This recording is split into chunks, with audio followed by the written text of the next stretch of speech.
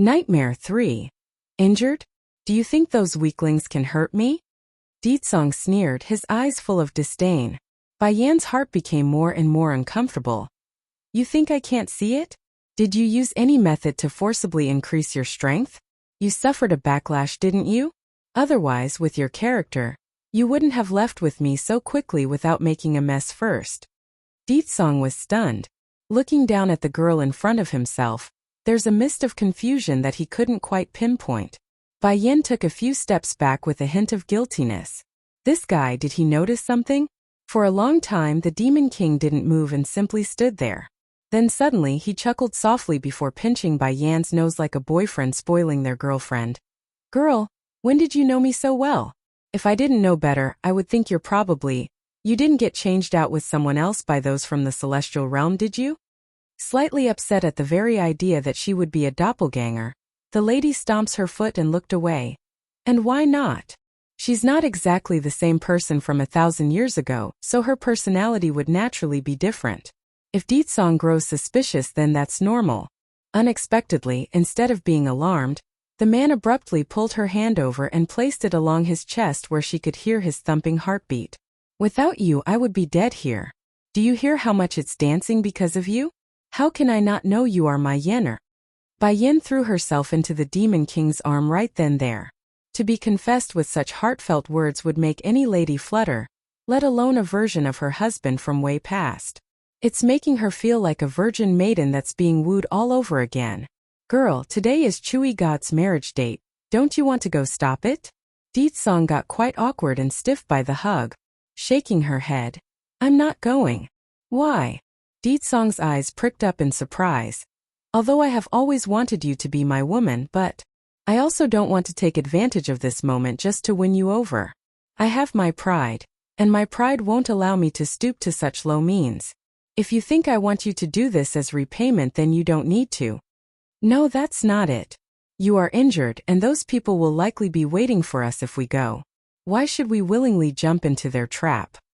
Bai Yan lifts a finger to stop him from speaking by placing it on his lip.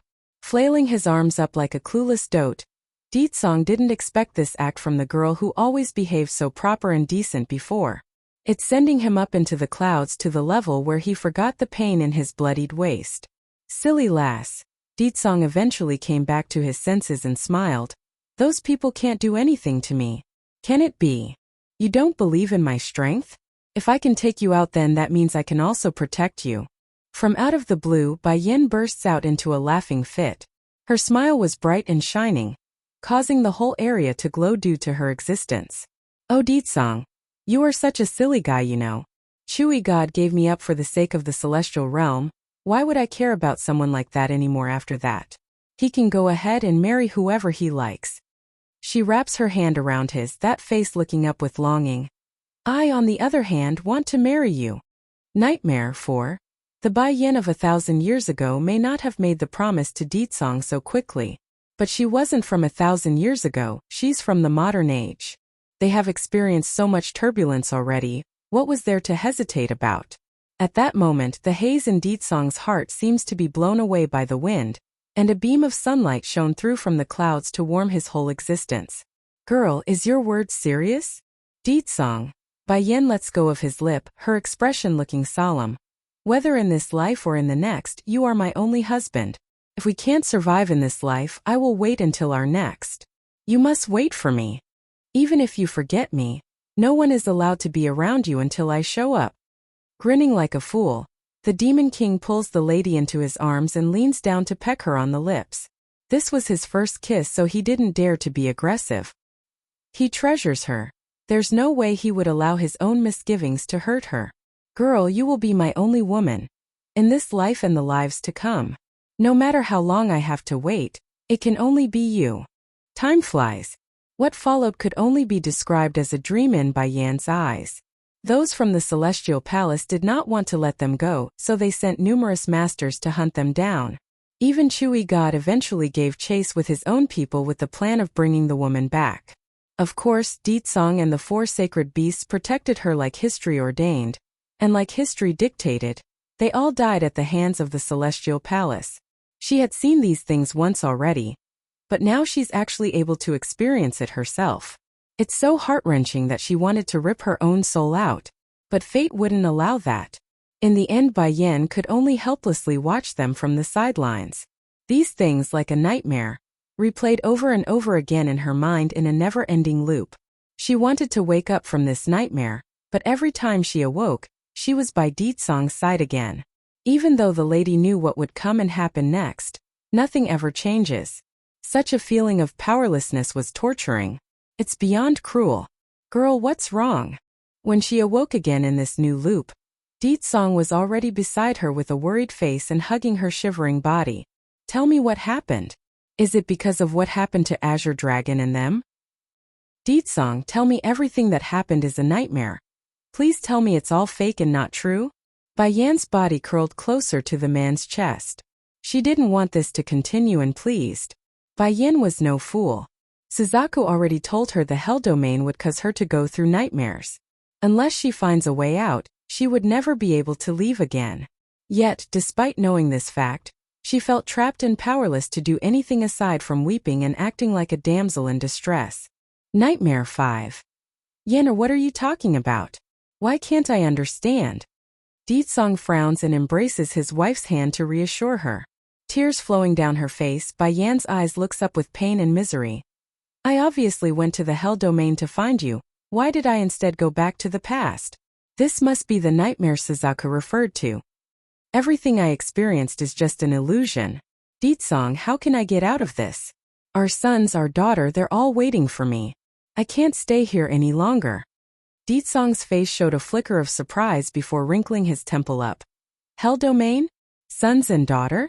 Yenner, the baby in your womb isn't born yet. Bai Yan looks down at her belly where there's a prominent bulge showing.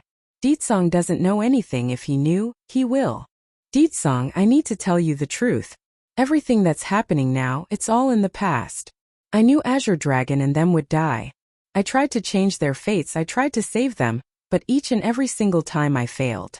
We can't keep doing this isn't real and I need to find you. Ditsong got quiet, leaving the whole air stale and suffocating.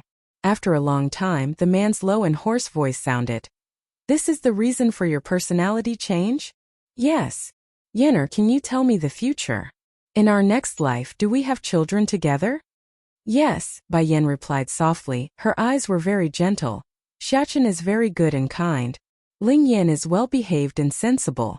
Although Jin Tian eats a lot and is greedy with his food, he's showing all the qualities of a fine man. They're all very excellent. Ditsong, they're all waiting for me. I must wake up from this nightmare.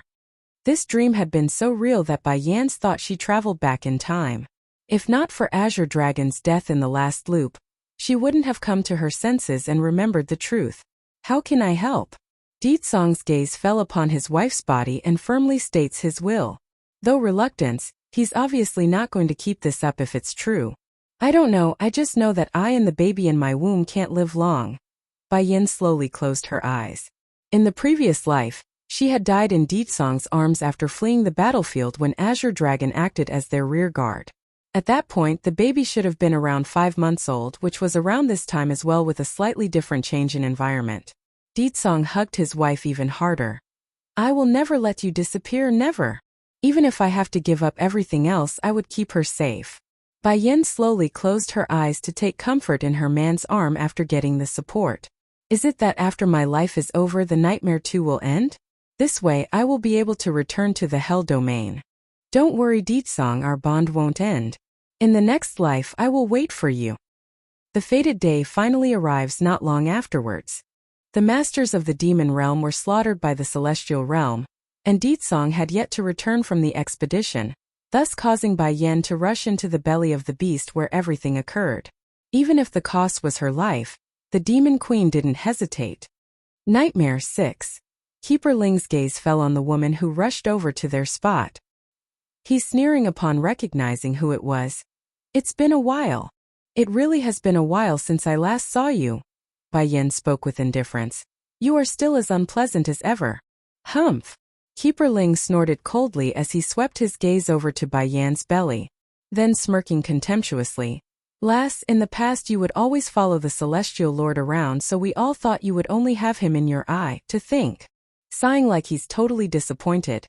How long has it been and you're already pregnant with another man's bastard child? Bai Yin narrowed her eyes into a slit. He is unjust to me, so why should I have feelings for him?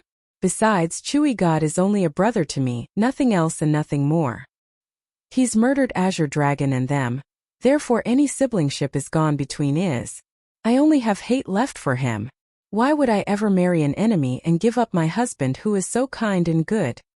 Ha ha ha. Keeper Ling sneered some more, waving his hand to summon his men. Come, kill this woman alone with his child in that womb. Do not leave a single person alive. Queen. Those of the demon realm present were stunned. They wanted to go help Bai Yin, but their injuries obstructed that will. They could barely stand up, let alone fight. Queen, you don't have to worry about us, you go. With a blank face and an indifferent face, she confronts those who wants her life without fear. Ignoring the fact that she's pregnant now, Bai Yin wouldn't have been able to contend with this man, people of such caliber. Not to mention there's also the second strongest member of the Celestial Palace, Keeper Ling. Before long, the Demon Queen had fallen into a disadvantage as she exhausted her strength. Hurrying to take a pill to replenish her strength, she evades another swipe of the sword by the enemy. Yinner.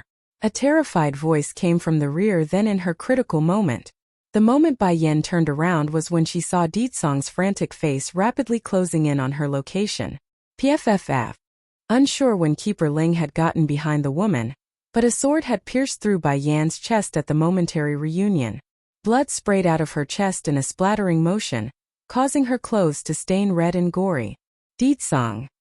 Ditsong, I should go back to where I belong. The corners of Bai Yan's mouth hung an anguishing smile as her body collapsed to the ground after the metallic blade sheathed out of her flesh. Since only death could make the nightmare disappear, she chose to accept it, and only then could she return to the Hell Domain. The previous life was already a thing of the past, being reluctant wouldn't change a thing. She must save the Ditsong in her life, this life. Bai Yin, death isn't the end for you. I will destroy your soul so you can never be reborn. Boom!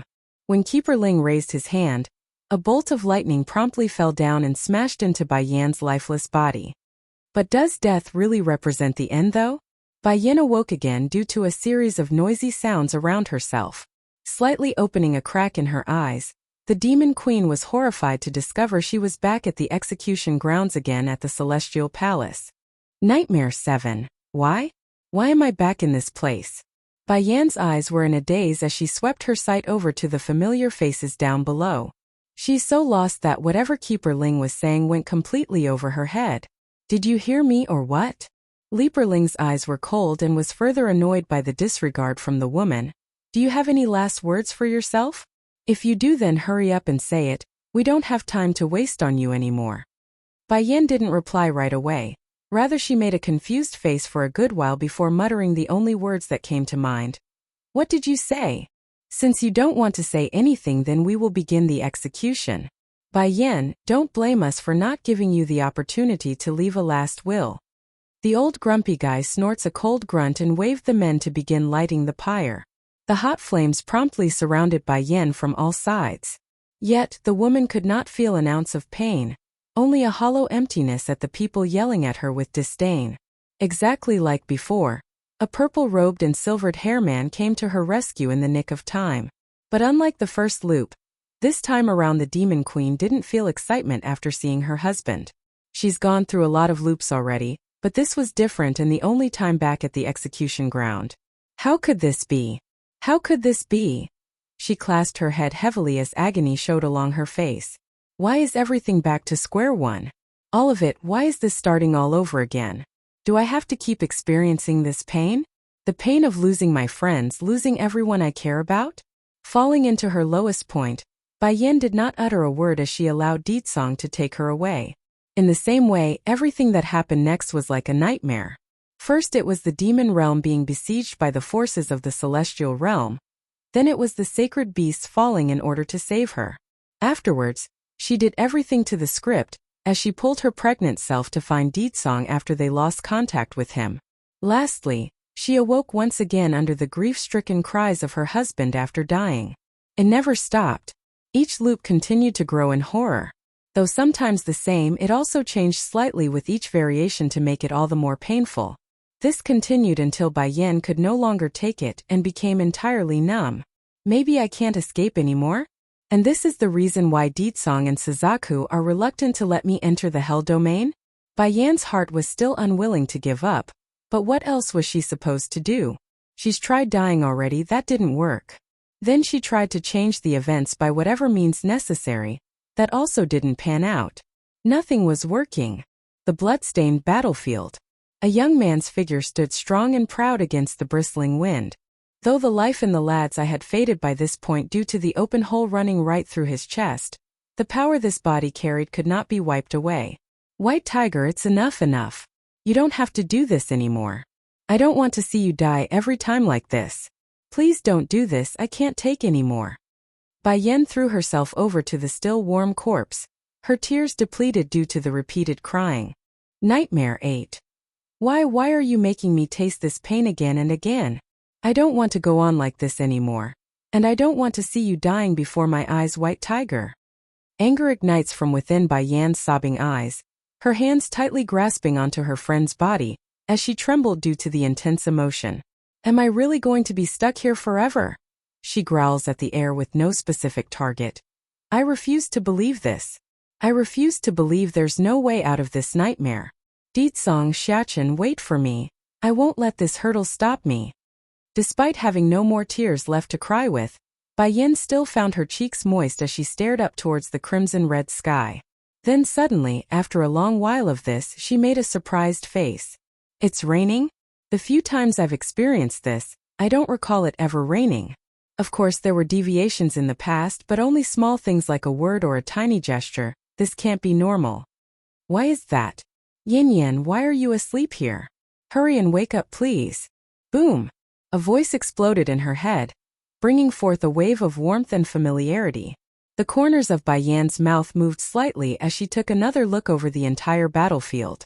Only then did she notice the flickering images of everyone around until they completely disappeared from her eyes. Right now, there's only a hazy white mist from where she stood. Yin Yin Yin Yin. The call was getting closer and closer until Bai Yan couldn't resist heading for the source of this voice. Eventually a dazzling ray of sunlight shone through this fog.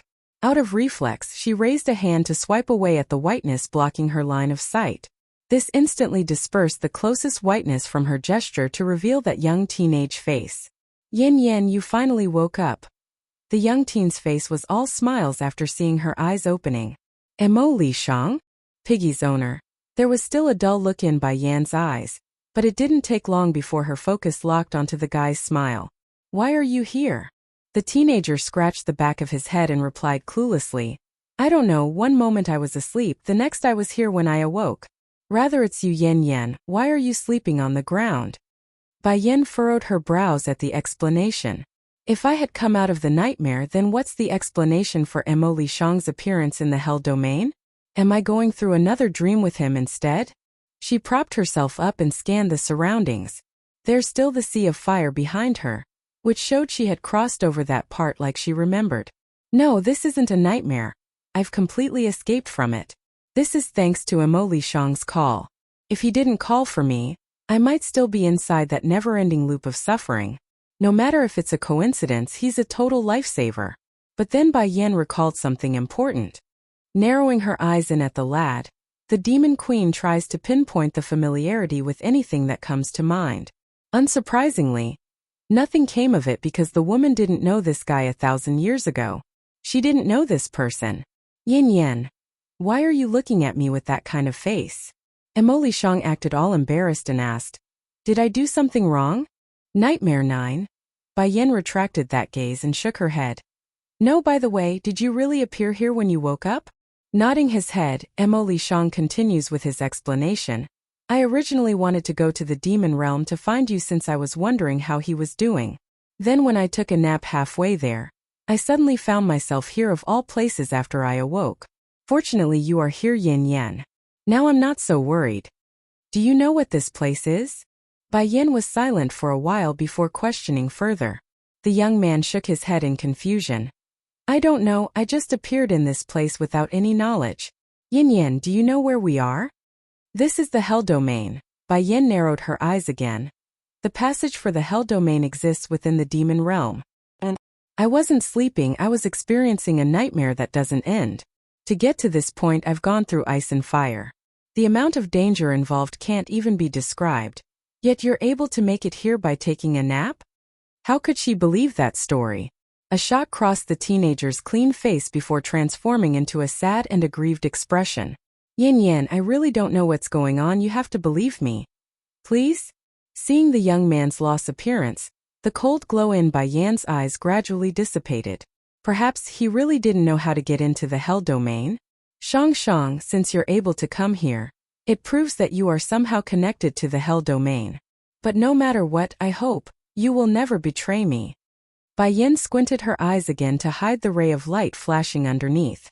Yin Yan, I won't hurt you. I would never hurt her. Emily Shang looks up with those clean crystal eyes to vow at the heavens. Then let's go, I still have to find Deetsong. If there was still the contract, then she might be able to find her husband using that connection, but that's not possible now. It's gone, meaning she needed to do this the old-fashioned way. Bai Yin sighed inwardly at how challenging this mission was being. Nevertheless, escaping the nightmare was already a fortunate event. As long as she's out of there, then anything else was fine. Okay. With a bright smile, he came over to Bai Yan's side and hooked his arms around the ladies. Yin Yan, I will protect you. Bai Yan couldn't stay serious under the lad's friendliness and admitted defeat. It is enough for you to stay behind me. I can solve any problem that shows up. No, I can protect you. Emily Shang's tone became stubborn and doesn't relent. Since I said I can protect you, I will definitely do it. Seeing that he was so persistent, Bai Yin did not say anything more and turned back to the view up ahead. Deetsong, wait for me, I will definitely find you. Unlike the other domains, there was nothing but barren wasteland in sight. For a long time Bai Yin and Emily Shang didn't see anyone. Not a human, not an animal, nothing, only a boring tasteless desert. But even so, Bai Yin did not dare to take it lightly. Deetsong had encountered enough danger to break their connection, meaning there must be something incredibly powerful lurking about. Nightmare 10. Hell Realm. In a large expanse of a forest stood an ancient manor. It's airtight and difficult to spot from a distance unless one knew its location beforehand. Nevertheless, that doesn't mean there are no people around. Right at this very moment, a certain young girl wearing a tight yellow dress was acting all nervous before the stone door. Milady, the master said no one is allowed to enter the stone chamber here. We should go back, okay? The maid accompanying the milady was antsy and cowardly because their actions were already breaking the rules. The world says the man hidden inside this stone chamber is someone brought back by my Shifu. That's why I want to confirm it for myself. He must be exceptional to cause my Shifu to be so infatuated with him. The girl took in a deep breath before gently pressing down at a switch. With a squeak, the doors swung open and out came a breath of cold stale air, causing both lady and maid to shiver due to the low temp. But curiosity always wins out when it matches against a maiden's fear. Lifting her feet, both of them stepped through to find a man lying on a bed. At just one glance, she now understood why her Shifu would go through such lengths for a man. As the young miss of the Hell Domain, the only disciple of her Shifu, she's seen countless men in her times. However, there's not a single male existence that could compare to this individual. His skin was smoother and more delicate than a woman's, and his red lips were crimson red like blood, and his shape was seductively demonic. There's no way she wouldn't be enamored by a godly specimen of this caliber. Xiaoying, I finally understand why Shifu hid this man inside the chamber. There's no comparison at all, none at all. But why is he unconscious? The girl pursed her lips as she obsessively eyed the unconscious man. Such a glorious man, if only I could have him for myself. Too bad he's Shifu's target. I won't have a chance. Miss, let's get out of here already. If your Shifu the monarch finds us, The maid's expression grew more anxious as she kept glancing back to the entrance behind themselves. No need to hurry, I just want another glance, just another glance and I will leave. Despite her words, the girl's gaze never left the man's. In fact, her hand had started to move against the guy's face. Shocked, the maid stomped her feet and cried, Miss, you must not touch this man, otherwise the monarch. But that plea was falling on deaf ears by this point. Right as the girl's fingertip was about to make contact, a blast of heavy pressure blew out and shook the naughty lady's soul. Out of reflex, she jerked backward out of fear. What's going on? The girl made a stunned face, eyeing the unconscious man with disbelief and panic. Nightmare 11. Why? Why is he able to resist my touch when he's obviously not awake? The girl bit her lips tightly in resentment. This man, what in the world is he? Miss, we need to leave. If the monarch finds out, then she will be furious. The maid's expression became more and more anxious as she pleaded again. The girl finally got dragged away by her maid after much struggle. Despite this, the reluctance in those eyes could not be dismissed. It's so strong that merely being able to watch that slumbering Prince Charming was enough to satisfy her desire. However, right at the last second where both of them were about to step out of the stone chamber, the sleeping prince lying there motionlessly abruptly twitched. Next it was the eyes shooting open. What kind of eyes is that? It's as if all things under the heavens were within his grasp. Hello, my name is Moxian. You were brought here by my Sherfu. What is your name? The girl tried to appear harmless by making a bright and innocent face. Rubbing his temple tightly, the man's actions were halted after hearing that voice as he turned to look over. You! Her breath nearly stopped in astonishment. She had never imagined there would be such a perfect set of eyes. It's enough to seduce and suck her soul out into him. Scram! The man's red lips moved only so slightly, yet the voice was intense and overpowering. Surprised and taken aback, she promptly took several steps backward, speaking with an aggrieved and wronged voice. What's wrong with you? Are you sick? Why are you so fierce to me? If you are unwell, then tell me. I can call for the healers to come see. The man didn't respond to her. Instead, he had gradually stopped pressing his temple with that hand and lowered it. In light of this simple gesture, it was so flawless that she couldn't gather her wits to process this great picture. Immediately, a thumping sound filled that heart due to the swirling emotions. Why don't you talk? Moxian continues to press for a word after being ignored. You haven't told me your name yet. I am called Moxian. You can call me Yenner if you like. Yenner? SSE. A sharp pain cuts down at the man's temple and causes him to jerk reflexively. There's nothing in his memory, as if someone wiped it all away and left him with only a blank sheet of paper. Yenner. He desperately tried to recall the past out of instinct, but the more he thought about it, the worse that throbbing pain became. It's as if someone was chiseling away at his head. Moxian rejoiced inside over her name being repeated. Sir, if you like, you can keep calling me Yenner from now on. The man's eyes changed from the initial daze to a type of gloom, smiling menacingly with a cold frosted light. You don't deserve the name Yenner. Bang! Without a signal, the man flew from the bed and raised a hurricane in the chamber, which sent Moxian to the ground due to how abrupt this blast was. It left the lady staring up in amazement at the direction of where the man escaped to. It's over. The maid was even more stunned. She remained at the doorway so she wasn't as affected. Nevertheless, the desperation and horror were all over that face. The man left the secret chamber. If the monarch finds out, then we are doomed. Nightmare 12. The maid was about to cry.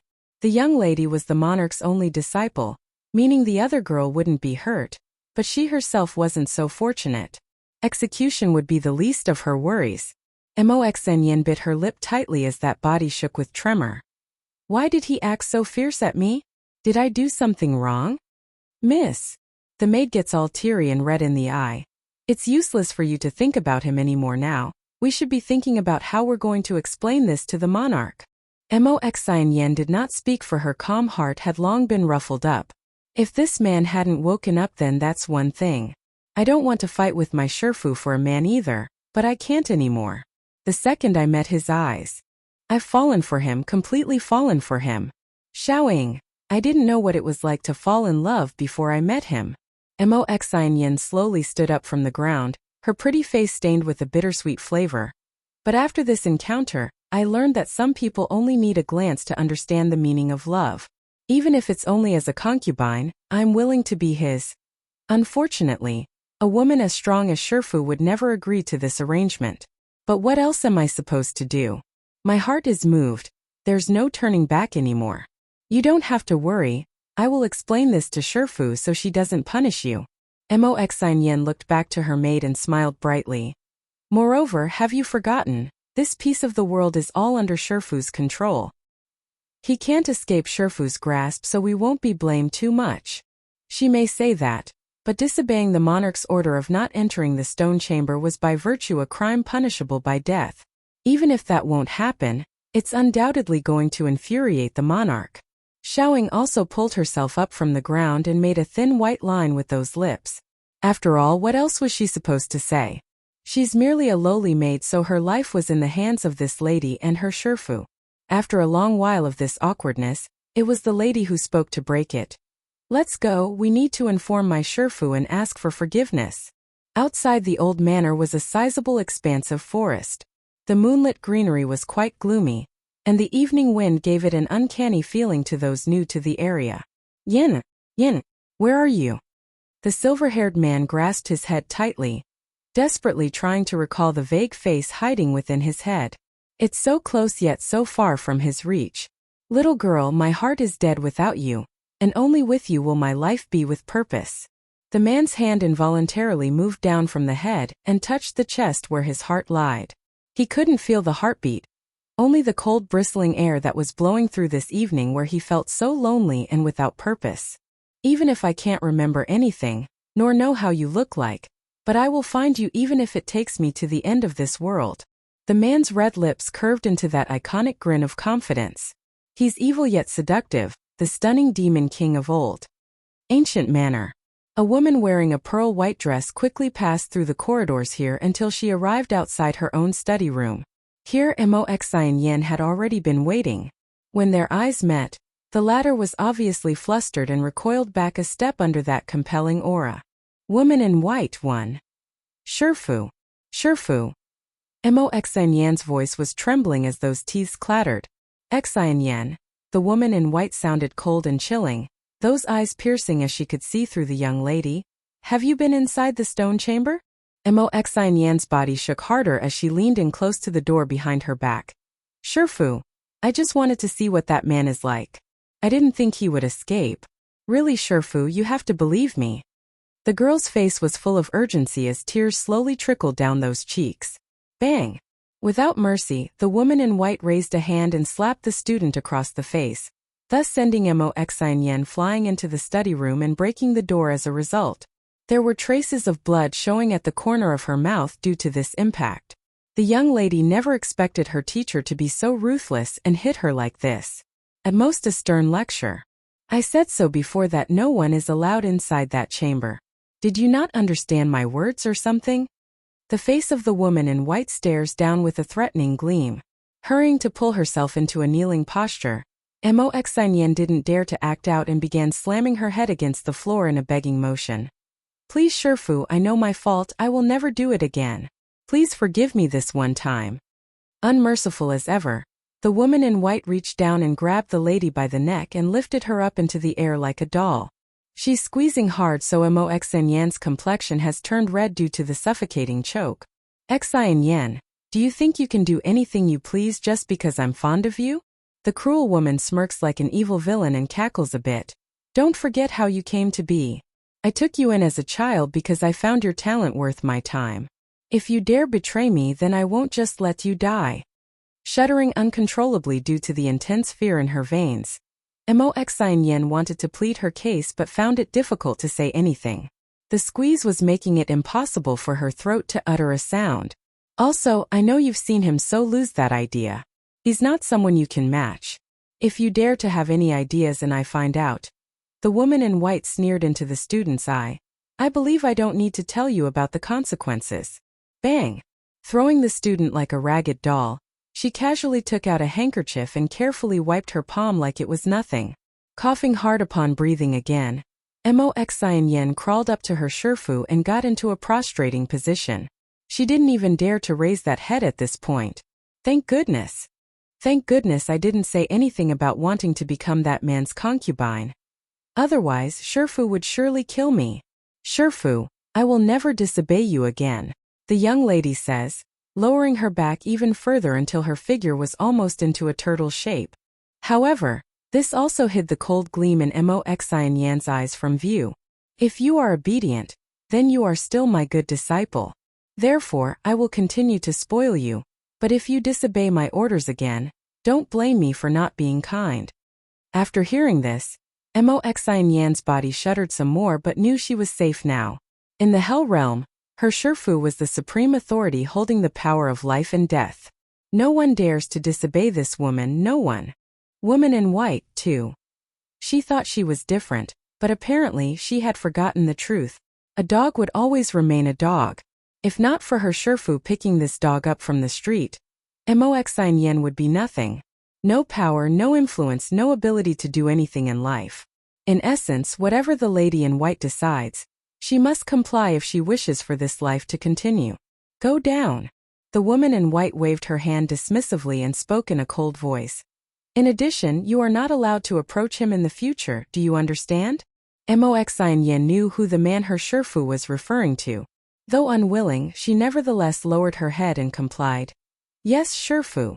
After saying this, she slowly pulled herself up from the cold hard ground and retreated from the room with resentment. Monarch. When alone, an old man hidden in the shadows gradually surfaced and respectfully arched his fist. Do you need me to bring him back by sending my men out? Yes. The woman in white played with her hair like a love-struck maiden. I couldn't have him before, but now that he's in my territory, I won't let him get away again. No one can have him aside from me. It was not easy to make him lose his memory, but no matter, he won't escape my grasp. Sooner or later, I will be wed to him, and he will fall madly in love with me. The woman in white raised her head, those beautiful eyes firm and radiant with hope. Hell Realm. Inside the hellish desert, the scorching sun bakes the whole world underneath its sight like a boiler room. As it so happens, Bai Yan and Mo Lishang were currently traversing this dastardly terrain. Shang, take this pill. It will help with the heat. Bai Yan took out a bottle and poured what remained inside the container for the lad and herself. Immediately, their fatigue vanished in a puff and replenished their energy. Yin, if you are tired, I can carry you. Mo Lishang walked over to Bai Yan's weathered body and crouched down to offer his hand. Despite being very thin himself, the teenager appears unusually big and strong, which brought a smile to Bai Yan's face. I'm not a child, you know. It's okay, I can walk on my own. Come, we should keep moving, I'm really worried about Deetsong. Forming a bittersweet smile, Mo Lishang didn't want to refute her request. Yin, if you are tired then be sure to tell me. There's no need to be polite with me. I don't have many friends in this world aside from you and Piggy. Aside from you two, there's no other. With a blank face, she looks up at the teenager's smile. His eyes were like pearls, shining brilliantly without pollution. Then out of reflex she wanted to pat his head. I am really fine, let's continue. Blocking her eyes from the glare of the sun with her hand, she continues to walk forward for the other end of the desert. Maybe the environment in the Hell Realm was too harsh, but Bai Yan and her companion did not meet a single person or animal during the entire stretch of their journey. With the roasting atmosphere behind them, Bai Yan gives her forehead a quick wipe with the handkerchief to remove the sweat. However, she had noticed the teen next to herself lacking in this department and threw a clean one over. Woman in white 3. Remember to toss the handkerchief after you're done. She has a phobia for cleanliness, and she doesn't like to share things with other men except for Deetsong. Even if the said item was a handkerchief, that's no different. If Yin don't need this anymore, can I keep it instead? Mo Lishang held the red fabric with glowing eyes. No, you must toss it afterward. Bai Yan's tone was unwavering and non-negotiable, making a somewhat aggrieved-looking face. Why? Because Emperor Tsong doesn't like other men to take in my things, even handkerchiefs. Because Deetsong didn't like it, of course. Bai Yan's eyes were heavy as those lips evoked a bitterness in the mouth at the recollection. When did Deetsong have such a significant impact on my decisions? Mo Lishang was stunned. Staring intensely into the woman's eye, the young man suddenly bellows out a laugh. I understand then and will respect your wish. But I am very envious of him to be able to make Yin care so much about his opinion. When you meet a woman you like in the future, you won't need to be envious. Bai Yan also fell into a laughing fit. In her mind, she's also finding this situation hilarious because it's so unlike her to be concerned about a man's opinion. Showing a blank face, Emily Shang sounded doubtful. A woman I like? Will I really meet a woman like that? Of course, you silly. Enough, we've spent so much time here already, so let's keep moving. I can see a small town up ahead. Let's rest there for a while before continuing our journey. I also want to inquire some news from the locals if possible. After saying this, Bai Yin didn't wait and began walking again. Unlike the rest of the domain where it's like hell itself, this town was bustling with life. Restaurants, tea houses, all the works with plenty of customers. Bai Yin and Emily Shang had taken a seat in one of these tea houses since it's the most likely establishment to gain information. Hey! Did you hear about the incident that occurred at the monarch's residence? It's then a gossiping voice pulled the demon queen's attention. Looking over to that direction, she could see a man clad in green armor clamoring wildly at his audience. What incident? We know the monarch has sent out a lot of people for something, but no one knows what exactly. The one saying this was a big burly man who had a long scar running down his face. Ho ho! This is something I overheard by accident as well. The man clad with green armor grins cheekily. The monarch is married, did you all know that? Married? The sound of the whole tea house instantly evaporated, leaving the whole crowd popping their eyes in surprise. The monarch is married? The woman that is regarded as the goddess of this world is married? Who knows how many men would be dropping down and crying if this news is passed out. The news of the monarch's marriage isn't made public yet, but I do know something special. You know, the husband, the lucky guy, he's currently missing. The green armored man continues to explain with a cocky grin. Why did the monarch's husband disappear? What exactly happened? Our location is too remote, so I guess none of you heard anything. But according to the rumors from the city, it's a woman who seduced the husband. Woman in white 4. Well, if that's the case, the woman is really a shameless vixen. Our monarch believes in one wife, one husband. As a result, many of us have changed our ways towards that thinking as well. If there is a third party, they will always be regarded as a family-ruining slut. The consequences are dire. I know, right? There are so many sluts out there that it's despicable. I really don't understand that guy. The monarch is so outstanding. What idiot would want to sneak a bite when they already have such a wonderful wife? Maybe it's because the monarch is too overwhelming? Perhaps that guy is too useless that he felt ashamed and needed to flex his muscle on another female. We all know how amazing the monarch is. Perhaps he just couldn't handle being dominated and being on the bottom of the bed. The voices of the crowd were slightly different in their views, but one thing's for certain, they all regarded the monarch of this domain highly. Even if the information was nothing but a rumor, they still believed it wholeheartedly. Yin Yan, do you want to go check out some other place? Emily Shang groans in boredom at the lack of information they wanted. I estimate we won't be getting any more from these people at this rate. Bai Yin didn't reply and stared at the arguing crowd. For some reason, she's got this sensation that she's missing something here. In this domain, there are very few individuals who can harm Deetsong. I have a feeling my husband's disappearance is somehow related to this monarch, or at the very least, related to those who work under this woman.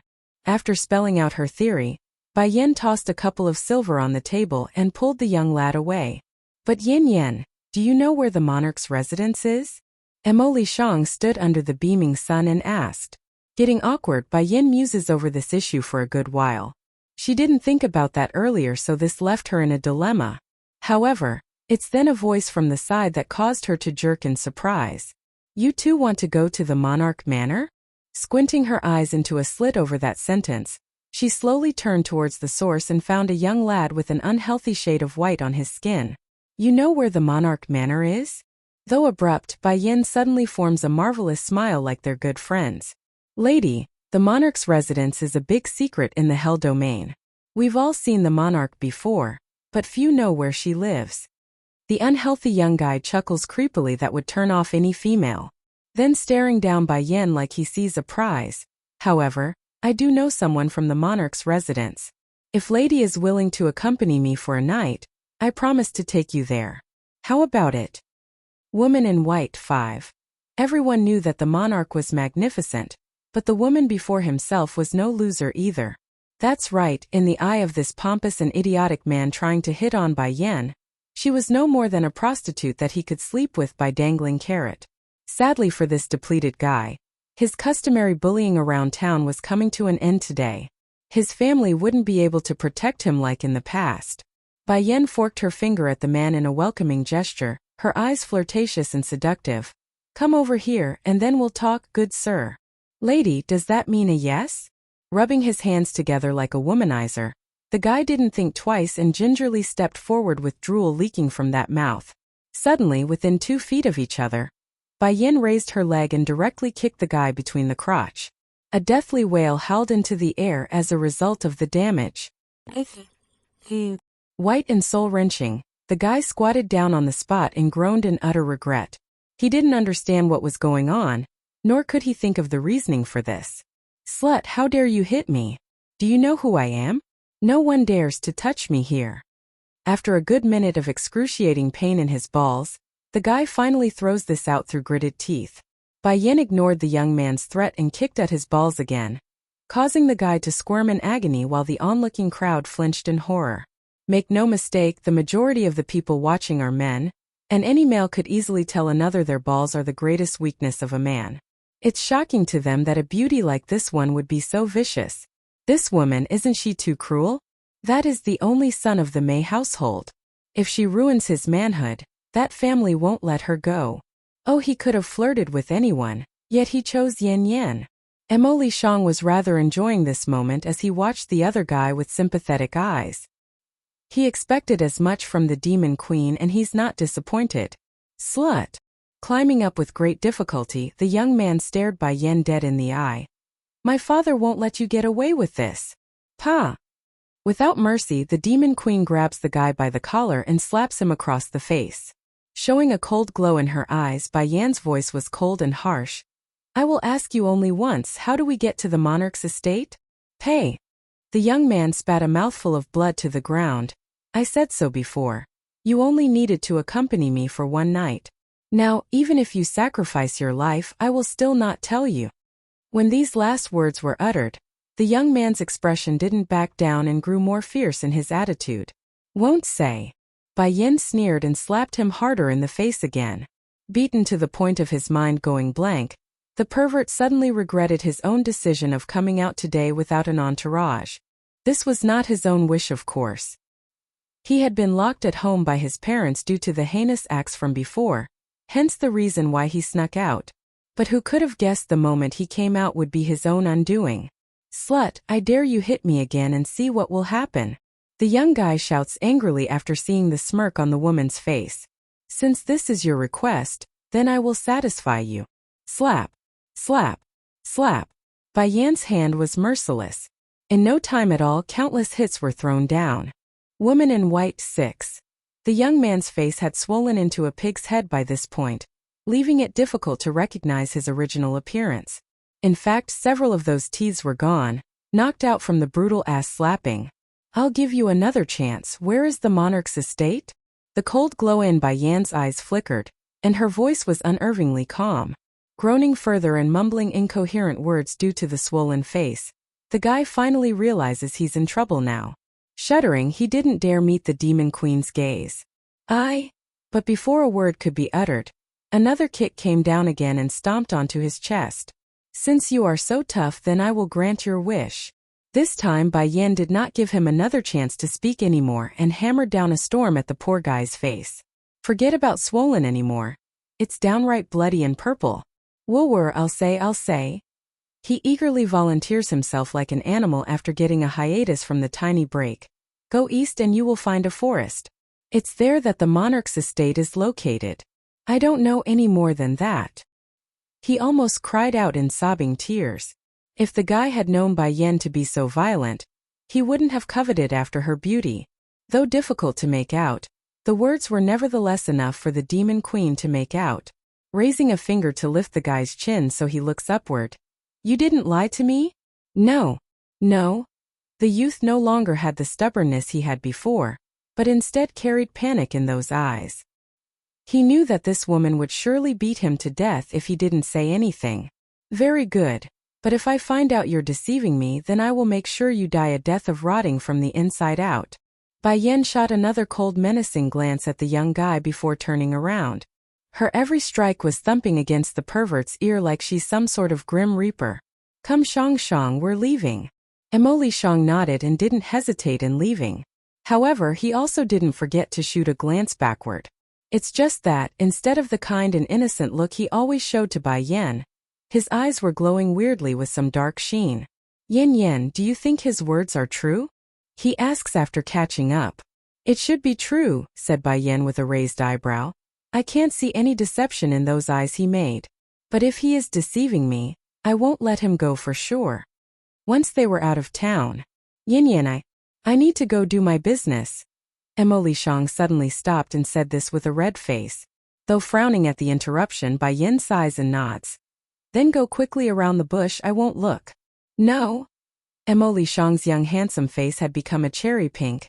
I need to find an outhouse, otherwise I can't go. Wait for me Yan, I will be back soon. Without looking back for fear of the woman rejecting his request, he quickly ran in the opposite direction to head back into town. Back in the Mei household, the chief was entertaining some guests when his son was carried back in his deplorable state. Edge. Who is it? Who injured you this badly? He rushed over in haste to help his son. He's furious, livid, even to the point where veins were popping out.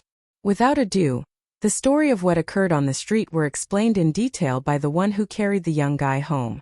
Emoli Shang acts 1. My son is indeed wrong in hitting on her, but she's too vicious to use such a heavy-handed approach.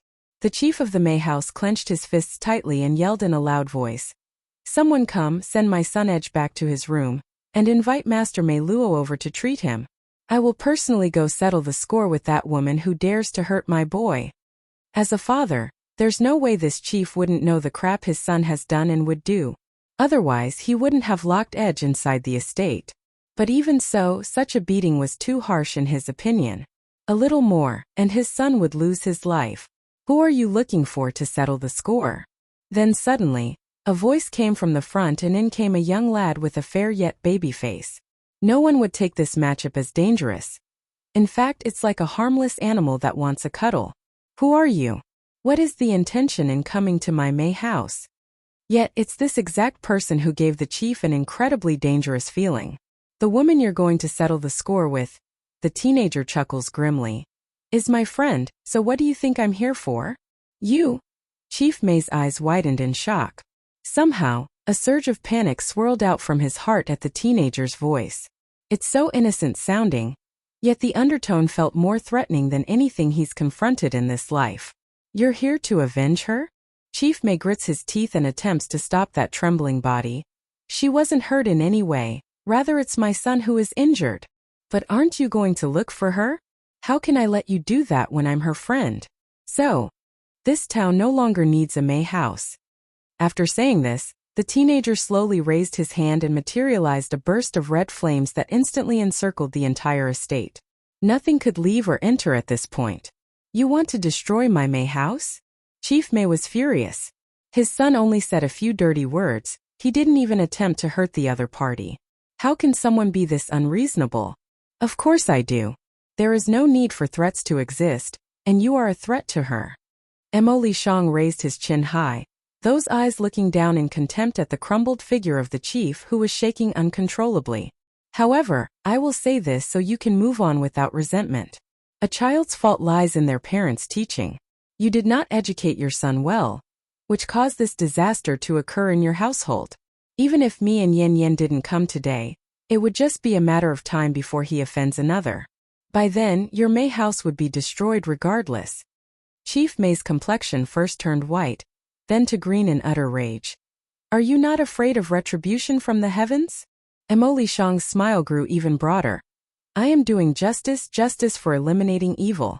If there is a heaven, it won't punish me, only reward me. Moreover, it's worth it if it means going against the heavens for her.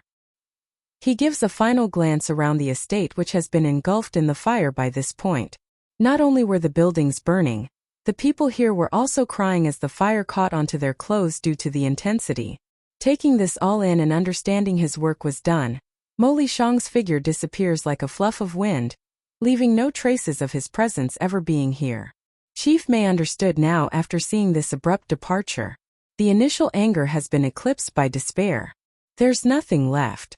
The burning of his home, the massacre of his people, they're all finished, and he too would be killed before long. Mo Li Shang acts too. You finish your business? Bai Yan raised her brows and smiled at the young lad. Mo Li Shang nodded after coming before the Demon Queen. I'm done using the outhouse. Yan, we can go now. Bai Yan's gaze swept over the teenager's face, but she didn't say anything, nor did she ask anything. Her gaze looked at the sky not far away, and her eyes narrowed slightly. No matter how sinister this hell realm is, she will find him. Life and death are inseparable. Shifu. Inside the monarch's manor, Mo Xinyan carefully came before the woman in white and spoke softly. Have you found him? Huh. The ruler of this domain eventually sets her sight on the student. What, don't tell me you are really interested in him now? Are you that eager to see him again? Mo Xinyan's face instantly got white. No, I didn't. I'm just worried about you, Shifu. After all, you do like him so much. What if we can't find him? Wouldn't that make you sad, Shifu? The woman in white didn't hide her frosted glint in those eyes over that comment. If you know I like him, then why did you go see him in the first place? Xinyan, you know my character. I will never share a man with another. So, he can only be mine, understand? Mo Xinyan lowered her head in compliance, but the sadness in her heart could not be ignored. Sadly, this student also knew her Shifu's attitude towards sharing men. There's no way that could happen unless one side dies. Shifu, I understand. Mo Xinyan pursed her young lips. By the way, after that man woke up, he kept shouting the name Yenner. She did not dare to tell her Shifu that it was her who took the initiative to introduce herself. Yenner. The woman in white tightly furrowed her brows before loosening it again after a minute, sneering her mouth into a snarl. You don't have to care about this matter. You just need to know that he is my husband. Yenner, if I'm not wrong, the only thing that could make him remember was that woman. But this time I won't let her succeed. Deetsong is going to be mine. Go down now, and you don't have to inquire about him anymore. When he returns, you stay away from him. The woman in white stared at her student and said it with a heavy emphasis on the last sentence. She's very serious and left no other way to interpret it. You should understand what I hate the most. I hope you won't become one of those husband-stealing womans, otherwise, I won't know what I will do to you then. Mo Xinyan was shocked as she lowered her head in fear, meekly replying, Shifu, I would never dare, nor have I ever thought that way. My mistake before is only out of curiosity. Please do not think further about this subject. Now that's a blatant lie. Mo Xinyan's heart was aching so much when she uttered those words that her face had slipped. Thankfully that head was lowered, otherwise the woman would surely pick up on the change. Mo Li Shang Acts 3. If there's nothing else, then go down. The woman in white obviously didn't want to say more to Mo Xinyan and dismissed her. Mo Xinyan could definitely hear the impatience within her Shifu's voice, so it frightened the girl. Opening her mouth, she wanted to speak up but found her throat croaking. Yes, Shifu. Giving one last defeated look, she turns away after realizing it's pointless. Just as Mo Xinyan was walking out to the backyard while kicking a stone, a troubled figure fell down in front of her from the tree up ahead. Naturally startled by the sudden entrance, the girl quickly takes a few steps back to gain some distance. She was confused initially, but that emotion promptly turned to anger as she shouted at the perpetrator. It's you again! How many times have I said not to appear before me, you dumb thing? Also, what are you even doing here? She really didn't know why her Shifu would take such a stupid woman as an adopted daughter. Thankfully this dumb woman wasn't favored by the monarch. Otherwise Mo Xinyan's mood would be dreadful and feel threatened. Sister Xinyan, this is for you. The girl smiled goofily and offered a peach blossom with her hands. She's dirty in both the face and clothes, a stark contrast to the other lady's clean attire. Flowers for you, it fits you. Bang! Mo Xinyan directly slaps the peach blossom away in one swipe, causing the flower to drop to the ground in tatters. This instantly made the other side cry out and weep. which was justly expected when your kind gesture was slapped away without warning. I said so before, do not appear before me. Which part of that do you not understand? Look at yourself, all dirty and filthy. Which part of you look like a lady of the monarch manner? Anger continues to swell up from Mo Xianyan's eyes. If it weren't for Shifu's insistence on keeping you around, everyone would have kicked you out long ago so as not to embarrass us. The poor girl who's being verbally abused looks so wronged and aggrieved right now. She didn't understand why Mo Xianyan would be so angry when she didn't do anything. Pulling at the sleeve, she kept muttering an apology. Sister Xianyan, please don't be angry at me. I know I'm wrong, can you forgive me? Not only did this pitiful appearance not quench the fire inside, Mo Xianyan's anger only grew more to the point she's ready to erupt. Then thinking of something sinister, she drops her usual kind and innocent facade to say something cruel. Let go of me, I don't want to see you. Shoving the other girl away, she didn't feel an ounce of remorse from her own actions because it caused the victim to scrape the hand and cause it to bleed. Sister Xianyan, can you tell me what I did wrong? I only wanted to pick some flowers for you. I didn't mean to make you angry. Growling now, Mo Xianyan didn't hear a single word and walked over before leaning down to earshot. She's full of malice in her voice. You want to know what you did wrong? All right, I'll tell you. The fact that you're alive is what's wrong. You should be dead. You being alive is the biggest mistake. The poor girl widens her eyes into a dull look as the tears trickled down without effort. That remark was too hurtful no matter how lacking she was in the intellect department. Mo Lishang asks for. Mo Xianyan, what are you doing? Just as the cruel lady withdrew her head, an indifferent voice came from behind, startled her greatly. Stiff and rigid, she promptly came up with a scheme and reached out to help the other dirty girl up. Sister Heart, are you all right? You need to be more careful, otherwise you will fall down again when picking those flowers. Heart did not understand this abrupt change in attitude, so her face was left in a daze. Even so, she still accepted the gesture with her dirty hands. Naturally, Mo Xianyan felt disgusted at being dirted by the grime, but she forced the displeasure down and continued to smile as she turned to face the monarch. Shifu, how did you get here? Just now Sister Heart accidentally fell from the tree here, so I ran over to help. She spat out her tongue like an innocent good lady, an absolute contrast to the sinister self mere moments ago. Heart. The woman in white's gaze fell onto Heart's dirty figure. Are you Heart? Heart timidly took a couple of steps back under that stare. Then speaking in a cautious voice to answer. That brought a momentary trance to the monarch's mind. So Heart have already grown so big. When I brought her out from that time-diluted space she was still a baby, and now she's already a teenager. No one knows this, but in reality, this Heart was in fact the monarch's biological daughter. The woman in white had been hurt when her confession failed. Out of depression, she got drunk and spent a night in the back mountain with that person, hence the creation of Heart. Since she never loved this child to begin with, the monarch did a cruel thing despite the child being her own. She tossed the baby into a time-frozen space of the domain. If she hadn't inadvertently passed through that area 10 years ago, Heart would still be in there frozen in time. To top things off on the list of being a cruel mother, Heart's mental level seems to have been damaged by spending so long in stasis. Her mind never grows, remaining at the level of a child. For that defect, the kind of love a lady of this house deserves never got rewarded and was forgotten until today. How did you become like this? The monarch sees the state of her daughter and asks with a faint softening of the heart. Her voice wasn't sharp either since this was her own child after all. Mo Xianyan tensed up right there, and then after hearing her Shifu's concerned words, out of panic, she promptly spoke up to hide the mean things she's done over the years to Heart. For example, ordering the servants to ignore Heart and leave her to her own demise. Shifu, I feel Sister Heart's condition is getting more and more serious. Whenever the maids tried to help her dress, she would always struggle and turn herself into this state. Why don't we call for a healer to examine her health? Mo Lishang Acts 5. Is that so? The woman in white just stared at Mo Xianyan. It is not necessary to call someone. It's enough to let her live out the rest of her life like this. However, you need to have the maids pay closer attention. Don't let her fall into this filthy state again. After all, This girl wasn't born from her in Deetsong, so it's no wonder she wouldn't care about the child. Shame though, the girl's birth father would never know of Heart's existence if this continues. Yes, Shifu. Moxin proudly raised the corner of her lips into a smirk.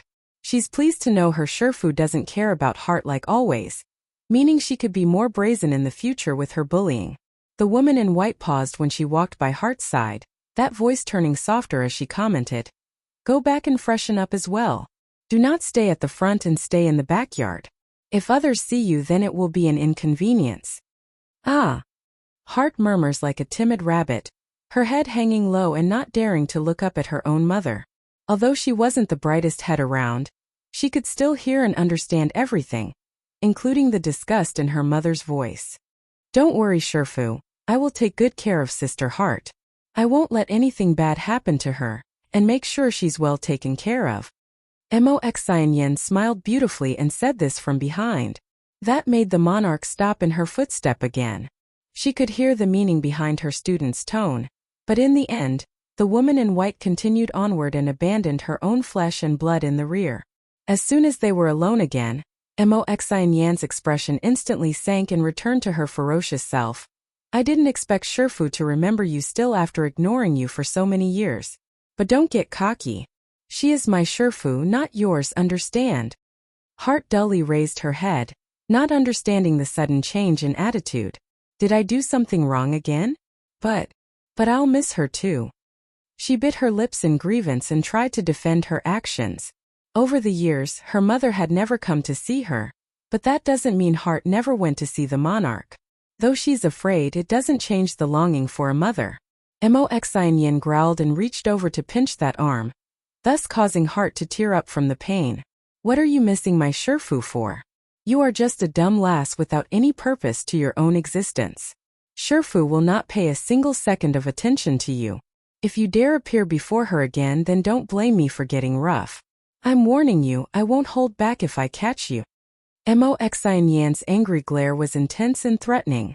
Shrinking back into her timid form, Heart didn't dare to look up like before and grew quiet. Also, you are not allowed to tell others on how I treat you. Moxin narrows her eyes into a cold slit like a snake. Otherwise, you know what will happen then. I will not only beat you, I will drive you out of the estate so you can never appear before us again. You better behave yourself if you want to stay. Heart's body trembled a few times as she spoke with a shaky voice. Sister Xin, I'll be good, please don't kick me out. Looking at the girl's panicked face, the vile girl finally smiled in satisfaction after getting her way. Mo Li Shang Acts 6. As long as you listen to me, then I won't kick you out. On the contrary, if you go against me, then no one will tolerate you. Moxin finally turned and walked in the other direction, expression replaced by the innocent and kind facade she always used in public. The Monarch Manor lay at the heart of the endless forest. As per its name, it's endless with no indication of when the forestry would stop, nor does one know where the danger lurks from within. However, people are living in this region despite the risk. Right outside the forest's edge, there was a settlement called Endless City. Compared with the town just now, this place was bustling with life at every corner. At this moment, above the walls of the city gate, there are notices plastered along the surface. The painting on the notice depicted a handsome man of incredible magnitude, thus causing the readers to whisper and gossip. Yin, this is Deetsong? Mo Li Shang got surprised by the picture and hurriedly dragged Bai Yin over to see. Naturally, the demon queen's face darkened into a grim look as the storm brewed within those eyes. Che, turns out the monarch's husband is like this, a candy boy that only knows how to use his face to win a woman's heart. Haha, why not? If you have a face like that, I'm sure the monarch will favor you too. But I have to say, the lad got some nerve, eloping with another woman when he's already married. By the way, how did you get word of the guy being the monarch's husband? As far as I know, the Monarch Manor has never announced this yet. You sure this guy is her husband? The entire Endless City is already talking about this topic. How can it be false? Besides, have you ever seen the monarch go to such lengths for a man? If he isn't her husband, then what else can it be? Mo Li Shang ripped one of the notices from the wall and eyed the wording for any clue. However, The murderous aura oozing out from the rear had swiftly broken his focus. Yin, are you okay? He asks with a note of worry. Inhaling deeply to calm her rage, Bai slowly formed a smirk at the audacity of these people. So that husband of the monarch's is Deet Song? It looks like another self-centered woman who only knows how to steal another woman's husband. I've seen enough to know what's going on by this point. It looks like I won't need to head into the endless forest anymore. Shang, let's go. Bai turns away after giving another glance at the poster. Emily Shang didn't object and followed along. He doesn't know why, but his companion's aura made him quite nervous and antsy despite not being the target of her ire. From what I know about Deet Song, he can't possibly marry another woman. I know. Bai dismisses the notion with a nod. And I also understand that no one can force my husband to do anything if he's unwilling to. Emily Shang was stunned. He didn't expect Bai to trust that man so much. Encounter 1. Yin, where are we going to find Deet Song now? Emily Shang groaned and asked. We wait. Bai narrowed her eyes in to reveal a cold glint from within. News will come if those people do find Deet Song. There is bound to be a sensation at the Endless City, and by then we only need to follow those people. And, she pauses to look up to the sky. I lost contact with Deet Songs after our bond shattered. The cause must be related to that monarch. She dares to hurt my husband, then she is going to pay the price. I'll accompany you. Emily Shang's expression was firm and unwavering.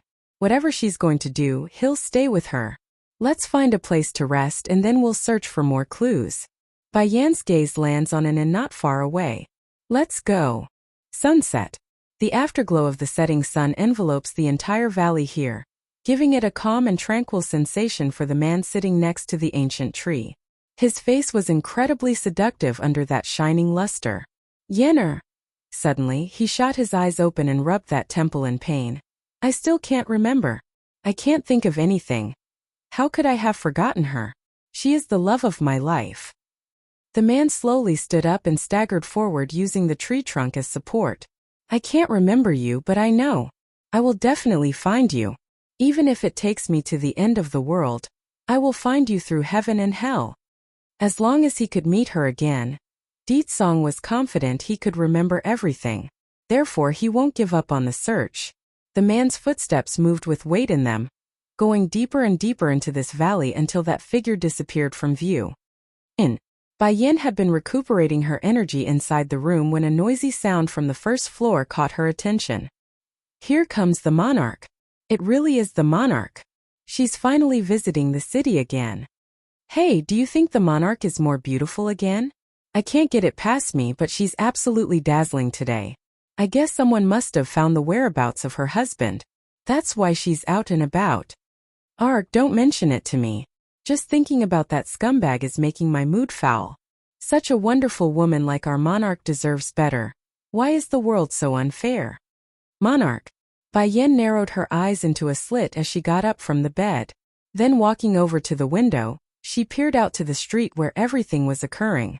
There are countless maids dressed in an emerald green color following a single woman. This woman in white was of course the monarch in question, and her aura was beautiful and graceful to look at with the minor defect of being too cold on the face.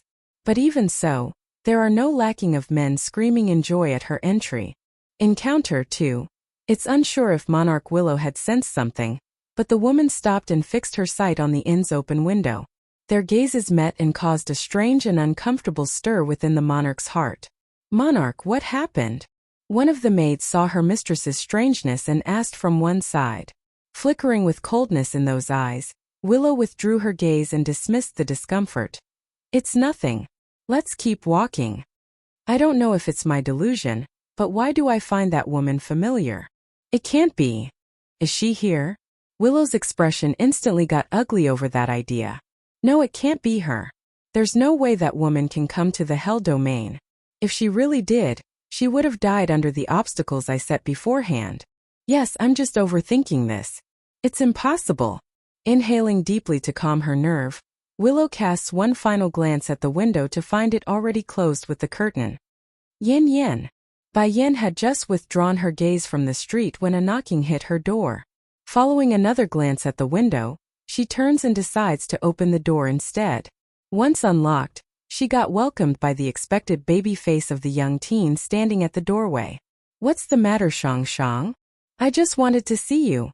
Emily Shang's smile gradually grew more significant as his pupils landed on the open window behind the Demon Queen. "Yen Yen, I just saw the monarch of the Hell Domain outside. I think she already knows where Deetsong is." Bai Yen slightly narrowed her eyes. Shang Shang is likely correct. That monarch wouldn't have left her abode unless there's news about Deetsong. However, it will become too obvious if we follow her too tightly. Once discovered, things will only get more complicated. "I know it's fine, we will wait here for now. No matter what happens, it will spread to the city. Afterward, we only need to go to Deetsong."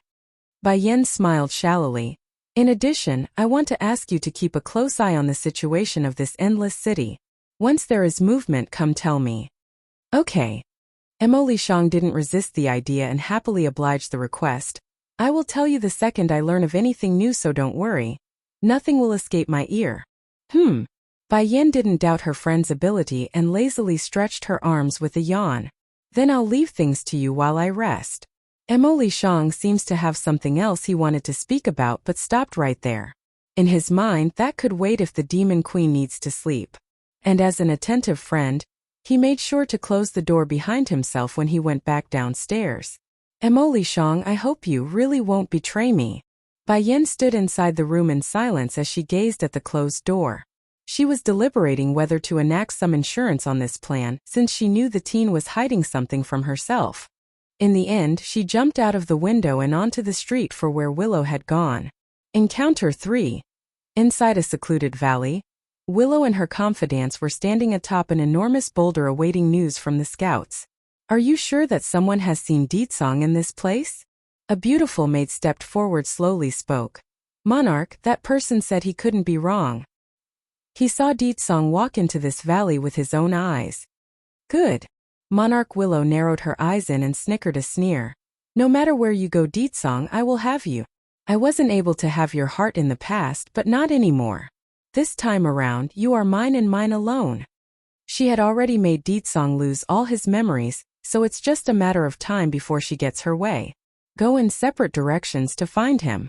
No one is allowed to disturb him upon discovery. Immediately return and inform me. Although he doesn't remember, his strength remains and none of you are his opponent.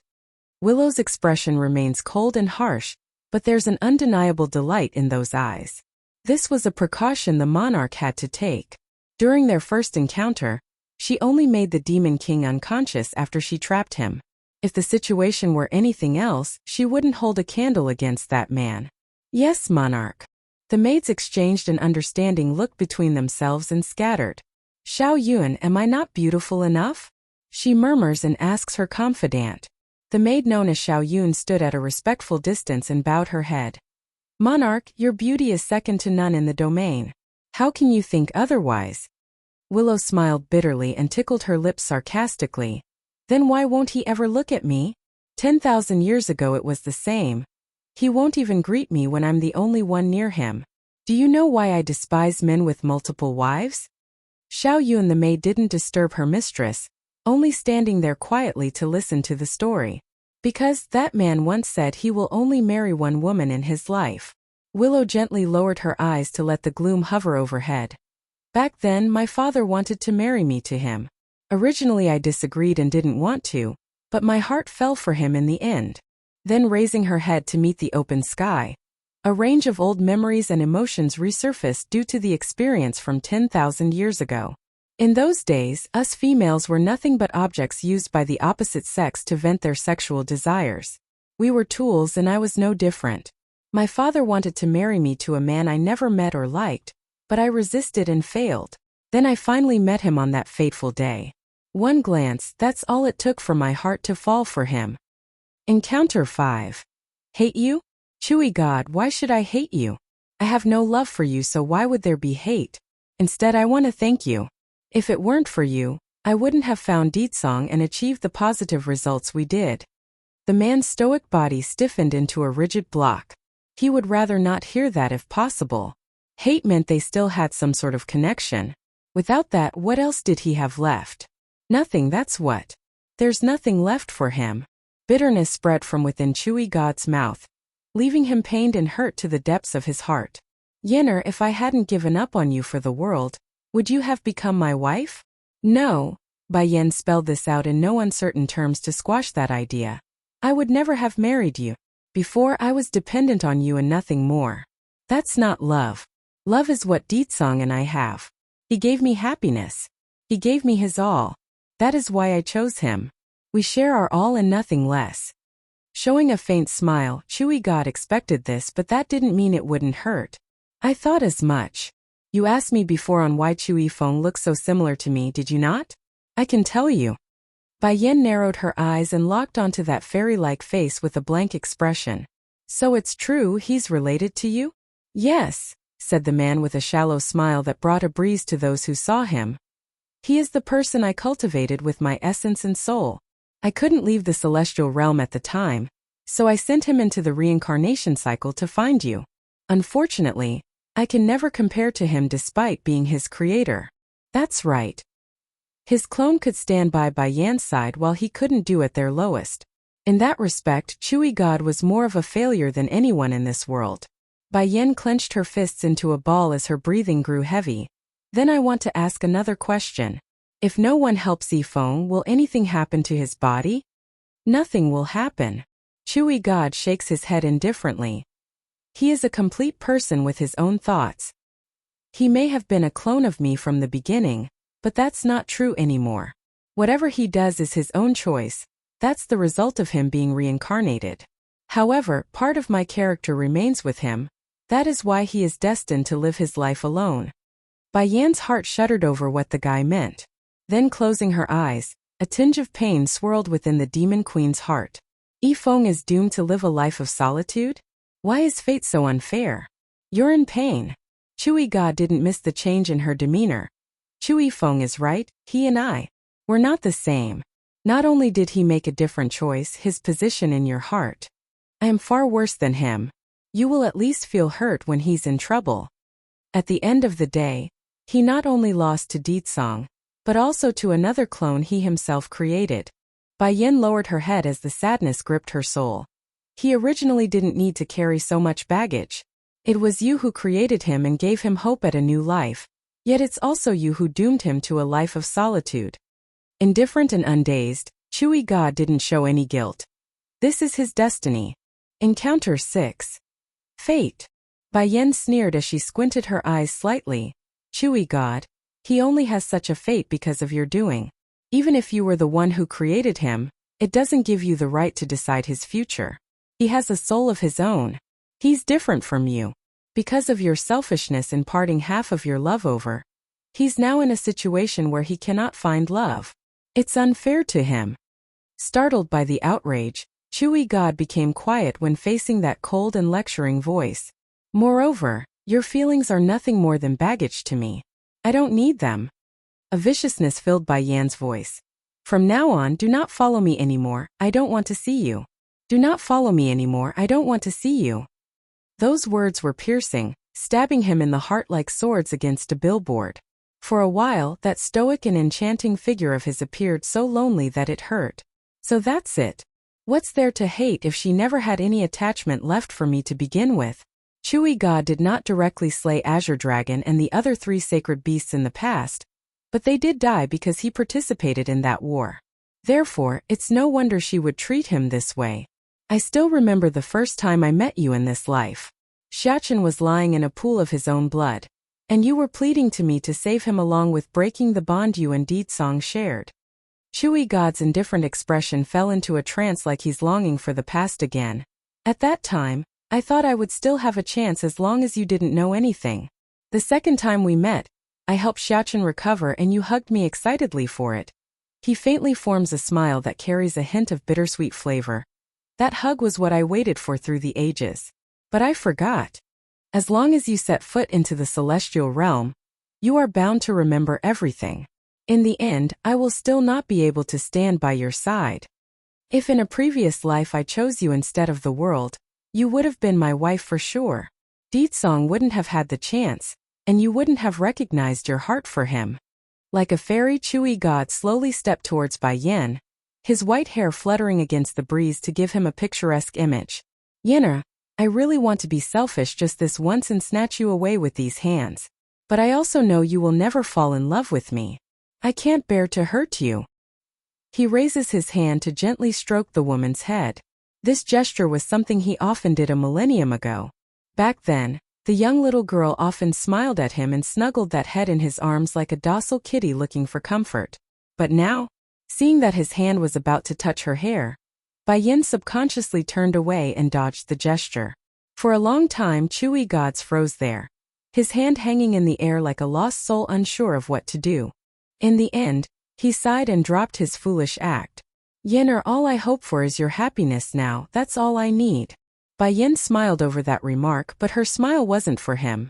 As long as Deetsong is by my side, then I will be very happy. Chewy God's thin lips stammered for a response. However, he couldn't come up with a good reply to that sentence. In the end, he changes the topic because it hurts. I came to you this time because I have something to warn you about. Be careful of that Mo Li Shang. His indifferent voice drifted like the wind into Bai Yan's ears, which caused the demon queen to furrow her brow slightly. Deetsong's whereabout, 1. You probably also noticed the problem with that guy. Otherwise, you wouldn't have come out alone without him. Chewy God's gaze fell on Bai Yan's body, his voice sounding indifferent as usual but with frustration in the undertone. It's my business and it has nothing to do with you. Bai Yan took all her attention back and waved the warning off. The man felt hurt at being dismissed like a stranger. Yenner, do I not even have the qualifications to be a friend anymore? If I didn't remember anything, perhaps. I won't do this. Bai Yan's eyes contained a cold glow. Chewy God, that nightmarish loop I experienced allowed me to remember everything. Although I don't hate you, but how do you expect me to forgive you? How do you expect me to forgive you?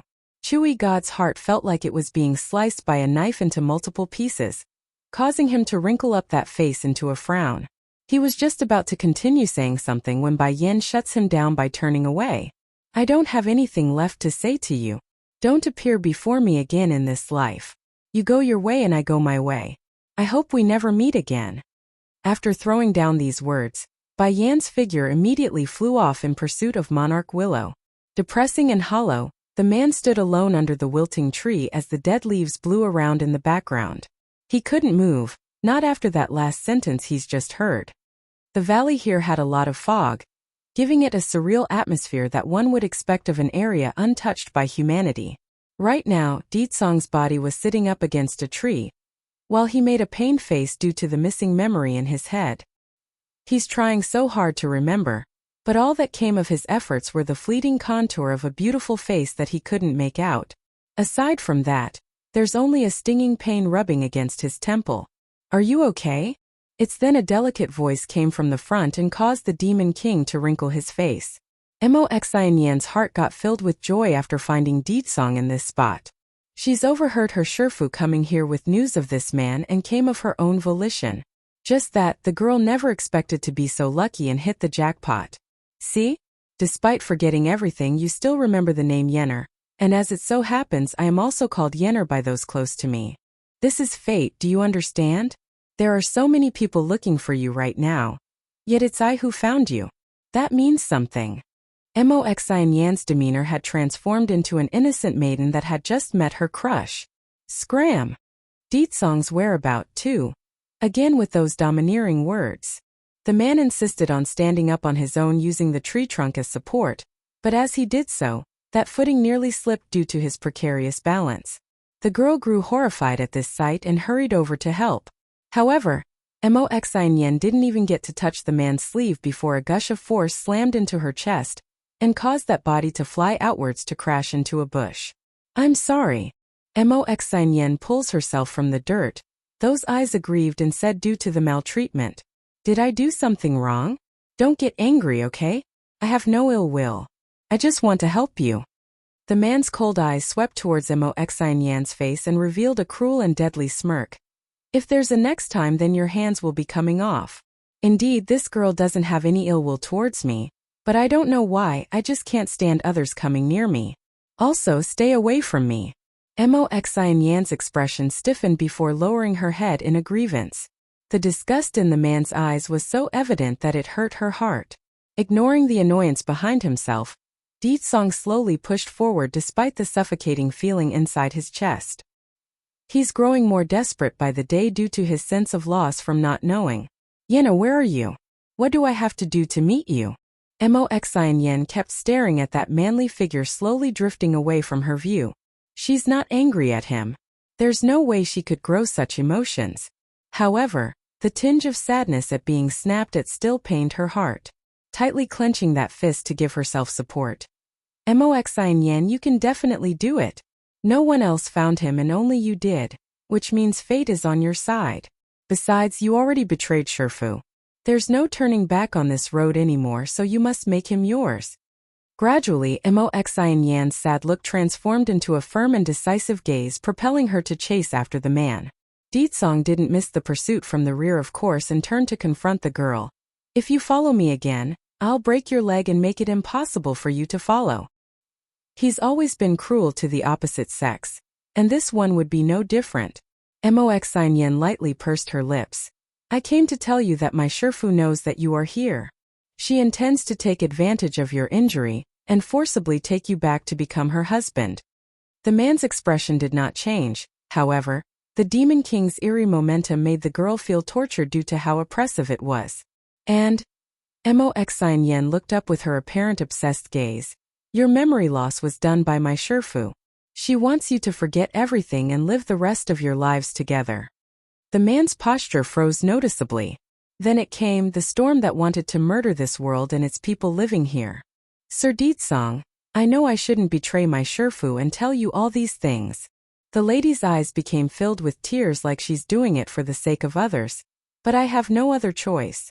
I can't watch idly by while you fall into my Shifu's scheme and spend the rest of your life with someone you don't love. I also wish for my Shifu to sober up from that dream. She needs to understand this is a mistake. Otherwise, I'm afraid she will fall deeper and deeper into this trench and be miserable for the rest of her life. Ditsong's whereabout 3. The implication was that she did this for the good of her Shifu, and not some selfish intention. Ditsong did not move in light of that, only having his back facing the girl like she was insignificant. Sir Ditsong, Mo Xian Yan musters up the courage and inches forward with a butterfly in her stomach. I can't persuade my Shifu, so I can only come to you. I don't want my Shifu to hurt anyone. But that's not going to slide. Right as Mo Xian Yan was about to approach and get close enough to get a good look at the man's face, Ditsong's low grunt instantly blew the girl back with that invisible aura. If I don't want to marry a woman, then no one in this world can force me. I will recover my memories and nothing will get in my way. The man's back was overwhelmingly powerful, causing Mo Xian Yan's heart to jump uncontrollably again. Such a proud man. Who in this world can resist? The girl's gaze fell into a daze, the love-struck heart in those eyes growing continuously without blinking. Sir Ditsong, your injury should not have recovered yet. Let me stay by your side to tend to them. She bowed her head to act all cute and shy so he wouldn't feel disgusted. Yet, the Demon King didn't even turn around to meet her gaze and only huffed in annoyance. Did you not hear me? Do not come near me. If you take another step, I won't mind removing you from this world.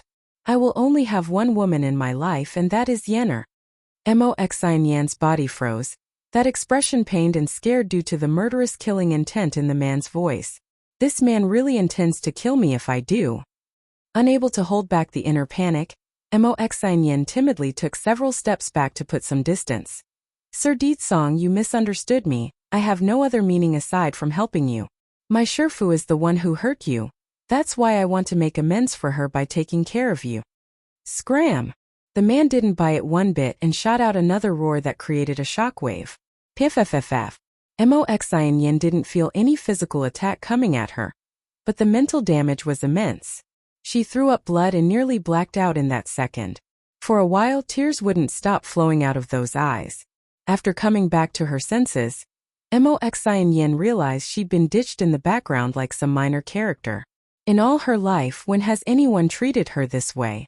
Those men only looked at her with lust and went to their fleet. Never had the male sex ignored her so thoroughly. No, I can't just give up like this. Mo sobbed and forced herself to calm down. He is so amazing. It's no wonder Shifu would be fascinated by him. I need to do better if I ever want to have him for myself. He will definitely be impressed by me. Deetsong's whereabouts 4. If this man took the initiative to marry me, not even Shifu can do a thing to me then. Mo Xianyan's face gradually became firmer with a strange light in those eyes. Above the valley's path, the man's figure stopped with his hand clutching the heart tightly again, thus causing him to wrinkle that brow. In my current state, it's unlikely I will be able to fight those people. First I need to leave this place and recover in solitude, then I will come back and go over their debt. A touch of cold flame burned within the man's gaze, revealing the inherent cruel nature he had from within towards those who wronged him. Whoever it is, the one who caused my memory loss will pay. Those people, they will all be damned. The Demon King taps his foot and flew into the air, disappearing from the valley altogether with that thought in mind. It's been several days since the people from the Monarch Manor arrived at this area in search of Deetsong. Despite their efforts and scorch earth tactic, they found no trace of the man. Therefore, Monarch Willow wasn't faring so well, which could be told by the fierce storm in those eyes. However, in front of so many people, Willow could not lash out without ruining her image. We have searched all the places in the valley and still couldn't locate his whereabouts. It's useless to continue like this, so we're returning to the manor. Monarch, Xiao Yun the maid took 2 steps forward and spoke in a respectful voice. I suspect we disturbed him by bringing so many people along. That man likely bypassed us and ran away, or perhaps there's a leak on our side causing him to be on alert. Leak? Monarch Willow's eyes were brutal. We will talk about that once we're back home. Yes, Monarch. They've been searching high and low for several days already and came out with nothing. It's within reason to depart after wasting so much time and energy. Likewise, Bai Yan had also been trailing this group from the rear. When she saw they were leaving, she too had no reason to stay since there was no sign of Deetsong anywhere. Searching alone would be far worse than waiting in secret for more news. Inside the inn, Mo Shan rushed out like usual today searching for his companion when he almost bumped into the very woman head-on. Surprised and in glee, the man with that baby face threw himself at her to only fail miserably. Then after grabbing air and dropping on his face, he looks up with a sad expression. Yin Yan, where have you been these days? I've been so scared when I couldn't find you. Looking at Mo Shang's unpretentious worrying, Bai Yan slightly hung her head in apology. I went to follow those people from the Monarch Manor. I was afraid you would expose us to the target, so I didn't take you with me. Yin Yan, Mo Shang sounded hurt. Next time if you want to leave then just tell me first, otherwise I will think you got kidnapped. By then I won't be able to control myself and turn the entire domain upside down to look for you. Deetsong's whereabouts 5. Bai Yan was shocked by the sudden confession from the young lad. She didn't think her existence would mean so much to him. Making a complicated expression, she sighs and accepts the request. Next time I'll tell you in advance. Mo Shan finally smiled like the warming sun. Then Yin Yan, have you found Deetsong yet? Bai Yan's body stiffened upon hearing this. Then slowly closing her eyes in sadness, Deetsong is no longer at that place, but I believe that we will be able to meet each other soon. Monarch Manor. Monarch Willow entered her estate in quick strides while greeting everyone she came across. However, the lady didn't forget to order her maid to do something important. Go call my student Xian over. Yes, my liege. The maid respectfully complied and withdrew from the entourage. Willow didn't dally around and promptly entered her study. Brushing the dust off from her dress, she took a seat at the desk and pored over the possible reasons for the failure. A few minutes later, Mo Xian had entered following the lead of the maid. Her attitude was timid and gentle, totally different from her usual behavior in front of those serving her. Shifu, is there anything you need of me? Xian. Willow narrowed her eyes in at this girl and eyed her up and down. During the past few days, were you in the estate the entire time? Mo Xian was stunned before meeting her teacher's gaze for a split second. The surprise in those eyes didn't appear fake, so it gave off the impression that she didn't understand the reason for the question. Shifu, I've been training in the back mountain the entire time. What's wrong? Did something happen? Before she left, the girl had told some of the maids she would be retreating to her private quarters for cultivation. It's an excellent way to cover her hides from the monarch if asked later on like this. Willow's voice was still cold to the bone. Really? You really haven't left? Sherfu, I really don't understand what you mean. I've been practicing the new spell you taught me before, so I ignored what's happening outside. If it weren't for this maid calling for me, I would have continued to stay at the back mountain. Due to the lack of trust, Moxin sounded miserable in her voice now. I have always listened to you, Sherfu. If you say to stay, then I will stay. If you tell me to go, then I will go. That's not a lie from the girl. In Willow's memory, this student of hers had always followed the orders to the teeth, never disobeying or straying from the initial intent. Maybe it really wasn't her doing it? Sherfu, can you tell me what's going on first? I'm getting nervous by the tone you're using. Moxin tightly pursed her lips like a wrong child accused of something they didn't do. Willow's expression gradually softened up while her tone didn't seem as cold anymore. It's nothing, just that we weren't able to locate him when we went to that valley. I suspect someone had leaked the news to him.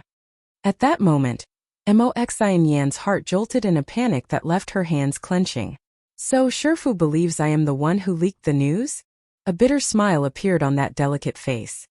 I have followed Sherfu for many years. How can I ever betray you, Sherfu? Besides, what good will it do me by leaking that information? I know Sherfu regards me as your own daughter. That's why I will never do such a thing like destroying your happiness. Deetsong's whereabouts 6. Hearing this from Moxin's mouth, Willow's indifference completely disappeared. Xin, I am not interrogating you, but this matter is very important. I don't want my hands forced. You are my only disciple in this world. I do not want to see you betraying me for the sake of a man. Willow's tone became harsh again at the end. If you let me know that one day you betrayed me, I will definitely cut you to pieces. Moxin's heart trembled a little, for she understood her Sherfu wasn't joking around. Okay, you can go down now. I'm sure you are not involved with this problem. Willow did not give Moxin another chance to speak and waved her off in a dismissal. Yes, Sherfu. Moxin bows and turns away with pursed lips. Sherfu, you have a good rest. I will come see you later. After getting outside and out of view, Moxin stopped and clenched her fist until the nails had pierced the palm. She's so frustrated that the girl's almost unable to breathe. Sherfu. I'm sorry, I initially thought I would obey you for the rest of my life, but after meeting him I can no longer do that. I know you treat me very well, but love is blind, and I have already turned my back on you. She closed her eyes gently for a long while, using this brief moment to gather her breath for the consequences of her own actions. Meanwhile, back over in the study room, Xiao Yun the maid stood quietly beside the monarch. Monarch, do you really believe what the missus said there? Willow made a faint smile before replying. I understand your meaning, but I know my disciple better than anyone. She doesn't dare to betray me. Moreover, I'm the one who gave her everything. If she does betray, the fate awaiting her would be far worse than simple death. So, I hope she doesn't go down that path. Otherwise, I won't spare her even if she did stay with me for so many years. After hearing that, Xiao Yun lowered her head after getting out of line. I understand, I won't pry on this subject any further. But mistress, what method are we going to use to find him this time? It's too time-consuming for us to look for him, and he's bound to escape our grasp if he catches any wind like this time. Willow's lip curved into a smirk. So, I have the better idea of luring him to us instead. Let him take the initiative instead. Initiative? Xiao Yun got surprised. Monarch, that. Just say. A woman came barged into the monarch manor with a horde of demon beasts. She's called Yenner and the queen of all demons, and that she's his woman. Deetsong will come to us once he hears of this rumor. Even if he doesn't believe it, he won't give up on this opportunity, especially if the woman is in danger. As soon as Deetsong appears, I will personally subdue him again. Yes, monarch. The maid bowed and withdrew herself from the study. In the woods, a group of adventurers was resting around a clearing when they began to converse. Have you heard? The monarch's husband, the man named Deetsong, had a lover, and the lover raided the monarch manor with a horde of demonic beasts. They say she called herself Yenna Queen of Demons. It's unbelievable that even the woman's name is similar to Miss Xian Yan's. I don't see how she deserves such a good name. Deetsong's appears 1. She probably thinks that if she takes on the Yenner word in her name, then her fate will turn a fortune. Miss Xian Yan must have done countless good deeds in her previous life to become the monarch's disciple. Talk about ridiculous. How can a person think like that? Someone that steals another's husband actually wants the same fortune as someone far above their own standing. Talk about wishful thinking. There are so many men in this world. Why must that husband stealer settle on another person's husband? Worse is she's pompous enough to hit up the monarch manor and make a scene. I know, right? Last I heard, there is a huge number of people heading to the monarch's estate, probably wanting to meet such a brazen woman. Hey, why don't we also head over and see if there's drama? Although we don't know where the monarch manor is, I bet we can find it by following the crowd. One of them proposed. There's a beam shining in everyone's eye over the idea, because they also wanted to see the drama unfold. However, before any of them could take action and leave, a fierce wind roared over and blew them to the ground. Who is it? The burly-bearded adventurer yelled after pulling himself together after the mess. Welcoming their sight was a daunting man of silver hair dressed in a purplish robe standing there. That face gobsmacked them. You are. A young man next to their leader gawked those eyes out due to how stunning the face was. You are the monarch's husband? As far as the Hell domain was concerned, everyone had already memorized the man's appearance, so they immediately recognized who Deetsong was. They're all speechless at their own fortune. Repeat what you just said to me. Deetsong's tone was slightly cold and arrogant, but his aura was enough to choke their throats if they didn't comply. Say it now. Seeing that these people did not answer his demand, the man's eyes grew harsher as he drew that blade to threaten them at the neck. It's a warning, telling the adventurers that their heads are now on the line if they don't comply. I'll say. The youngest adventurer gulped and spoke with panic. It's something we overheard earlier. They say a woman barged into the monarch manor and demanded your whereabouts, saying she's the demon queen and your woman. Her name is similar to Miss Xian Yan. What was it? Yenna, right? It's Yenna. The demon king's robe fluttered against the wind he himself created after hearing the name, causing his whole existence to grow more oppressive. If there is any more detail, I want to hear it. The panic in the young adventurer's face grew more apparent after that order. Looking to his peers for help, the young man anxiously sought support but found none. They're all too afraid to be the ire of this demon king. Gulping. She probably thinks that if she takes on the name Yenner, then her fate will be the same as Miss Xian Yan. That way she can rob the monarch and her disciple of their fortune. When the young man's mouth finished that theory, Deetsong's momentum instantly surged, causing both the sky and air to thicken and rumble. PFFF. Suddenly feeling a pain in his mouth, the young adventurer spurted out a mouthful of blood without understanding why until he saw a piece of his tongue lying there on the ground. This is the price for speaking nonsense. Deetsong snaps with ice in his voice. Deetsong's appears too. Deetsong's cold eyes swept across these adventurers. Hell domain? Monarch. She thought I would marry her just because she caused me to lose my memory? Even if they're gone, I will never forget Yenner. And I will never love another woman aside from my wife who went looking for me. The young man's mouth made a whimpering sound as he attempted to cry, but the sentence from the perpetrator caused him to freeze and look up in shock. Likewise, the rest of the party also made a stunned appearance due to what they overheard. The monarch harmed this man and caused him to lose his memory? And the woman who went to the monarch manor is this man's wife? No way. It's absolutely impossible. How could such an arrogant man cause the monarch to do such a despicable thing? Deetsong ignored these people and their commotional faces. Instead, his thought had already shifted to the impending future of reunion. Yenna, is it you? The Demon King's figure gradually disappeared under the whistling breeze, thus giving the adventurers time to come back to their senses. What do we do now?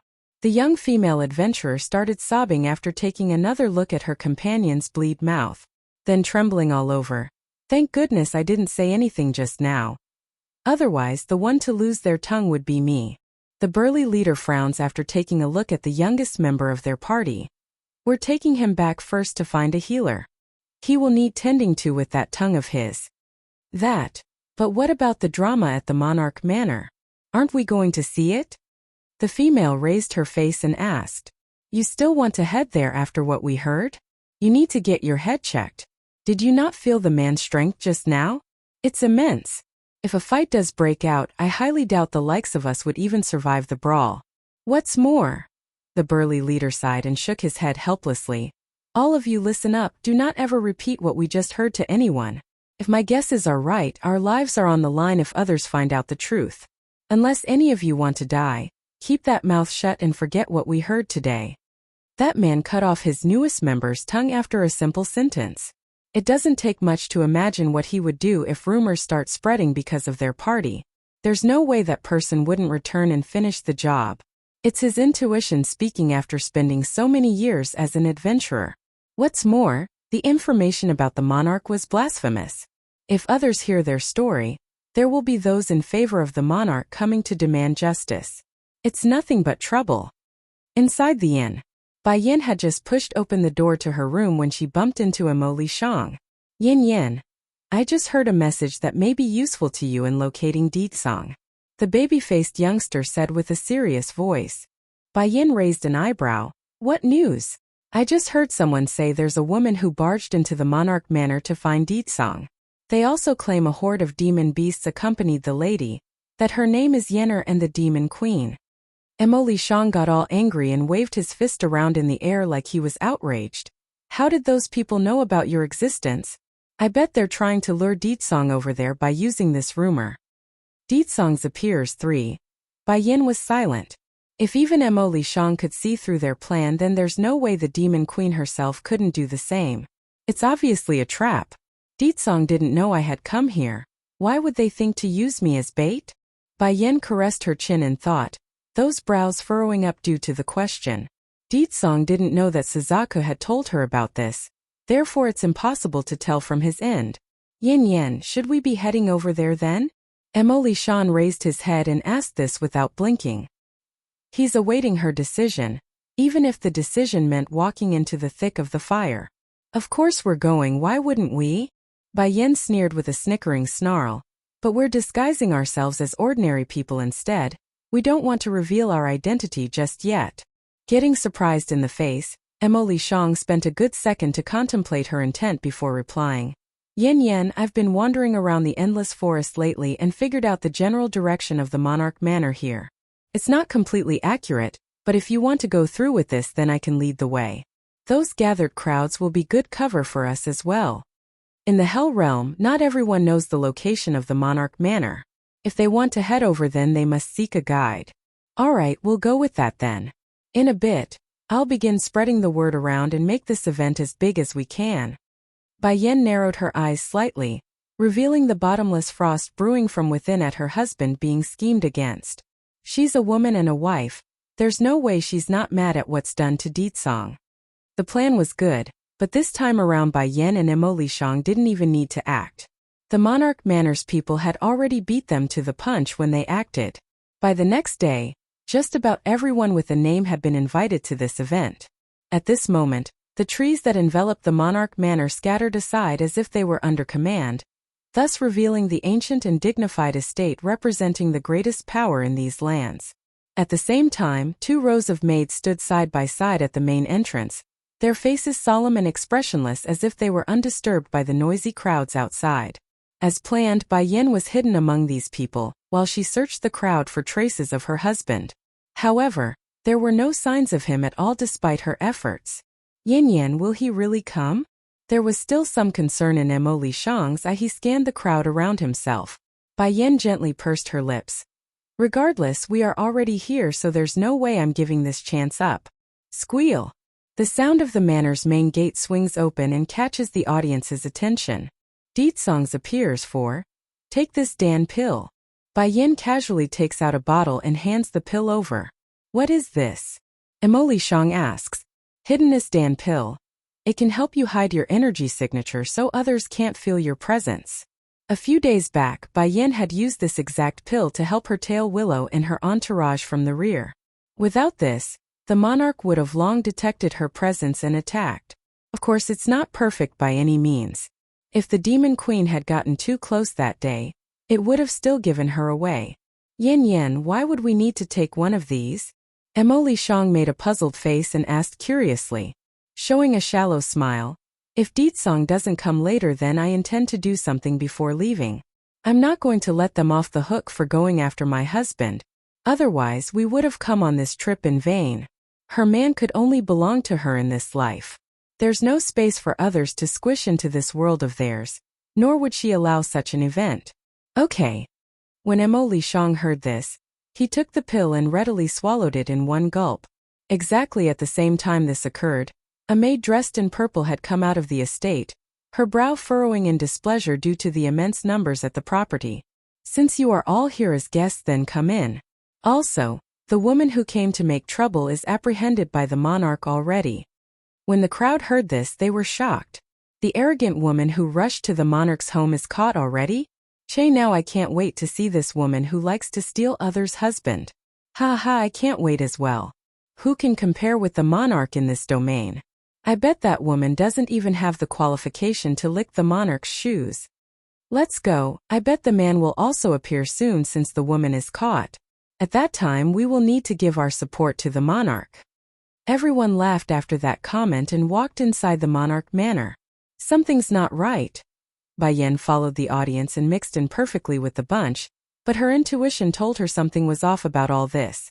The monarch shouldn't have needed to find a woman to impersonate me if it is only for the sake of a lie. Unless there's only one possibility. Deetsong lost his memory. Otherwise, it would be impossible for a husband not to know their own wife. Thinking of this, Bai Yan's heart fell into a panic that caused her hands to clench into a ball. If this monarch dares to hurt Deetsong, then I will never spare her. The anger swirled from underneath those eyes, causing that enchanting face to be shrouded in frost. Deetsong's appears 5.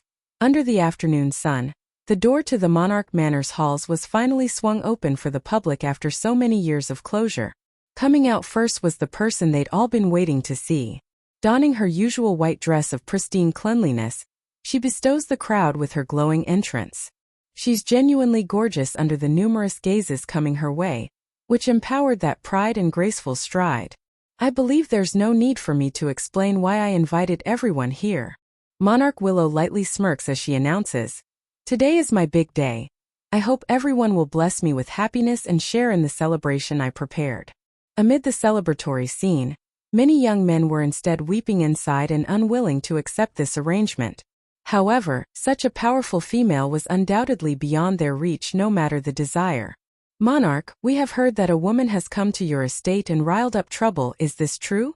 "Yes." Willow nods and confirms the rumor to her subjects. "That woman is my husband's mistress. She tricked my husband into leaving me for a while. I originally didn't want to make a scene about this matter and wanted to settle this quietly behind closed doors, but that woman had the nerve to barge into my home and demand things from me. I had no choice but to arrest her for now. My husband's attitude will decide her punishment after he returns today." Willow seemed to have made up the mind that Deetsong would marry her for sure today, so she didn't even think about alternatives of what's possible. "Guards, bring the woman up." "Yes, Monarch." The closest maid complied and withdrew to carry out the order. 2 attendants eventually rolled out a young girl strapped to a pillar with chains, and due to the long strands of side hair covering most of that face, no one could adequately make out the contour of this individual. Nevertheless, the miserable and pitiful appearance was plain as day to see. The girl had suffered some mistreatment before being brought to the public eye. So that's the type of woman who stole the monarch's husband? Che, is he blind or something? Our monarch is so prestigious and powerful. What's so good about that frail-looking harlot? Nothing but skin and bones. She doesn't deserve to even lick the monarch's shoes. You can't say it like that. Perhaps the monarch's husband feels inferior to his wife and needs room to vent. A white lotus like that is perfect if he's feeling insecure. But I get what you mean. There's no better woman under the heavens than the monarch. Bai Yan quietly listened to everything these people were discussing and didn't flinch in the slightest. Instead, her sight remains firmly on the woman strapped to the pillar. Snarling in her grin after getting most of the conversation, this monarch is very good at setting herself up in the limelight. Isn't that so? Not only did this Willow find a woman who was the polar opposite of herself, She also set up the perfect scenario to convince the populace that she's the victim in a triangle relationship. Yin Yen. Mo Lishang turns to look over to the demon queen. Aren't you angry that she found another woman to impersonate you? Moreover, she's fanning the crowd to insult you. Angry? Why should I be angry? Bai Yin lightly chuckles. She can go ahead and impersonate me all she likes. Ditsong isn't blind. Besides, they're scolding that woman over there and not me. Why should I be angry about what others want to do? Ditsong's appears. 6. There was a slight surprise in Mo Lishan's face after hearing the demon queen's thought. Giving a nod once he thought it through, Guy quickly understand how petty and silly he was behaving. Monarch, I was wrong, please let me go. The chained woman whimpers, sounding all pitiful. I will never dare oppose you again, nor would I dare use the demon queen identity. Please have mercy. Despite the waterfall of tears from the sobbing girl, not a single person from the crowd showed pity or mercy in their chatter. Now you know it's wrong? Ha! What happened to the arrogance from before? If this woman is a little tougher, then maybe I will respect her, but I didn't expect her to be so useless. What kind of demon queen is this? Such a coward. She's not even worth a single strand of hair on our monarch. I really don't understand what the husband sees in this woman. He must be truly blind. Of the harshest would be the maid in charge of bringing the prisoner out, which roused Bai Yan's ire with the menacing glare. She could tolerate someone impersonating herself and someone portraying her as unsightly, but she would never allow anyone to question Ditsong. The maid seems to have felt the chilling glare from the back for some reason. Rubbing the nape of her neck out of reflex, she swings around to search for the oddity and finds nothing. Strange, why does it feel like someone was glaring at me viciously from behind? Did I imagine it? Enough. Monarch Willow frowns impatiently and harshly snaps at the fake. You don't need to say anything now. If you utter another word, then don't blame me for being ruthless. The chained girl acted all scared and frightened that it trembled, going silent as orchestrated for this show. Pleased inside over how well it's going, Willow returns her focus back to the crowd and looks up. She's troubled by the fact that the missing lead actor remains missing in this show. Why is Ditsong not coming yet? Did the plan fail? Will he really disregard the safety of the person in his heart? That can't be. From my memory of him, he's not that type of man. Not far away inside the courtyard, Mo Xian had been eyeing the impostor with anger and jealousy. This woman, is she the Yenner from Ditsong's mouth? Such a cowardly and useless person. How could Ditsong ever like her? But this person was taken down by Shifu personally. There's no way it's some random person, right? At this moment, Mo Xian didn't know that her Shifu had begun to guard against her. Therefore, the plan for today's event was carried out in secret and hidden away from the lady. I hope Sir Ditsong won't come. Mo Xian clenched her fist deadly. In her viewpoint, a man would only come despite all the dangers if they truly loved someone. Without showing, it would reaffirm her decision to betray the monarch. On the contrary, if Ditsong does come, it would make her extraordinarily sour and jealous inside. It's during this moment when Mo Xian was silently praying in her heart that the Demon King wouldn't come. The dazzling and eye-catching figure makes his entrance. The man was as magnificent as ever, stunning even. And those eyes were absolutely peerless, like a king standing on his throne peering down at the subjects. Meeting one. He's coming. This man is coming. He will disregard such danger for a cowardly woman? Mo Xian clenched her lips due to the piercing pain in her heart. It's so unbearable that it's killing her inside. Nevertheless, the girl didn't dare to show this emotion. Otherwise, it would surely rouse the ire of her Shifu. By then, the one to die would be herself. You've come. Under the sky, Monarch Willow's sight fell upon the brilliant figure of the man whom she's been vying for throughout the millenniums. I knew you would come. His face is still so handsome and breathtaking. Where is Yenner? Ditsong's voice was cold and unkind. Are you going to only ask about her after coming all this way? Willow's gaze was full of sorrow and sadness. Before you were injured, so I didn't want to rush things, but I see you've recuperated. Let's get married today. Oh right, we still haven't spent the night together yet, so I've prepared a fine bedchamber for us. Ditsong's eyes were so intensely cold that it was piercing. Where is Yenner? I will only ask you one last time. Willow's footsteps did not stop and continued like she didn't hear his words. Shall we first commence the marriage ceremony inside the ancestral hall? If you like, I can also let her be your concubine if you insist. Scram! Deetsong's voice roared thunderously, causing the woman's ear to rumble. First, I don't like having any woman being too close to me. Second, I will only love Yenner in this life.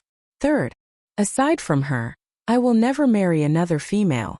I have never met you before. Everyone that heard this literally gasped in horror. Then turning to their deity-level figure for her reaction, they immediately saw the pale and white complexion in Willow's face. Such a remarkable woman as the monarch is being trampled on by this scum.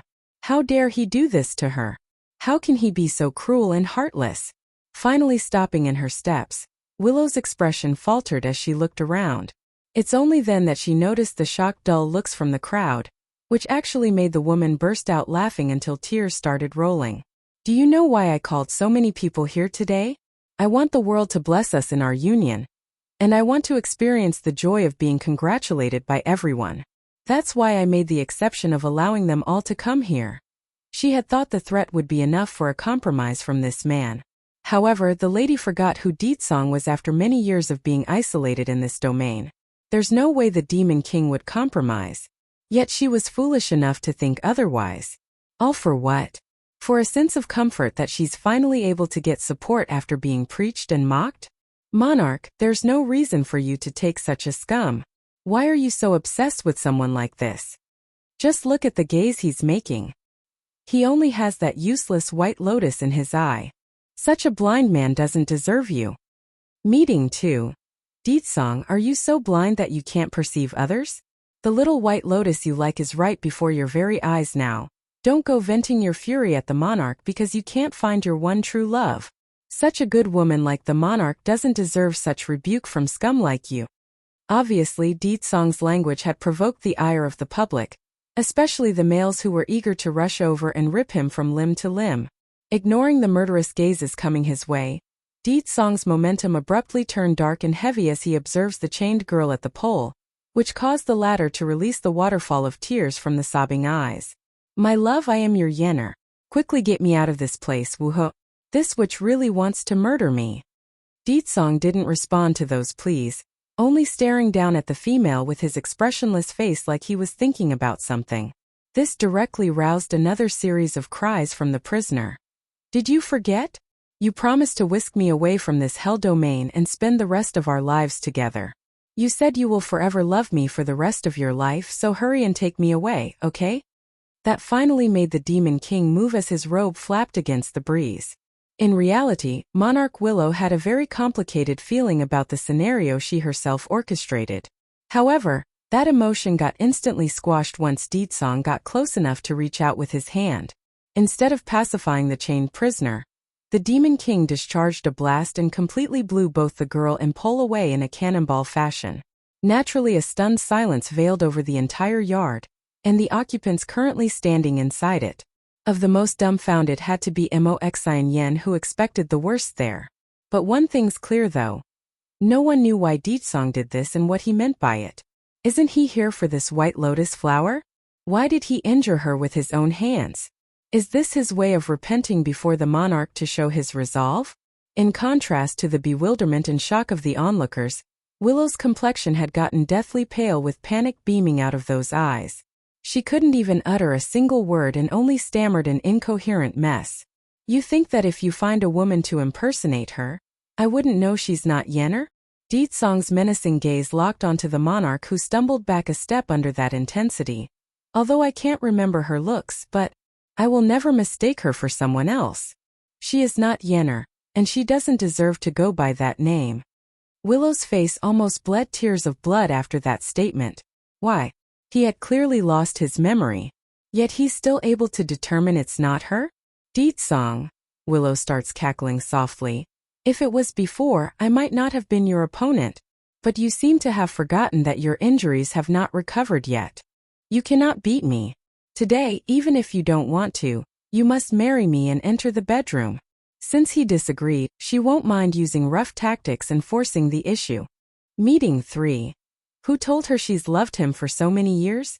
In this life, if she doesn't marry him, then Willow's doomed to never escape this curse. Deetsong's eyes coldly swept through the entire front yard with that bloodthirsty smirk. Since I can come here, then I can leave here as well. No one in this world can stop me. In that instant, the world itself seems to freeze over due to the man's statement. In fact, it's so quiet that even a fly's flapping could be heard in their ears. However, it's precisely during this stalemate that a familiar voice echoed over from the rear and turned the Demon King into the frozen popsicle. Deetsong! Yelling out was none other than Bai Yan in her iconic red dress. She's standing not far away and grinning from ear to ear after witnessing the love profession from her husband and the strong bond they shared at the soul level. I've come to see you. Whistling against the wind, both husband and wife cancelled out the surroundings and transported their minds to a different dimension. She has him and he has her, only they exist in this world. In contrast to the rosy scene between the two, Willow's face had changed dramatically already. If she remembers correctly, that woman that she locked eyes with outside the inn was this exact person. Is she? No. No way. That woman couldn't be in this place, absolutely not. This is the Hell Domain. Even though there are many humans here, but those are the original denizens of these lands until before I ripped it from the main world. It's impossible for outside humans to come in. Yena. Deetsong whispers this name out like a song to his soul. I finally found you. The expressions of the crowd had transformed from the dazed look to a shocked look after that name. They stared over to Bai Yan, then to the injured imposter on the ground. That woman in red is Yenner? Then what about the woman caught by the monarch? Who is she then? Even if they want to believe in their monarch, but the evidence was clear as day. A man couldn't possibly mistake the woman they like, right? Willow's lips trembled slightly as her face loses all color at the gossiping whispers among the audience. Stumbling a few steps back, her eyes fell into despair while shaking that head. This woman really is her. She came to the Hell Domain and once again succeeded in snatching Deetsong from my side. In the afternoon sun, Bai Yan suddenly threw herself into Deetsong's arm, letting her head leaning in against the man's chest for warmth. I'm glad you're fine. No one knows how flustered and frightened Bai Yan's heart was when she felt the contract being broken. She was afraid that she would never see him again in her life. Fortunately, he's safe and sound. Now she could be at peace. Deetsong embraced the woman in his arms as he relished in her scent. There's so much gentleness in his faintly closed eyes that it's melting to the female populace. Meeting 4. You think you'll be able to leave safely today after coming here? Willow's eyes were filled with anger to the point it's ready to slash apart Bai Yan's face. And you snatched away my man over and over again. Do you think I'm going to let you go? Bai Yan's smiling eyes turned to the female monarch. Your man? Ho ho, Willow laughed sarcastically. Yes, he is my husband. The people of the world can attest to that and of how you shamelessly snatched him away from me. But you've forgotten, others' husband cannot be stolen so easily.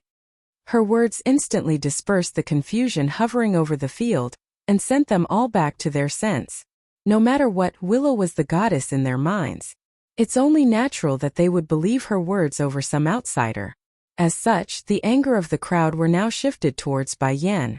Deetsong. Bai Yan pulled on his sleeve and signaled him not to say anything.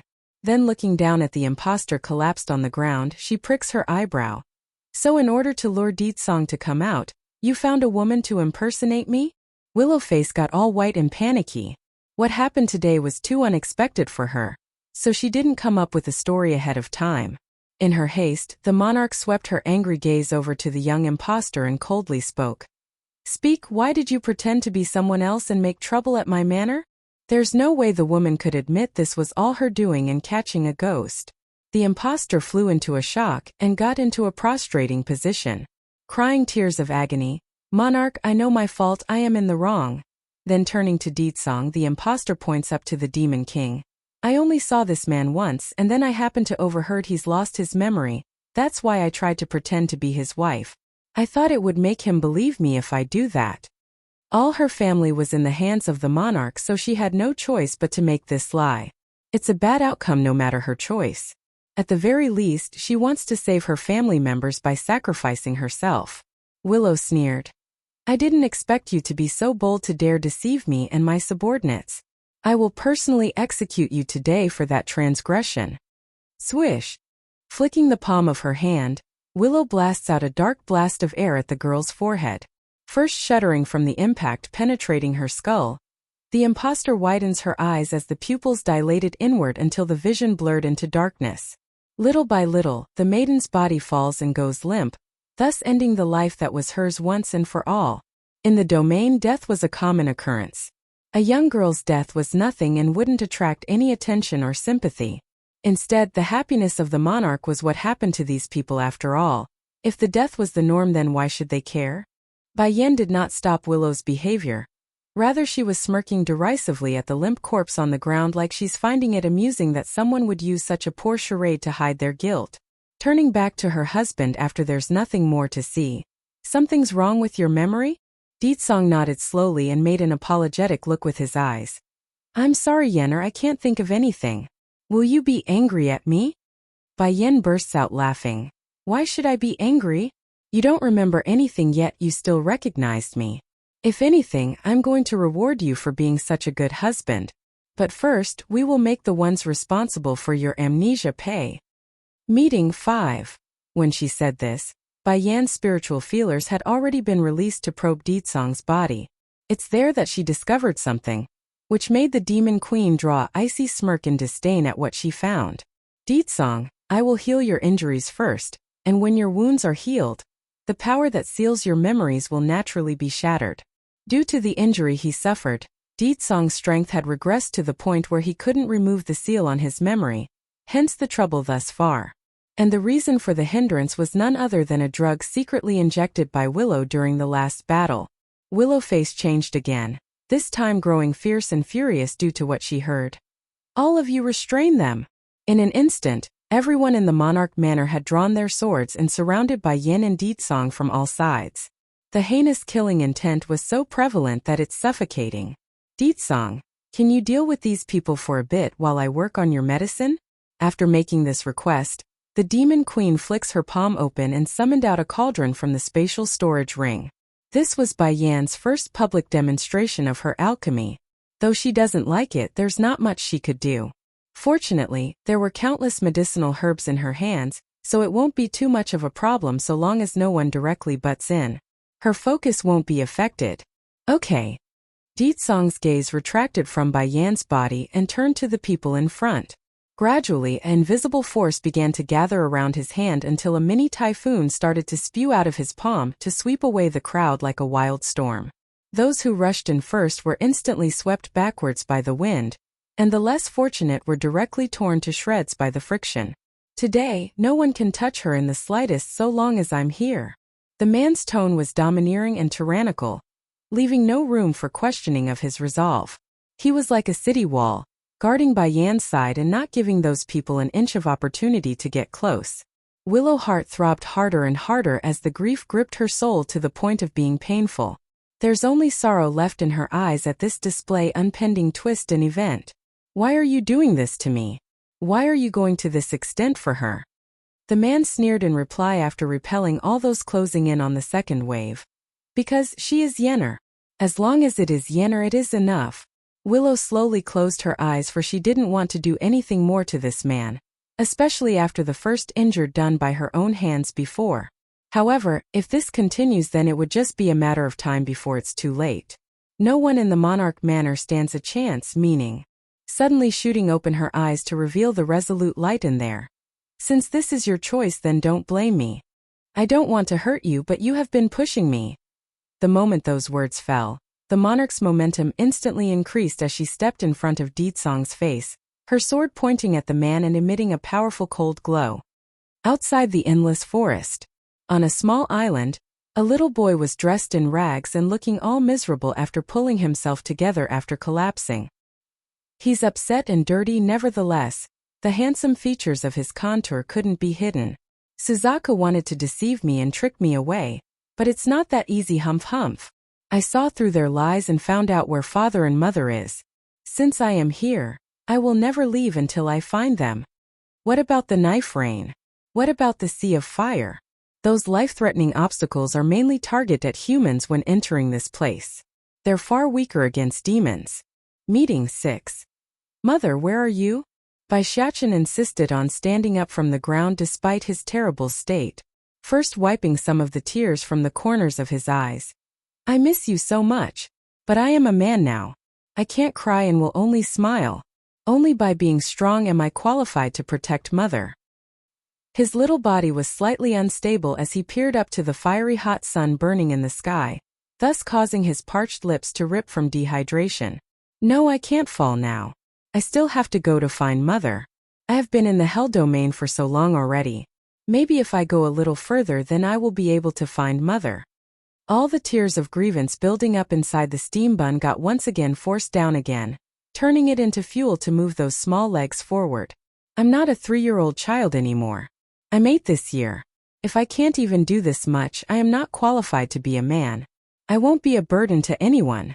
Perhaps even Baishatchan had lost track of time or how long he's been in the desert, but eventually, he did find a city and stood at its gate, blinking his eyes in confusion after checking out the notice board posted around the side. How come the portrait looks so much like Father? Little brother, what's wrong with you? A surprised voice came from the boy's side. Baishatchan slowly swung his head over, and met a beautiful young lady standing in front of himself. This girl was about 15 or 16 years old and looked dainty and cute with a pair of smiling-shaped eyes. From the outside, she appears to be good-tempered and well-mannered. Little sister.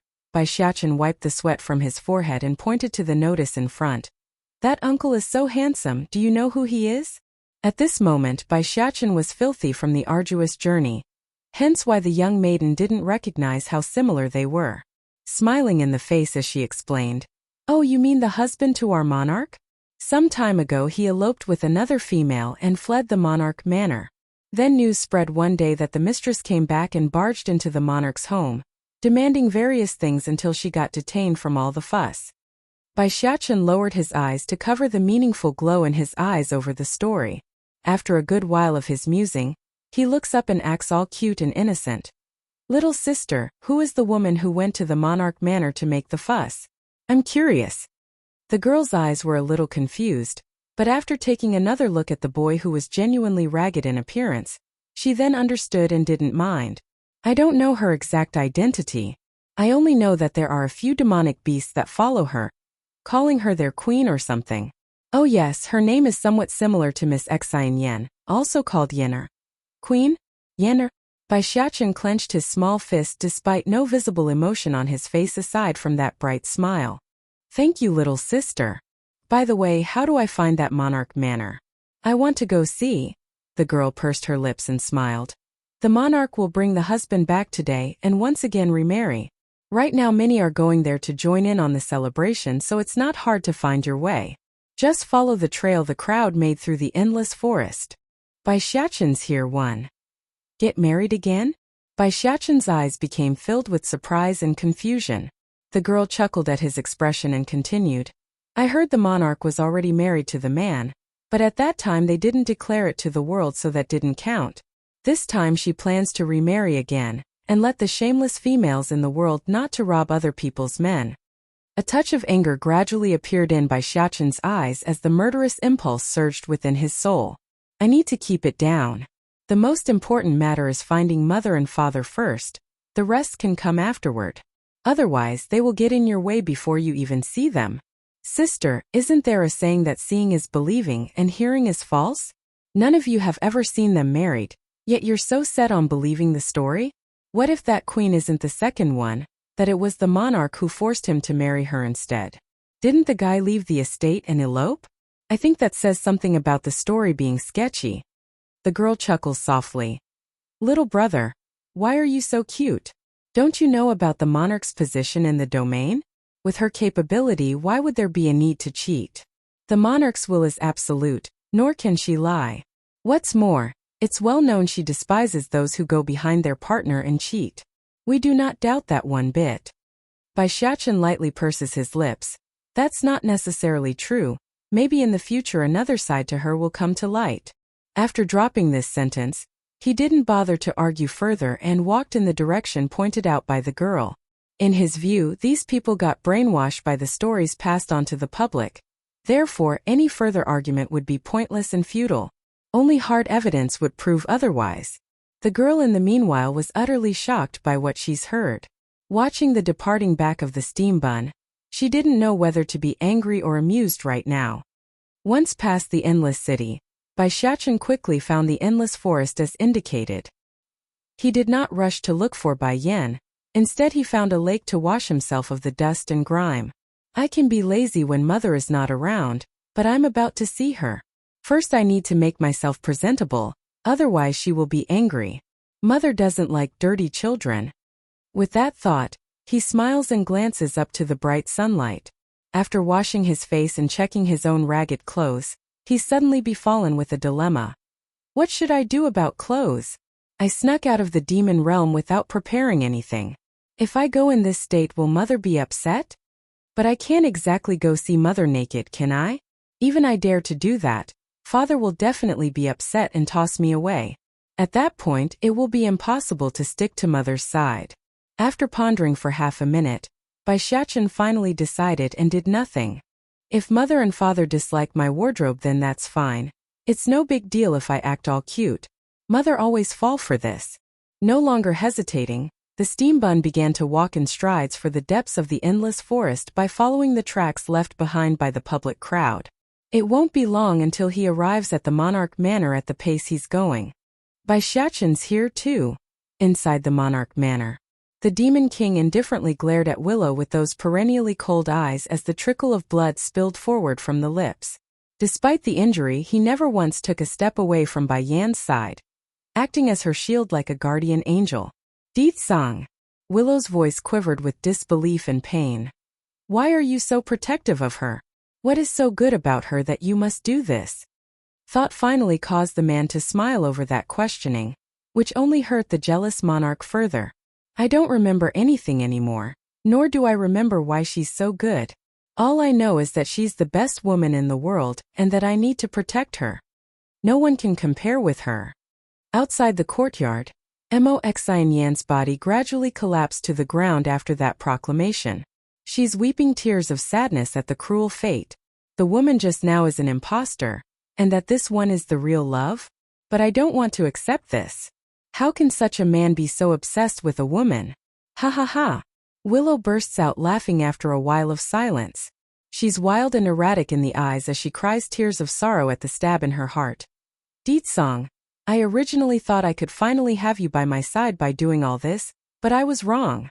Lowering her eyes as she inhaled deeply to convince herself it's the right thing to do. Don't blame me, this is your fault in forcing me. I can only remove her to end your fascination with her. This is all right. As long as I kill her, Di-tsang's heart will be mine eventually. I will take his soul out and put it inside a puppet. That way he can be by my side forever. As the old saying goes, when love reaches an extreme, what that emotion becomes could be nothing short of vileness. The pure and disgusting type to make one rot from within. Willow might not have been an evil and cruel person before, but love has clearly twisted her personality beyond redemption. We support your decision, Monarch. You should have done this long ago towards this ungrateful and heartless man. That's right. You are the best woman in this world. Any man who doesn't cherish your love deserves nothing short of death. Kill that whore for being so shameless. When the first sentence sounded, Di-tsang didn't give it much care since it's only directed at himself. However, the second one caused a huge response since it was aimed at his wife. In his world, no one gets to insult his true love. Without knowing why, the young and angry man who said to kill Bai Yan froze without understanding why. It's as if he's in a frozen iceberg, shivering and afraid of his surroundings until Di-tsang's punch hit him in the chest without notice. Blood oozed from his chest and stained his clothes red. That's the price to pay for all of you if I hear another word about my wife again. Di-tsang's murderous gaze swept across the crowd and knocked them down a notch. They didn't dare to meet his due to the demonstration and instantly cowered like rats. Turning back to the monarch in question, the Demon King's voice was seething with rage. It seems that you've been throwing out many false stories since I escaped from your estate. Not only did you make up the lie of us being married, you also framed Yenner of being my mistress. When have we ever been together? Willow's breathing was huffing with frustration at the string of interrogating words. Without thought, she yelled back. Are you not going to acknowledge us after you made the vow? You've promised to always love me. By Shachan's here 3. It was already impossible for her to gain Deetsong's heart, therefore she must not disappoint the domain's denizens here at the very least. Besides, no one knows if they are in fact married. There's no evidence to prove otherwise. Although I forgot everything I understood. Except for Yenner, any woman standing by my side will disgust and sicken me. Yet you say you're related to me? How ridiculous. The man cracked a snickering laugh of frost, letting his contempt for the monarch to show across the face. Of course he's not related to you. A young and green voice came from behind then, causing everyone to turn towards the young teen strolling over. Young and fair-skinned with a baby face, the young man's voice was full of contempt at the monarch. Yen and Deetsong already have a son that's 8 years old. Are you implying you were married to him 8 years ago? Willow's complexion turned pale as she stumbled backward from the mental impact. This teenager, why is his face so familiar? I think I saw it somewhere before, but I can't remember where. If it was in the past and someone else, Willow would surely rebuke the claim of there being a kid. But she's fallen into a relapse due to Emily Shang's familiar face. You're lying. One of the leading maids saw the spiraling situation and quickly denied the story. You said they have a child together? Where's the kid then? Bring the child out for everyone to see. This man is obvious our monarch's husband, and it was that woman taking advantage of his amnesia to seduce him away. There's no truth in your story at all. Willow snapped back to reality about hearing her attendant's outcry. Shooting a look back to her maid, she signals her to stop but doesn't deny what got said since it's a good excuse. So what if they have a kid together? Not like the child can come into the hell domain due to the obstacles I placed. Sure, it's weaker if a demon enters, but the pain is nothing to laugh about. Besides, when have anyone heard of a kid enduring tribulation after tribulation? That's ridiculous. Thinking of this, Willow's heart slightly relaxed and allowed her to smirk a sneer. Deetsong is indeed my husband. This woman knew that and took advantage of his memory loss to take advantage of the opening. Don't worry though everyone, I'm over him now. I don't want him anymore. But neither of them can leave today. The moment her voice fell down, the monarch had already jumped forward to swing that sword at the Demon King. All her attacks were lethal, showing how determined she was at salvaging her own reputation. Seeing her make such a decision, everyone present couldn't resist feeling giddy inside for the choice. They had long felt such a half-hearted man wasn't worthy of their monarch. To have the lady kill the very guy was proof she's amazing beyond compare. They won't question her authority or words ever. If it was the previous Deetsong where he's at full strength, dealing with these attacks would be nothing. But the injuries, that's been a problem since he awoke, which made his brows furrow up in annoyance. Meanwhile, Bai Yan's attention never once left the cauldron under her control in the rear. It's taking everything from her to do this, and that showed in the beads of sweat flowing down the cheeks. Bai Shachan's here 4. Under the onslaught of assaults from the despicable monarch, Deetsong continues to repel the attacks one after the other. He's showing blood along the lips, but never once had the Demon King wavered under the pressure. On the contrary, Willow's cold hard determination to silence the stain in her name had started to crumble instead. Deetsong is obviously still injured, so why is he able to resist me for this long? If this continues, that woman will soon finish her refinement of the cure to my drug. I can't let this drag on, I must finish this. Everyone attack now, kill the woman first. Willow's wretched voice screeches out, ordering the battle maids under her control to charge in droves.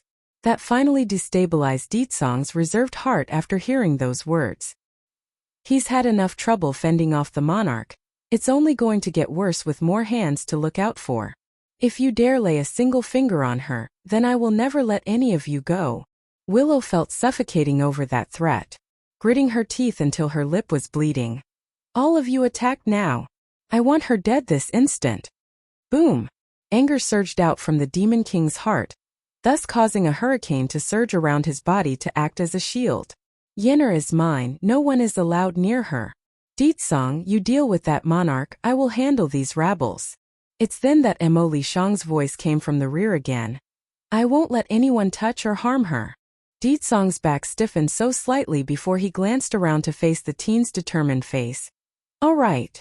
Mo Lishang stood next to Bai Yan with firm eyes as he watched the horde of foes charge at him. The teen didn't fret, nor did he show fear. Instead, he raised a hand and summoned out a sword to brandish it towards the horde of opponents charging at him. Boom! Willow blades chopped down relentlessly at the windstorm created by Deetsong and created shockwave after shockwave. No! Seeing that the monarch's killing intent was getting stronger and stronger, Mo Xianyan, who was hiding behind the courtyard, charged over with her own sword and intervened. Shifu, are you really going to kill him? She bit her lips tightly with tears flowing down those eyes. You forget how much you loved him? Are you really going to kill the man you love the most? Willow's action stopped at the intervention. Staring down at her student, the woman sharply snaps out. This is my business, get out of my way. No, Shifu, you can't kill him. The tears in Mo Xianyan's eyes poured out like a river as she repelled another swing from the monarch. Please let him go, okay? This rebellious behavior obviously surprised Willow to no end, gazing down at her once obedient student with a scrutinizing glare. Xianyan, have you forgotten what I said to you before? That finally brought a bit of sense back into the lass who's lost in the heat of the moment. Bai Xiachen's here, 5. Shifu, I didn't betray you. I'm only afraid you will come to regret it later if you really kill him. Mo Xianyan raised her eyes in panic, clenching that fist tightly in fear. Willow's heart became heavier and heavier as she came to terms with what has become of her student. She could be harsh and cruel to those she deemed beneath herself, but this child had followed her for years. There's no way she didn't have a strand of attachment to the lass. After a long time, she finally shot open those eyes again and removed all the emotions on her face. Xianyan, all these years I have always treated you as my own daughter, but I never thought you would betray me for a man, ha ha ha. That said, the monarch began to laugh wildly as the bitterness seethed forward from her voice. She had indeed been very harsh on Mo Xianyan, but in the same way, she also regarded her as a daughter. Aside from Deetsong being the man she wants, this Xianyan was Willow's only other. The sense of betrayal in the monarch's voice didn't go unnoticed in Mo Xianyan's ear, as she shuddered in the understanding of what she's done. Shifu. Enough!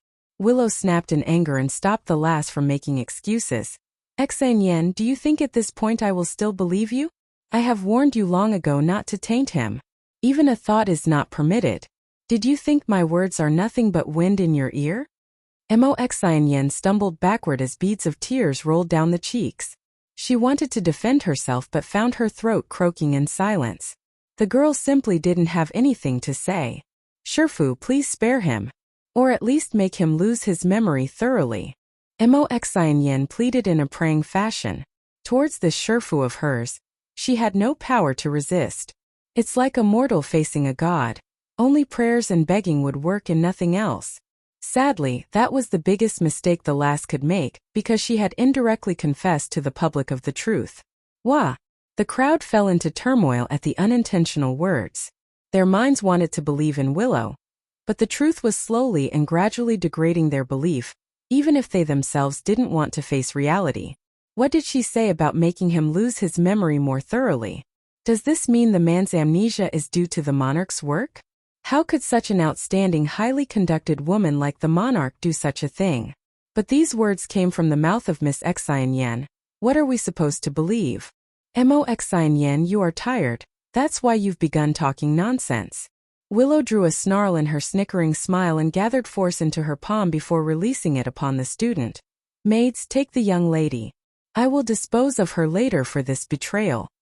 Mo Xianyan's figure immediately fell backward and fell into the crowd, and due to the shockwave of the blow, her clothes were in tatters with holes all over.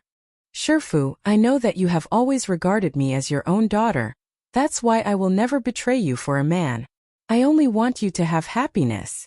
A trickle of tears slowly fell down the girl's cheek, giving her a sad and pitiful appearance only found in those who are kind and gentle. You love him so much. If he dies, the only one to be hurt is you. By Xiakin's here, 6.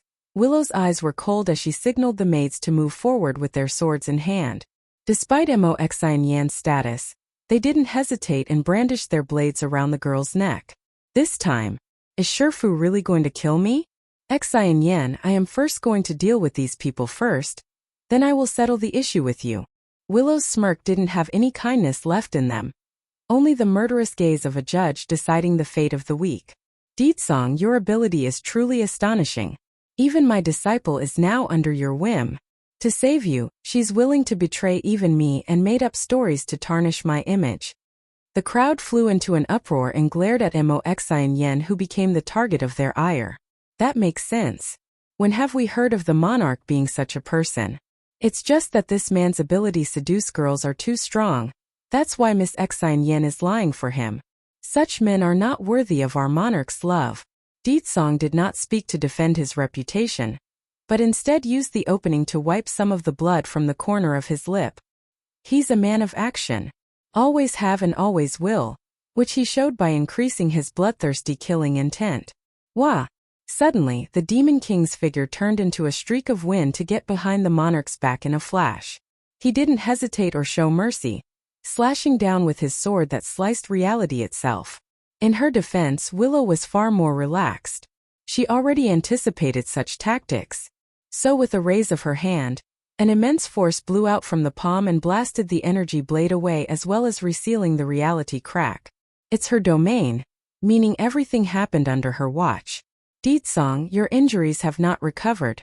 Why must you force me to fight you? A smile rose from the monarch's face after uttering that. Do you think that you are still my opponent now?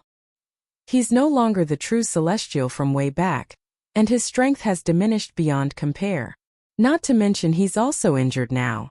In an instant, the temperature around Willow dropped to below zero as she struck again. You old witch, don't you dare bully my father and mother. Suddenly halting after that outburst from the side, Willow's body fell into shock due to the disbelief of what she's heard. Those words were echoing in her head, similar to a clap from thunder, and refusing to leave her mind. Stumbling to gain her footing, the woman took a good while to search for the source. She eventually did and saw a little young boy wearing dirty clothes ripped in multiple places. Instantly, Willow knew the child was Deetsong's son. That air, those eyes, it's too similar to the Demon King. In fact, the contour of the boy was already drawing close to the father's, only younger and less mature. At the same time this was occurring, a loud explosive noise suddenly came from Bai Yan's cauldron. It's the signal that the medicine has completed after the woman committed her all to refining this precious pill. It's finally done. The Demon Queen opened the lid and used her bare hands to pluck out the green beady object. Deetsong's recover one. Xiachen. Bai Yan could tell it was her precious boy outside the courtyard with just one glance. Right now the little kid's face was clean and handsome, only marred by the tattered clothes he wore due to not having a replacement. Even so, it won't stop the steam bun from calling out, "Mother!" He loses his angry face and dons the most brilliant and shining smile he has. It's his usual demeanor when facing the woman of his life. Deetsong's gaze also turned to the little boy in question, but instead of the happy reunion that's supposed to be between father and son, the Demon King only had a doubtful expression. Xia, Xiachen, by Xiachen? The name appeared involuntarily in his mind, and that changed the initial confusion to a dazed softness. Mother, did father go stupid? Why is he looking at me with those eyes? This behavior was something never before shown to the steam bun from his old man. For that, it made Bai Xiachen jerk backward and look towards Bai Yan for help. You're my son, are you not? Deetsong seemed to have forgotten about the war happening around himself and slowly walked towards the boy. Bai Xiachen became even more confused. Mother really went stupid. He doesn't even know who I am. Bai Yan pursed her lips and said nothing, holding onto the pill to come before her husband. I've finished refining the medicine. Take this. It will heal your injuries.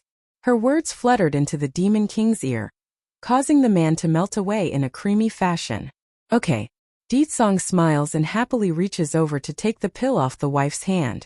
This wasn't good, not good at all for Willow. The monarch frantically ran forward in haste. Don't take the pill. Due to the nervousness of what's to come, her voice was shaky and unstable. It couldn't be helped. It was extremely hard for the woman to harm the Demon King to begin with. If Deetsong regained his strength, then she stood no chance with his guard up. Mo Xian Yen didn't react like her Shifu though, despite being restrained. Her sight had locked onto the steam bun and his face, which she promptly compared it to the man. It's then that a surge of cold frost swept up from her feet and into the lady's heart. This man has married in with children? And the son is already so big? Moxian Yan's heart shuddered at the irony she brought upon herself. But that emotion soon transformed into a bitter rage that wanted to suffocate her entire existence. If this is what it means to love someone, then I never want to fall in love in the first place. That way I wouldn't be in so much pain. Boom! In the instant that Willow rushed towards Deetsong, the man who had originally turned his back on her swung around and released a wild storm. Their powers collided violently in the air, throwing everything in their vicinity away like scraps in the wind. Deetsong's recover too. Willow got forcibly repelled back several steps from that exchange. When she looked up again to meet that seductive and handsome face, her own complexion had already gone pale. He recovered. This man, he's fully recovered. How am I going to handle this now? The others didn't miss the panting breath from the monarch's chest, but their focus couldn't leave the steambun's figure due to his appearance. This little boy looks so similar to that Sir Deetsong. It's impossible to say they're not father and son. Ha ha. Suddenly Willow bursts into a wild laugh. It's filled with self-ridicule and sarcasm like someone being shamed. For a while, the whole courtyard had fallen quiet. Deetsong. Her white dress fluttered gently with the wind as sadness surged forward on her expression. You are so cruel, what on earth can't I compare to her? Even if he loses his memory, this woman is the only one in his heart. Willow's gaze finally turned to Bai Yan to take a serious look for once. This woman is indeed very beautiful, so beautiful that even I am moved by her contour. Just like back then. Deetsong and this woman fought over and over again. Yet, no matter when or where, she's always the most glorious and shining existence. Deetsong will only have her in his eyes. The old grudge once again flashed before Willow's eyes like a film, which only made her all the sadder. I thought I could have him as long as I become more like her. But in the end, I'm only fooling myself. When did it start?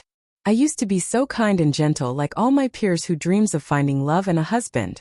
Since when did I get so absorbed in becoming like her just to win this man's heart? Am I still myself anymore? Bad woman, you can't compare to my mother, not ever. Bai Xiaoqian's small body got in front of Bai Yan and acted like a shield. His aura strong and unyielding. You don't deserve to be compared to her. Willow's fist clenched violently over that statement as her gaze shifted over from Deetsong's and onto the steambuns. She was sad before, but now it's all about rage and the desire to murder this runt. Are you Deetsong's son? She sneered and seethed with disdain. Bai Xiaoqian did not reply to her question, but instead swinged around to act all cute and innocent before Bai Yan. Mother, is this bad woman stupid? Didn't she hear me call father already? What's the point of asking me that rhetorical question? Willow almost wanted to explode there as her chest huffed and puffed from annoyance. It's bad enough she's losing face. Now she's being insulted by a runt. Deetsong's recover 3. Deetsong, I'm asking you again, are you really unwilling to marry me? Not even as a concubine? When she finally spoke, her voice weakened with a hint of pleading. Hiss! Everyone that heard this gasped in a cold shudder. They're all staring at the monarch in disbelief due to those words.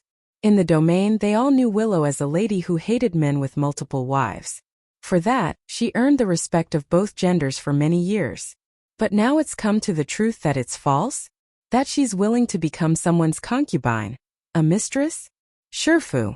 Moxian Yan's eyes widened in surprise, her body trembling as the color drained from that face. Why? Why is the Shifu who wouldn't allow me to be the man's concubine pleading to become one? My Shifu shouldn't be like this. She should have used every means to snatch Deetsong over.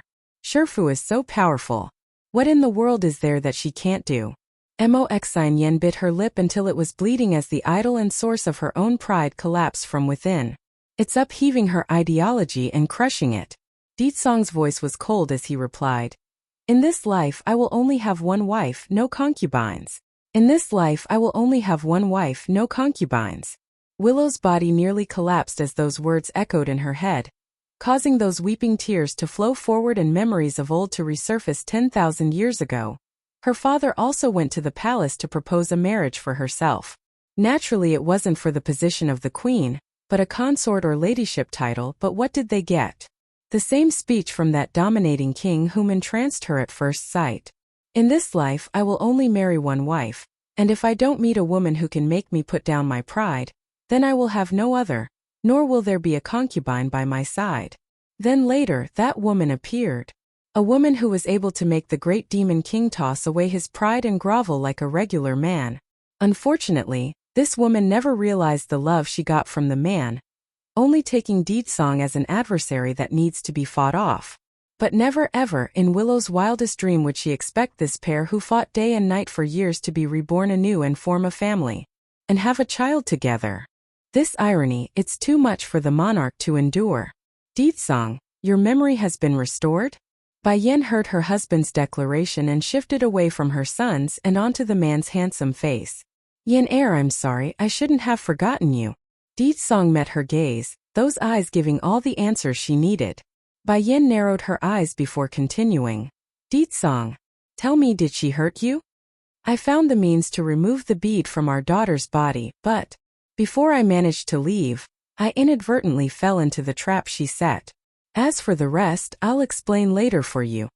The Demon King wraps his arm around the woman's shoulder before cooing into her ear. I promise you, I will never let this sort of thing happen again in the future. Deedsong's recover for. There's something Deedsong didn't say. The reason why he fell into the trap was that he saw an unexpected scene. Specifically, a woman got attacked by several enemies. Even though their faces were different, but it only took the Demon King one glance to know that the woman was none other than his wife. Aya! Disheveled in her hair, Willow's appearance was a mess by this point as she rattled her head due to the sanity leaving her mind. She's unable to accept this reality and turned red in the eye with veins popping. Deedsong, since you are so heartless towards me, then don't blame me for being unjust. No one is allowed to leave the Monarch Manor today, haha. Willow laughed wildly and caused those who heard it to shudder in cold chill. This fear was especially true for those invited to attend this wedding ceremony. They've never expected Willow to behave this way, nor for her to have this crazy side. I think the Monarch Manor's a bit turbulent today. I will bid my farewell first. A youngster who was scared out of his wits spoke first and attempted to run. This caused a chain reaction among the guests because they all felt the same way. Unfortunately, the door slammed shut with a loud bang the second they tried to move towards the exit. As I said, no one is allowed to leave the estate today. Despite the weather being a hot summer day, the guests back were shivering like they got thrust into an ice mountain. Monarch, what are you doing? We are only here to attend your marriage ceremony. When has it become a norm for the guests not to leave? Since the marriage is off, it's only proper that we made our departure. Willow sneered over that comment, her eyes pricking up in irony. In the hearts of the people, I am everyone's goddess, their faith. Why would I let any of you go after knowing so much? Whatever vileness hiding underneath was now open for everyone to see. She's a venomous snake full of jealousy that only cares about her own reputation. She may not be like this at birth, but the long years of living in seclusion within this domain had twisted her into a dark creature. No. The young man who initially wanted to leave could not stand the atmosphere anymore and cried out horror. In his panic, he smashed the door with a powerful palm strike. I'm leaving this place. I don't want to die yet. However, the door remained motionless under his assault. It's obvious the material used for the building wasn't normal. Let me out, let me out. Battle one bang. Suddenly, a force impacted the young man's back and pierced through his body. First going stiff with eyes popping in shock, the lad glances down at his chest where a giant hole was showing with blood continuously gushing out. He couldn't believe this, but belief didn't matter as the life gradually left this mortal body that went limp in the next. Everyone in attendance became horrified, but more importantly, stunned by this picture. They knew the monarch was behaving out of character compared to their expectation, but they didn't expect her to start killing everyone who came to celebrate her supposed good day. Annoying. Willow snickers disdainfully at the target of her wrath before scanning the crowd staring over with the same kind of ridiculing faces from way past. If anyone dares say another word, your ending will be just like him. Unable to speak due to the unshakable fear, the crowd surrounding the now lifeless corpse split apart to scatter. There's no longer any sort of admiration in their eyes when facing the monarch, only boundless panic. Sure. Sure, Fu. Moxin Yen was also frightened by Willow's method, so she couldn't stop stuttering when trying to complete a sentence. You shut up too. Willow's fierce gaze instantly shuts the girl's mouth up, her murderous intent radiating across the air. I will have you taste the consequences of betraying me later. Moxin Yan's body froze, her legs unable to find the strength of standing up. In her eye, this woman was no longer the same powerful and peerless teacher, but an evil and sinister being that brought fear to those who watched. Yen, you and Xiachen wait here for me. Ditsong slowly loosened the arm around his wife's shoulder and warily looked over to the monarch. The two are having a standoff. Before the playing field was uneven, but now it's settled and the true fight was about to begin. It's suffocating for those watching like they're inside a hurricane. Moxin Yen knew this was the only chance she had to flee. Before anyone noticed it, the girl had crawled away and disappeared into the back end of the estate. Ditsong, you're the one who forced me to do this. The corners of her mouth curved into a sneer as Willow's killing intent spread across the surroundings. Father, do you need me to help you? Bai Xiachen slowly stepped forward and took his spot beside the Demon King. He may be small and young, but he's already well on his way to inheriting his old man's character. Just make sure to protect your mother. Ditsong smiled indifferently and turned down the offer from his son. Don't worry, father. As long as I'm here, then no one can touch mother. I won't let a single finger touch her dress.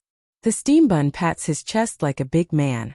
The Demon King didn't say more, only faintly smiling as he focused on dealing with the monarch who had already rushed towards their family. Battle 2. Meanwhile in the backyard, Moxin Yen was sprinting away after getting out of everyone's view when a familiar voice up ahead caught her attention. Sister Xin Yen. Speaking this was a young girl dressed in rags hiding behind a tree.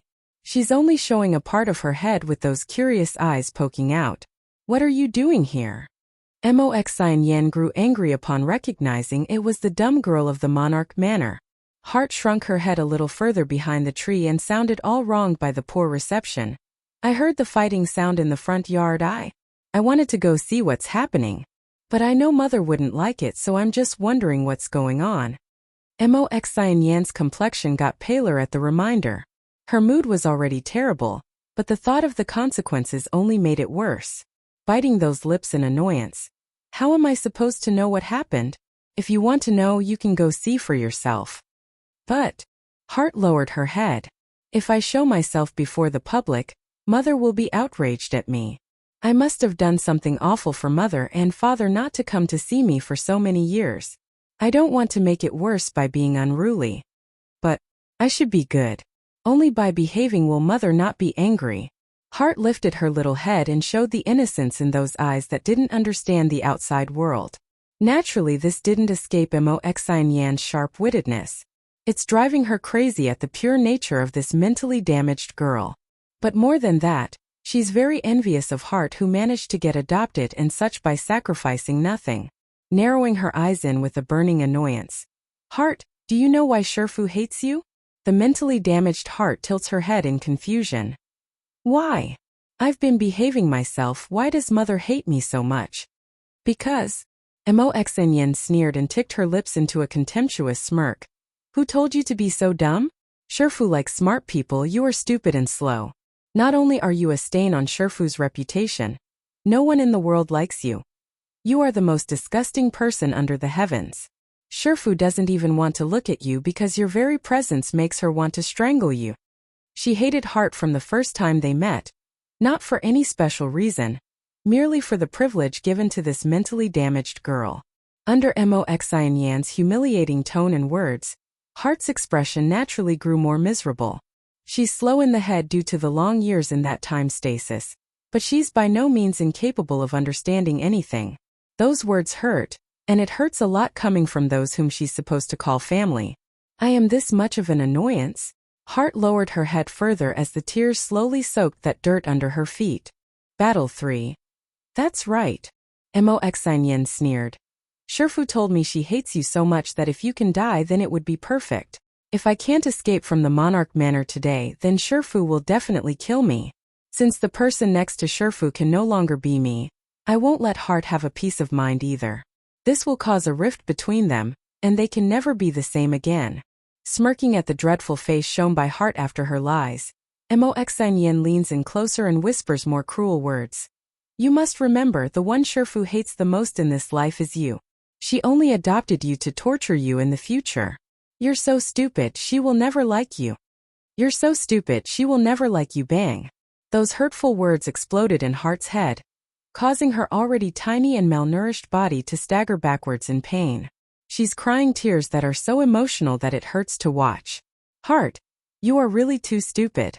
Do you think Shifu adopted you because of love? If she did, would she have allowed those servants to bully you? It's so funny watching you hoping for Shifu to look at you. Ha ha. It's so ridiculous.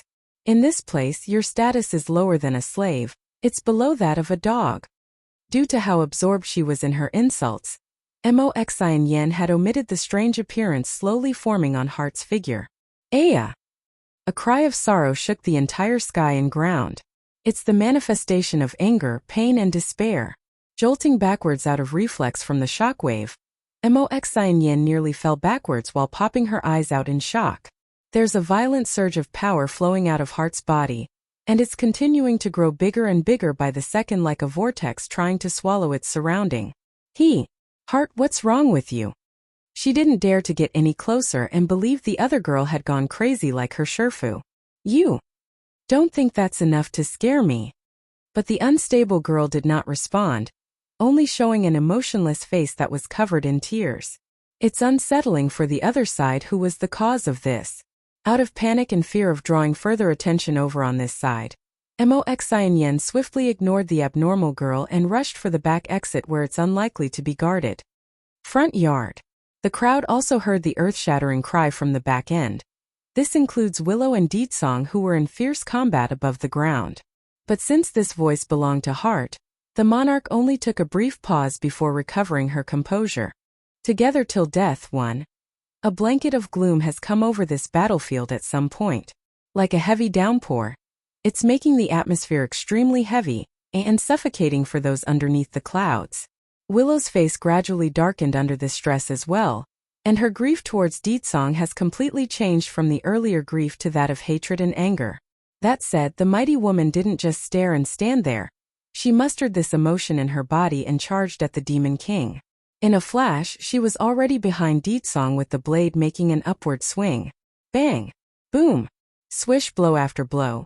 The two went back and forth with no visible advantage, with either taking the win. Ho ho! Abruptly, Willow's cynical laugh cuts in after a pause. Deetsong, it seems it will be difficult to distinguish who is stronger today, so I will settle this at another date. In an instant, the entire earth started to quake at her signal, shaking and rumbling until cracks fissured out from all directions. Deetsong could no longer care about the monarch at this sudden change in event. Hurrying over to his wife's side, the Demon King pulls Bai Yan into his arms and then grabs the steam bun by the collar to protect them both with his aura. Such a warm-sided sight deeply stung Willow's eyes, making her full of resentment. She's red in the eyes and began to laugh wildly until her voice became deafening. Ha ha ha. It doesn't matter how deeply you love today. Your love will only bring you more pain in the future. At this moment, Willow had fallen into madness, her smile crazy and fanatical. Those who came to celebrate today didn't even dare to breathe under this atmosphere. They only want to get away from the mad monarch by this point. Yet, before they could catch their breath, the ground cracked entirely and revealed the chasm underneath. It's a mouth of darkness, devouring all the unaware who didn't escape in time. In the Hell Realm, I am the goddess. Willow narrowed her eyes and made her usual cold face at Bai Yan. So I will make sure you disappear for good under my watch, ha ha ha. For any cultivator who breaks through to the Divine Lord level, they are able to create their own mini-realm, effectively making them a god in this domain. That's to say, Willow gets to control everything within this world. Even if that meant the destruction of this world, it's at her disposal, just like how that chasm devoured the attendees today. On cue, the sky as well began to warp into a wind tunnel. Whatever trees or greenery were sucked into this wormhole, and the poor animals in the endless forest were massacred without ever knowing their own fate. Worst of all, the phenomena was increasing in size and expanding across the landscape at incredible speed. Together till death too. What is happening? How did the endless forest become like this? It's like the world is coming to an end. It's over. This time our whole domain is over. Everyone who didn't get devoured by the chasm in the ground was trembling in fright. Many of them somehow found safety in a corner or clinging to a small foothold on the side. But none were faring so well if nothing changed. Endless Forest, Monarch Manor. Yenna, you and Shachin leave first. Deetsong's brows grew grim as he leaned down to kiss his wife's rosy lips. I'll be back soon. Go home? Bai Yen was stunned, and when she looked up, Deetsong had already placed a blue stone in her palm. The bead in Linger's body is called the Demon Flame Bead. It's an object that has its own will and unlikely willing to be taken out. This here is the Divine Water Stone. Only it can restrain the power of the flame bead. In addition, the existence of the demon flame bead being inside our daughter's body mustn't leak to anyone. Otherwise, disaster will befall her from every angle. Deetsong's tone was very heavy and grim. Thankfully the wind around them was strong so no one could hear their words due to how close he whispered the instruction. However, the scene nevertheless brought a sting to Willow's eye due to the intimate contact the couple shared. She's burning with jealousy in the eye and started to froth in the mouth. You two are still talking about love after reaching this point? Since I control the Hell Realm, I will send the both of you to different places, never to meet one another in this lifetime. Willow sneers derisively, her momentum growing more intense by the second. Even the clouds were swirling around her body due to the power, throwing rocks and bricks into the air into the forming hurricane. Oh. Meanwhile in the back end of the manor, Moxi and Yen, who originally wanted to sneak away from the battlefield using the opening, was suddenly thrust into a bind. There's currently a vast gaping chasm blocking her way. If she didn't stop in the nick of time, she too would have fallen into this giant hole like all the rest. Sherfu has gone crazy. She's really gone crazy. How can she do this to her own work? She created everything here. How can she destroy all that she worked for? Mother. Heart, the mentally damaged girl, raised her head in a daze at this moment, catching fleeting a glance at the monarch standing in the epicenter of this hurricane. She's so hurt from the lies that the child couldn't hold back the sorrow. Ha ha ha. For Willow, she's lost all control of her body. In her mind, there's only the stinging picture of that family of three. Deetsong.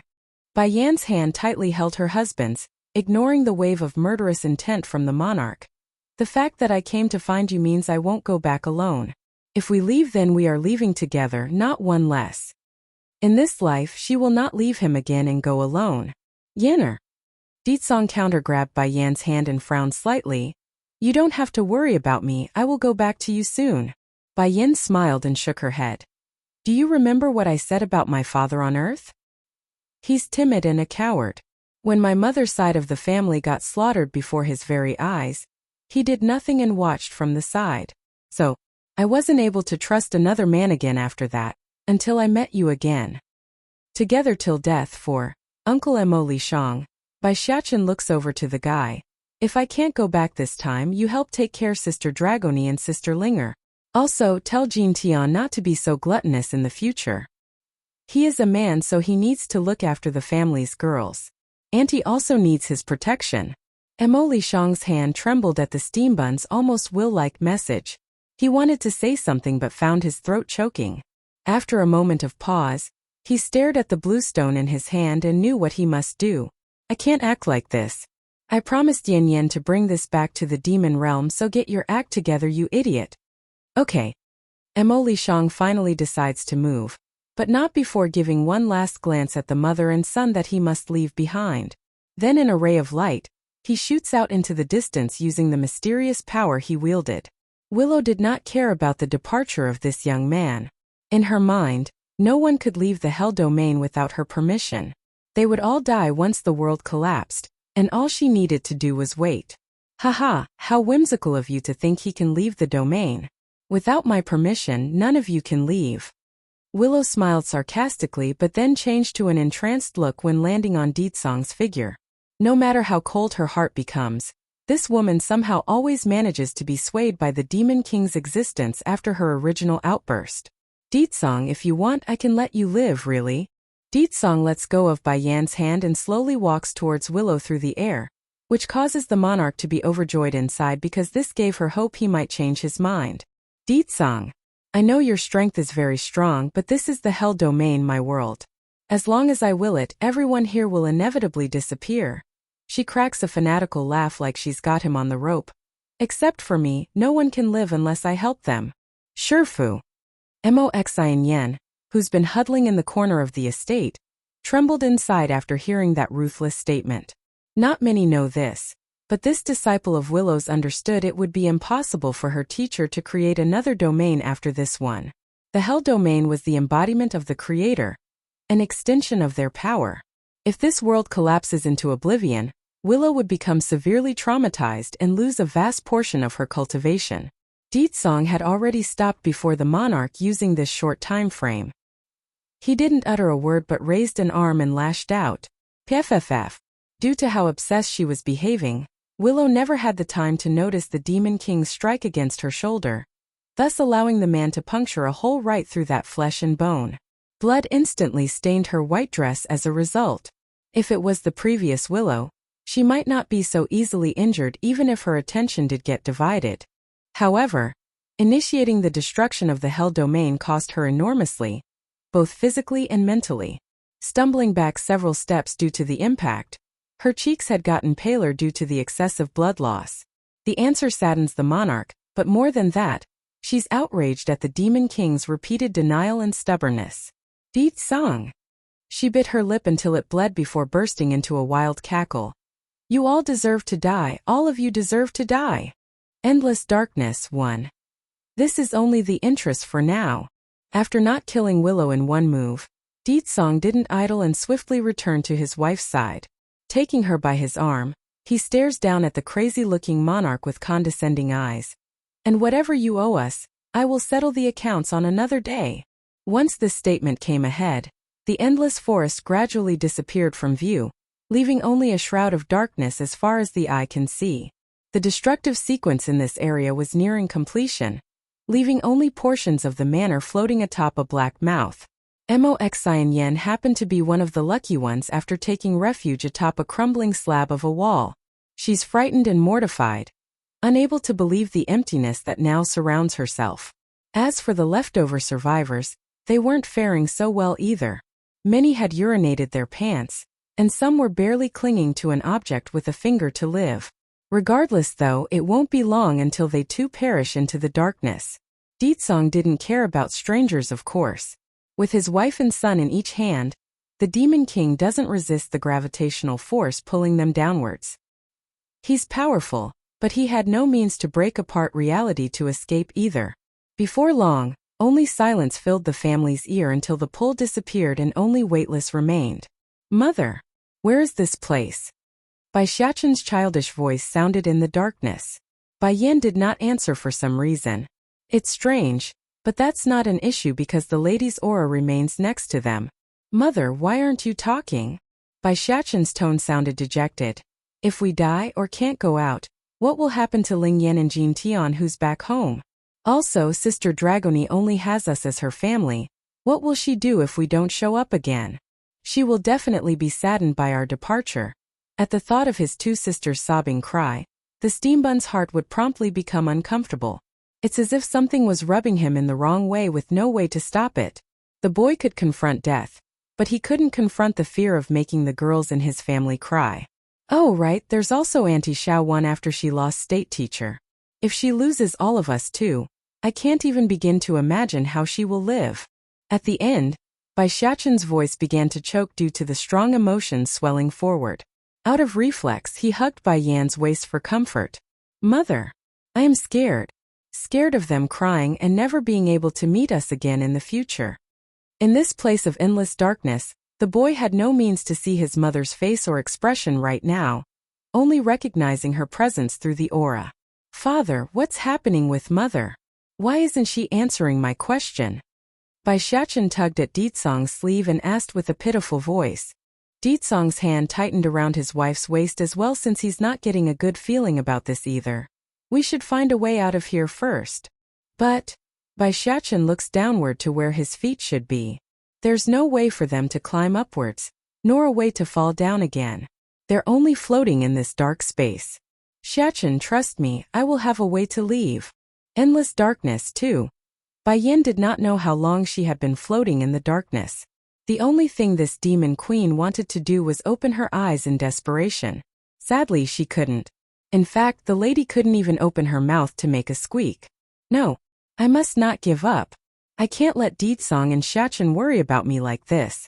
Thinking of this, Bai Yin clenched her hands into a ball until the pain gradually cleared her muddled state. She still couldn't speak or see, but having a clearer mind was better than nothing. Yinner, can you hear us? A man's muffled voice drifts over. Yes, I can hear you clearly. Bai Yin tried to shout out several times, but the voice only resonated in her heart and not outward. Yinner, whether you can hear us or not, me and Shachin will be by your side, so don't worry. I will find a way to leave this darkness. No one can trap us. Deetsong hugged her again, embracing that body so the woman wouldn't have the faintest chance of slipping away into the darkness. With a flutter of her eyelashes due to the physical contact, Bai Yin stopped struggling to open her eyes there. She may not be able to see him, but the intimacy was all the warmth she needed. Somewhere off in the bushes, Willow was covered in blood as she leaned against a tree trunk she found after her self-destructive act. In the end, I brought the destruction of the Hell Domain with my own hands. I let my anger swallow me, but it's okay. Even if I don't control a domain anymore and suffer for it, I can still rebuild. There's the demon realm. One day, I will make all of demonkind submit to me. Sure. Fu. Mo-Xian was shivering in a corner right now. Though afraid, the girl understood the only reason she's alive was that the monarch spared herself.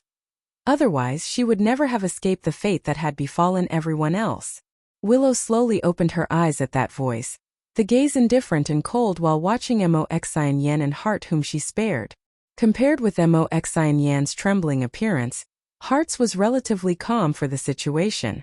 In fact, the old ignorant and innocent appearance was long gone, replaced by a squirming child that buried her head against the knee like she's locked herself off from the rest of the world. Mo-Xian, do you know you're wrong? Willow asked indifferently. Plop. Mo-Xian was so frightened that she immediately kneeled before the monarch, her face pale and panicking. Fu, I know my fault. Please forgive me for being ignorant and stupid. Slowly getting up with that condescending gaze, Willow sneered a smirk at the girl's cowardice. I said it before that you are not allowed to have ideas about him. To think you not only went after him, you also betrayed me for him? Endless Darkness 3.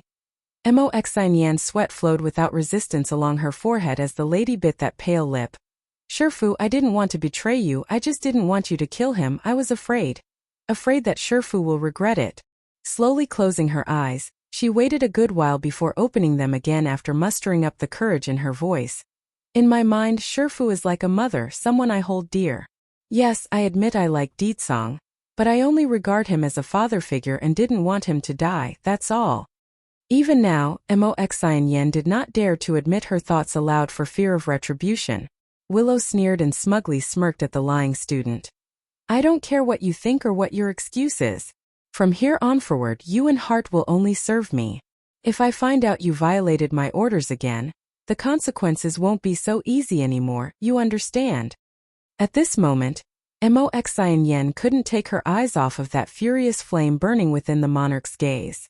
It's soul-piercing, sending her whole existence cowering with the head hanging low. Yes, Fu, your disciple understands. Get up.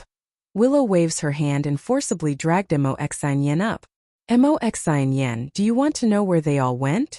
Willow narrowed her eyes at the sorry excuse of a disciple she had and asked this aloud, shaking that head without daring to look up. Your disciple don't want to know. Haha. Willow's smugness grew even bigger as she continued. The place where I pulled Heart from is a space where time stands still. In fact, it is the path separating the Hell Domain and the Demon Realm. I don't have any command over it because it belongs to a powerful person from ancient times. That individual used to have a connection with the Demon Realm and knew my father at one point. The more she spoke, the more entranced the monarch seems to be by her past memories. It's because of that connection that I overheard his conversation with my father. I learned of that space's existence and built the Hell Domain behind it, preventing anyone from crossing over, unless they want to be trapped inside. Stopping to gaze up into the pure blue sky, Willow's eyes flickered with the light of remembrance and emotion. Then later, I by pure chance found the book left by that person. There were a lot of knowledge inside the text, including the way to manipulate the space and turn it into a passage of ice and fire like you know today. It embodied my hatred for humanity. I thought that by doing so, I would be able to prevent the woman from coming to my domain in the future, but I didn't expect her to come anyways. Willow's cackling voice didn't carry any sinister note to it, but somehow it made Moxian Yen even more afraid than earlier. Xian Yen, tell me, what's so bad about your Shifu here? Why did Deedsong always refuse me? It was as so before, and it is the same now, but no matter, I don't care anymore.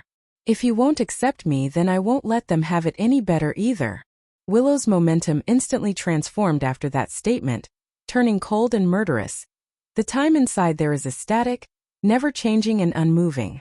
They can't cultivate or leave, forever drifting in the darkness until they rot from within. Shifu, wouldn't your decision be the same as letting them be together forever? Endless darkness for. So what?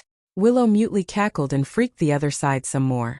They are in that place, which is equivalent to being isolated for eternity. Even if Bai Yan is still by his side, he can no longer interact with her anymore. Shifu, please don't say more, I don't want no anymore. Looking down at the ground, the Moxian Yen found her soul losing itself under this depressing reality. It's nothing like how she imagined her world to be. The Shifu she idolized was an evil villain, and the bond they built up was nothing but a fragile glass that's been shattered. Almost everything thus far was a charade, an act that had no foundation. No, you should know. Willow flicked a finger to push her disciple's chin back up so their eyes would meet. Because, if you betray me again in the future, your place will be with them inside that darkness. I will have you drift endlessly in that state, never to step outside again. That warning instantly got the girl's attention, and not in the good way. Forever drifting in the dark? This feeling. It's even more painful than killing me. Of course. Willow continues to grin with teeth baring, but unlike before, her hands were brushing the girl's hair like petting an animal.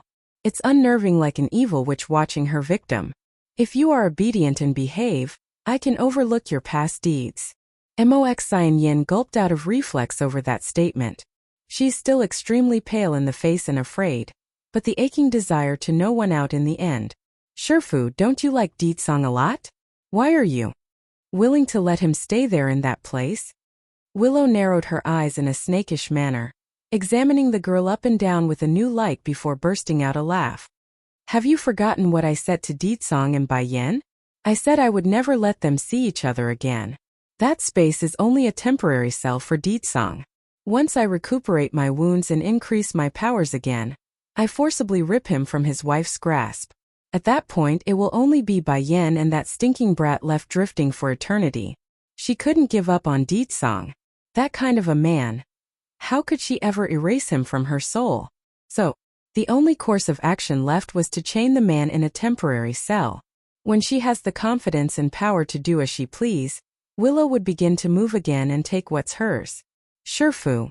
Moxian Yen pursed her lips until it hurts. I will not disobey you again. The girl's ashamed to admit it, but she's a coward. In front of her Shifu's terrifying stare, she simply didn't have any strength to resist. Not far away, Heart has been keeping her head down the entire time during the conversation. She's still traumatized from the stuff said by Moxian Yen about Willow. As such, the grief and sadness has overtaken the innocence in this poor child. She did nothing wrong in this life and never harmed a soul. But her existence was unloved and unwanted, just like an expendable object. Heart, come here. Willow's eyes glanced slightly to the side and frowned after seeing how pitiful-looking the child was behaving.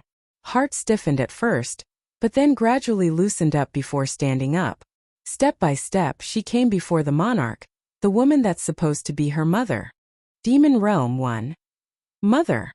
Heart's voice sounded dead and unemotional as she stared into Willow's gaze, displeased by the way her daughter spoke. You also heard what I said to Xian Yen. I will not permit betrayal. If you do, I won't let you off either. That statement brought more hurt to Heart's soul after already being traumatized. She wanted to be consoled, but it's nothing but pain. In the end, her entire body carried a shadow looming over it like some dark being has taken root. Oomph! Willow abruptly coughs out blood from her mouth there right as she's about to say more. Shifu. Mo Yan's expression went pale at that sight. Quickly running up to the monarch, an undisguised level of worry appeared in the girl's eye. Shifu, what's wrong? Your injury must not be healed yet. Sit down and rest first, I will go explore around while you do so. Dropping this, Mo Yan turned around and wanted to leave. It's just that before the girl could move, Willow's voice had come again like a banshee's whisper. Not necessary. I'll be able to recover after a break, and then we'll get out of here together.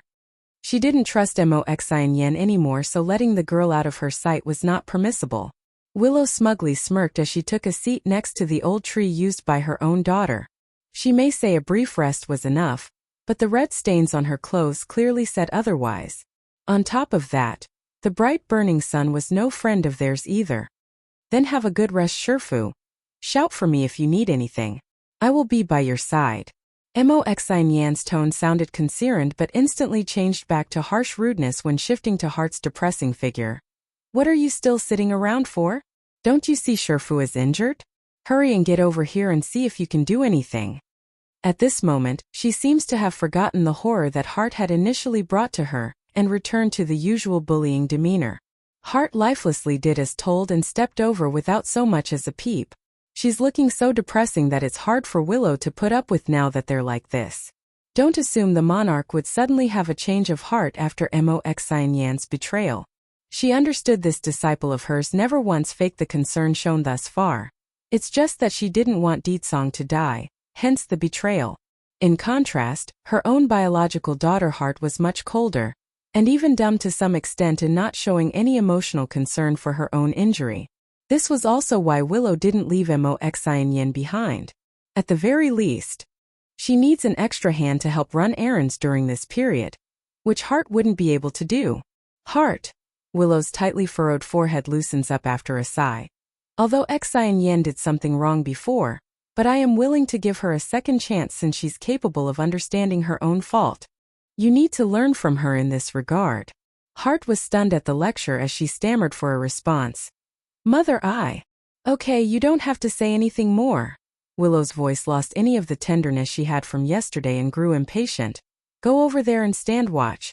I need to spend this period healing my wounds, so don't let anyone or any animal to come disturb me. Demon Realm too. Okay. Heart didn't say more and returned to the spot where she was sitting before. This time she did not hang her head down but instead began surveying the surrounding environment as told. Demon Realm. Yan sat on the edge of the demon mountain with her chin propped against her own hands, those eyes bored and longing. Suzaku, when will my mother and father come back? Now that even big brother is gone, it's only me and second brother left. The four sacred beasts were all standing behind the baby princess, and became emotionally sad over her question. There's hardly any life around the palace as of late, so it's no wonder the atmosphere was depressing. Princess, Suzaku the red flaming lady squatted down and gently hugged the baby's body. You don't have to worry, Mistress and His Majesty will return soon, and your big brother the Crown Prince already left to bring them home. It won't be long until that day comes. The consoling words didn't work. Instead of making the baby girl peach up, she hung her head again between her legs like a depressed child. Suzaku, don't lie to me. The place where my mother and father went must be very dangerous for them to not return. I know they're risking their lives for me. If only I didn't have the flame bead inside my body.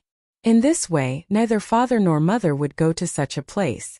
Tears slowly trickled down that cheek at the thought, causing Yan's body to shrink further into a clump of sadness. Little princess, don't you believe in your family? The young-looking teen that was Little Rice the White Tiger walked up to the girl's side and patted her shoulder. I have been following mistress and young master from the beginning. Never have I seen them fail or suffer any losses. This time will be no different, I promise you that. Looking up with a weeping face. I believe in my family, but I still feel uncomfortable inside, like they won't come back. If it wasn't for that feeling in her heart, Yan wouldn't be so sad, since it's always been like this for the baby princess. Whenever a bad omen occurs, bad things happens not long after. Suzaku, Little Rice, Black Turtle, Tsingy, can you take me to find my mother? I also want to go to where they are. The Phoenix lady's heart ached with immense pain at that request. Princess, please be good, you are still too young to go anywhere. It's not the time for you to encroach on such a journey. Little Rice also wanted to say something after that miserable plea. However, he stopped after taking notice to the flash of light shooting over from the distance. Emoli Shang? Little Rice widens his eyes at the sight of the young man that appeared. He still had a great impression of this person who they picked up below the medicine sect that day. Normally it would be a great occasion for the reunion, but this timing and location was leaving him on a wary note. Why? Did he come to the demon realm? Unlike White Tiger's perplexed thought, Suzuka's reaction was much more powerful. She's locked onto Emoli Shang's figure and clenched that face in a manner of someone on high alert. Demon Realm 3. Black Turtle, what's wrong with you? Between the entrance and the reaction of the others, Xingyi the Azure Dragon had unintentionally taken a glance to the guy who's holding his head tightly in the rear. His look was full of pain, as if some memory had been lost, unable to be recalled. Boom! Suddenly, a powerful internal explosion rocked Black Turtle's head, sending him into a stumble as he loses his balance from the shock. Then looking up, that gaze fell upon Emoli Shang's figure that made him wrinkle his brow. He's trembling all over due to the sense of familiarity he got from the series of pictures flooding into his mind. At first the scenes were vague and unrecognizable, but gradually they became clearer with each passing second. A blood-colored battlefield with two opposing forces fighting. It's here that Black Turtle stood. Sword after sword, corpse after corpse, he slayed the foes that crossed his path until a river of blood stained the dirt. He was unstoppable in this flicker of the past, however. Right when he thought the battle was coming to an end in his favor, a sword suddenly thrusts into his back and out the chest. He couldn't believe this outcome. Right when he's about to overcome the ordeal, slowly turning his head to see who dares, Black Turtle's view landed on the teenager's face whom he trusted all along. Why? Would it be him? Demon Mountain. The teenager had slowly descended to the ground by this point and stood before Suzaku. This is something Yen Yen asked me to bring to you. In the palm of the teen's hand was a blue stone that emitted a faint glow. Suzaku quivered in the lips at the recognition of this object. Her throat wanted to make a sound, but a rock had lumped itself into the vocals stop any words to come through. Suzaku, Black Turtle, what's wrong with the both of you? Little Rice scratched the back of his head and asked in a confused manner. Do you know Emoli Shang? No matter how blind one was, even the tiger boy could feel the awkward and eerie atmosphere in the air. Abruptly and out of the blue, Black Turtle attacked. Emoli Shang did not resist, nor did he try in the slightest at the impending punch to his chest. This resulted in a critical blow, blasting right into his soul to cause incredible damage. Blood slowly trickled down the corner of that lip. I'm going to kill you. Black Turtle saw red, the killing intent pouring out of those eyes as his aura enveloped the entire mountain. Suzaku was stunned by this abrupt turn of event and swiftly recalled something in the past. It's back when Black Turtle first returned to their side. The man had confided in her the reason for his death in the past, and that was a betrayal of an acquaintance they knew. Unfortunately, couldn't remember who exactly this person was, so the subject was dropped for a while until today. Emoli Shang, did you do it? Her fists clenched into a ball and an indescribable anger surged from the chest as she narrowed the gap between her face and the lad's. Did you kill Black Turtle back then? Little Rice instantly turned dumbfounded at what he heard. Emoli Shang killed Black Turtle? How can this be? Emoli Shang can be considered the younger brother of the mistress. If she learns of the murderer being him, what will mistress do? I'm not going to hurt her. Demon Realm 4. Moments later, Emoli Shang finally raised his pale face to meet Suzuka's accusing stare. I wouldn't hurt her, I would never hurt her. Ha ha ha. Suzuka laughed wildly, her voice filled with madness and anger. You said that you would not hurt mistress, but you killed Black Turtle, and he is someone precious to her, so what difference is there? Her anger had already surged out of her chest, leaving her with nothing but rage at the young teen. I can't say anything now, but know that I would never hurt her, never. That said, Emoli Shang lowers his line of sight in a manner of someone constrained. Emoli Shang. Little Rice's handsome face grew ferocious with his fangs extending out of his mouth. He wants to rip the guy apart after learning of the deception. I will only ask you this one time. Is what Suzaku said true? Did you really kill Black Turtle back then? Silence, and that's all the answer the tiger needed. Ha ha ha. Little Rice laughs wildly, the joy devoid from his voice. You claim to have lost all your memory when Mistress found you along the road, so you were deceiving us right from the beginning, and now you claim to be on her side still? Closing his eyes, a surge of regret filled the tiger's heart for being so foolish. If Mistress and Little Master finds out, they will definitely be heartbroken. Mistress trusts you so much, why do you treat her like this? I don't believe it. You couldn't have appeared before her without purpose in the first place. You killed Black Turtle once, and that's equivalent to hurting Mistress. Us four will never forgive you. Emoli Shang's body visibly shuddered. Watching the hateful eyes shot in his way, the young man's complexion grew extremely white, for he knows the future holds nothing but pain. I'm only here to give you the divine waterstone on Yin Yan's behalf. Shut up. Little Rice roars. You are not qualified to call my mistress by her name, nor are you qualified to have her trust. If I had known you betrayed her in the past, then I would have done everything to stop you from approaching us. Visibly hurt from that statement, Emoli Shang didn't back down and met the tiger boy's gaze with his own pure and untainted eyes. I didn't betray her, and I didn't take advantage of her. Little Rice sneered over that remark, not believing the other guy in the slightest. Xingyi the Azure Dragon finally grasped the situation by now. She's the one with the least information among the four of them, so her hostility didn't quite show yet. But now the dragoness was brewing up a storm around her figure. I just came to deliver the divine waterstone. Emoli Shang walked closer towards Suzaku and placed the stone into the lady's palm. I promised Yin Yan to pass this onto your hand. It can help Ling Yan. That's why he came, even if it meant exposing the past. For a promise to that woman, this young man won't regret it. Though resentful, Suzaku didn't reject the waterstone. She knows all too well the importance of this item to the princess. Heartache 1. Suzaku had great difficulty in keeping the stone from dropping out of her hand. It's not that the thing's heavy, but what it implied for taking it. A gift from an enemy, a traitor, that's what makes it so heavy. Emoli Shang, since you are done with your task, you can scram now.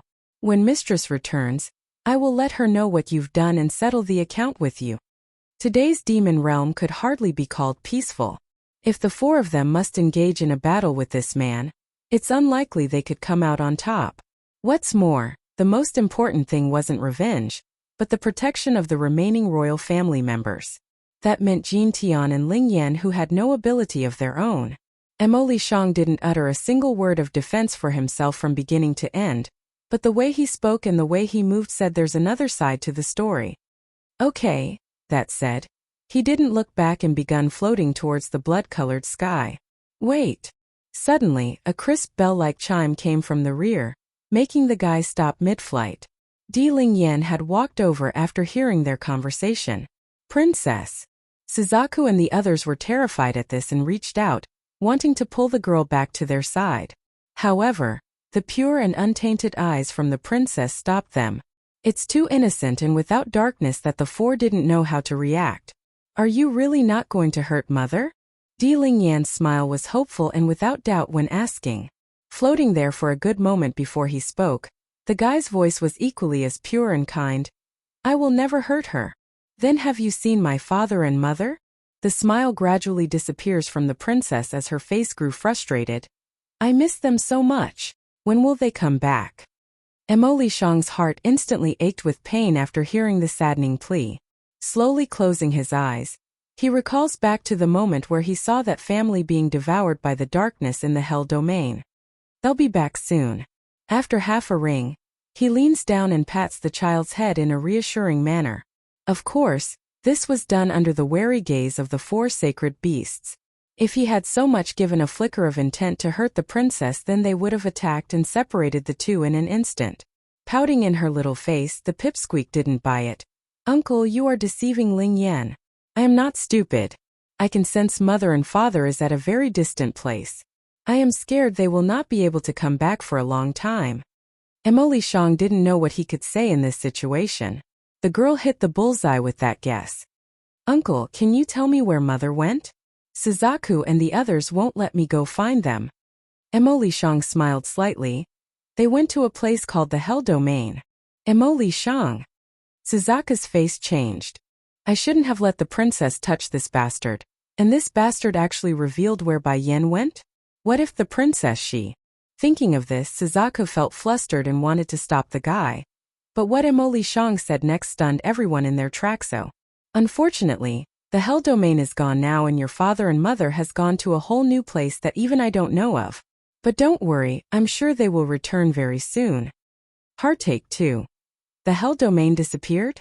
Suzaku's body grew unstable as she found it difficult to stand. There's an uncontrollable sense of panic gripping the Phoenix Lady's face. If the Hell Domain disappeared, then where did Mistress and the king go? You are lying. Little Rice roared and runs up to Emoli Shang's presence and grabbed at his collar. Emoli Shang, you are a despicable liar. You think your story can deceive us. If the Hell Domain disappeared, then why wouldn't the king and mistress come back to us? An entire domain's destruction? That's something so big that the 4 sacred beasts couldn't even begin to fathom or imagine. Emoli Shang didn't rebuke the insult. Instead, he lowered his eyes with sadness. He knew this would happen if he had spoken the truth. Not only that, the entire demon realm too would fall into shock for the next while, making the situation even more unstable. I saw it with my own eyes. The darkness swallowed the entire hell realm and no longer exists. That's why Yin Yan entrusted me with bringing back the divine water stone. She wanted to make sure her daughter is safe by suppressing the flame inside her body. His words were piercing, causing the white tiger to freeze into a statue. Did they really disappear? Little Rice's grip around the guy's collar fell apart as he trembled from the terrible news. He didn't want to believe but found no other excuse to say otherwise. You liar, you must be lying to me. You're a big liar.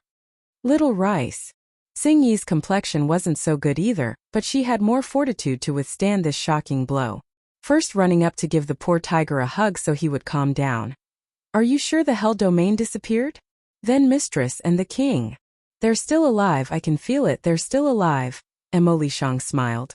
Yin Yin wouldn't die so easily, she will definitely come back. It was his belief in her that convinced him to leave that day, otherwise, he too would have stayed and refused to leave. You get lost. Black Turtle snorted coldly and wanted to punch the guy even more right now. In the future, you are not allowed to take one step into the demon realm. Otherwise, I will kill you before the day Mistress returns. He won't forgive this guy, not ever. The only reason Black Turtle's forestalling his revenge was for Bai Yan's sake. Aside from that, he would have torn the guy to shreds a million times over. Oh. Moments later, Emoli Shang finally disappeared into the horizon. Princess, Suzaku quickly rushed up to Di Lingyan and hugged the baby tightly to make sure nothing's wrong with her. That guy isn't a good person, you mustn't approach him again in the future, do you understand? Why? Di Lingyan gently purses her lips and didn't understand the reason. Isn't he a friend of mother? If he is, there might be a misunderstanding between him and Black Turtle. Heartache 4. So I can stand it.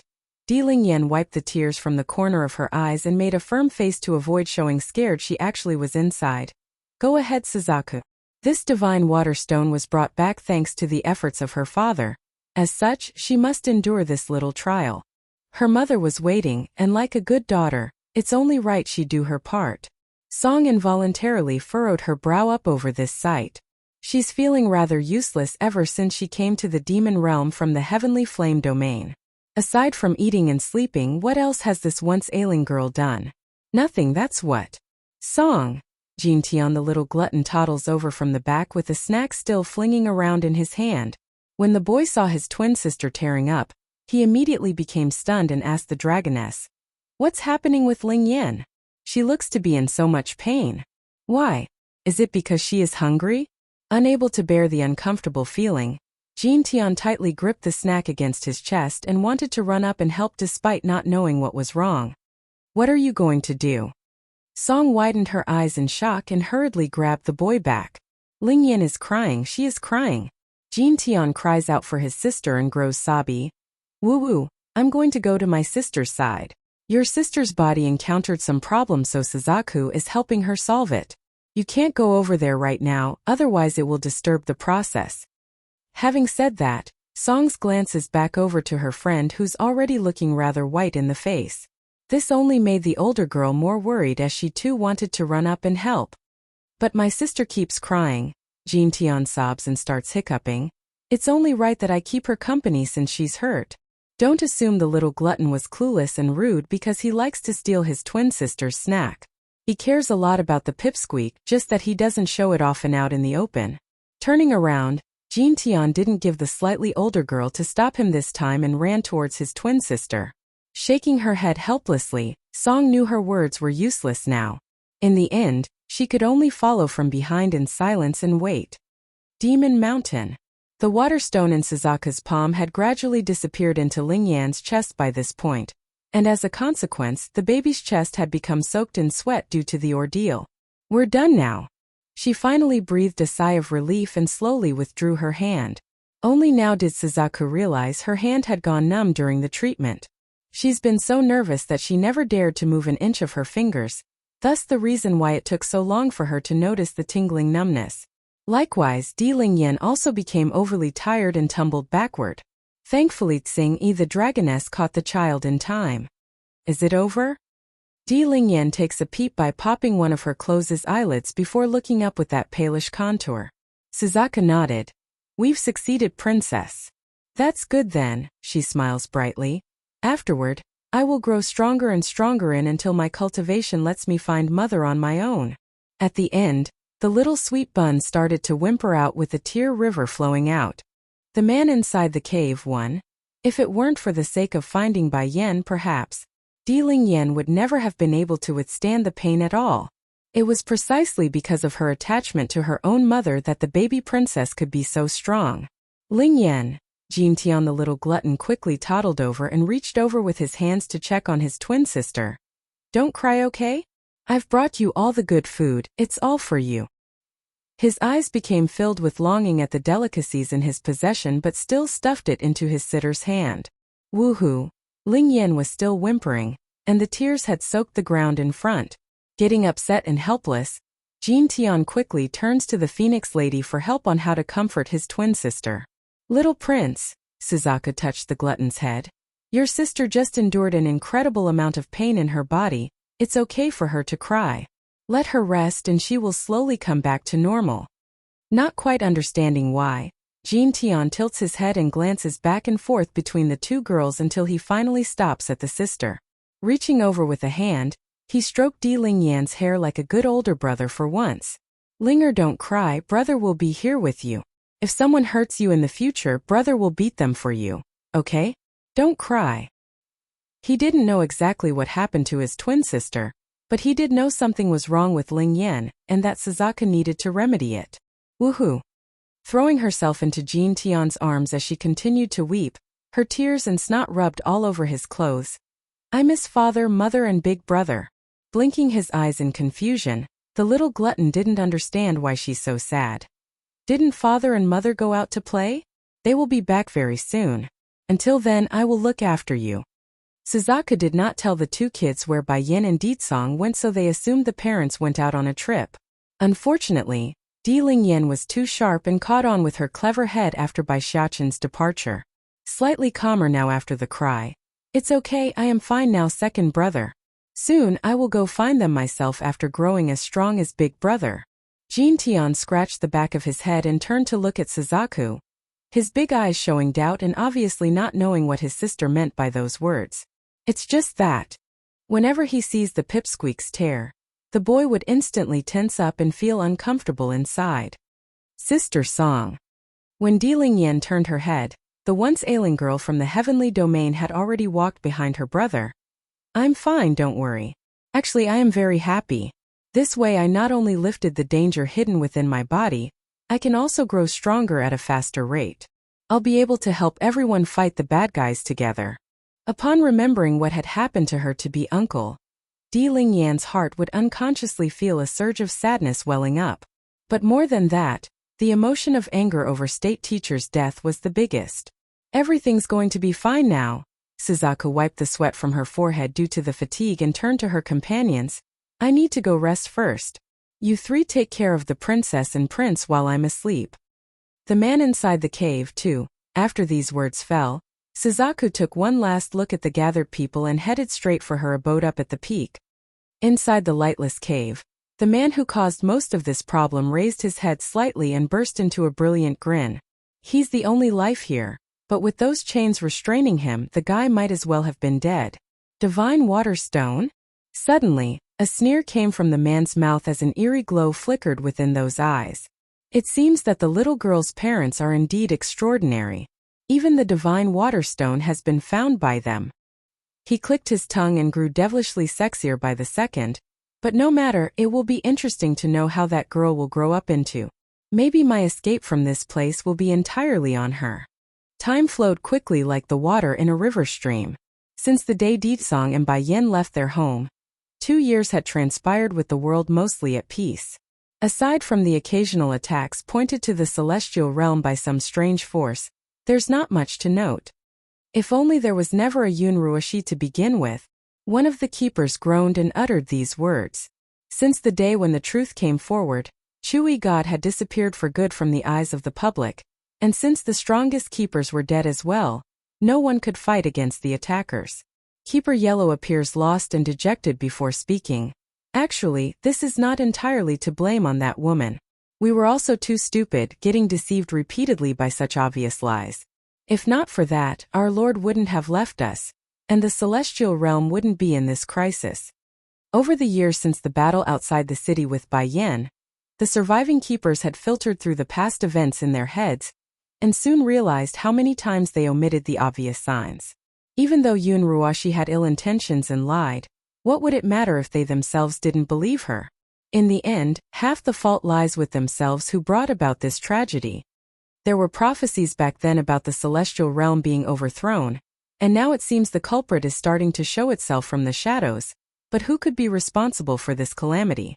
The gray-robed keeper slowly closed his eyes in frustration, that fist trembling due to their own inability. Did the celestial palace really do wrong? No, we're not wrong. We've done everything for the sake of the world, kept the peace in order. How can we be wrong? If there's one to be at fault, it would be Yun Ruoshi for her deception. She not only deceived us, she also gave Bai Yin those painful wounds. Just as Keeper Yellow was about to say something, a faint chuckle came from the front and caused them to stiffen up. It's a familiar voice whom they all recognized. Sure enough, a woman gradually materialized into existence from above. The man inside the cave 3. The woman's figure gradually descends from the air and lands before the old seniors huddling before the bonfire. She's flawless in the face without a single scar ever being there. Yun Ruoshi. The name made everyone present grit their teeth in burning hatred. It's been a long time, keepers. Yun Ruoshi snickers a smirk as she slowly came before the seniors. But it seems there are a lot less of you compared to the last time we met. What happened to Keeper Ling and Keeper Zun? Where did those two go? Let me guess, they died by Bai Yan's hand? Keeper Yellow almost couldn't breathe due to the nonchalant attitude of the old witch. In his mind, this was the greatest insult the woman could do after all the crimes she's committed thus far. If it weren't for Yunruoshi, then how could Keeper Ling and Keeper Zun die? If it weren't for Yunruo, then how could the celestial realm fall into this decrepit state? All this is due to this woman. And now she dares to hold everyone in contempt?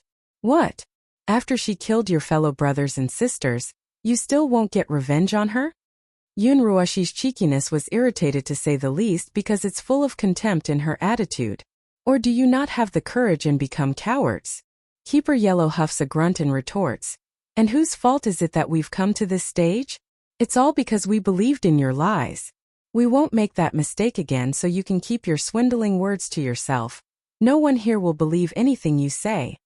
A cold glow flashed within the old witch's eye. These people don't even hate Bai Yan? If it weren't for Bai Yan, the celestial palace wouldn't suffer such catastrophic damage, nor would they be unable to return to their home. So why? Why don't they hate her? Do not pin the blame on me, Keeper Yellow. I said so before. Bai Yan's existence will bring disaster to the celestial realm. Look at how things are now. How am I wrong about her in the demon realm? Another burly-looking keeper cuts in with annoyance in his voice.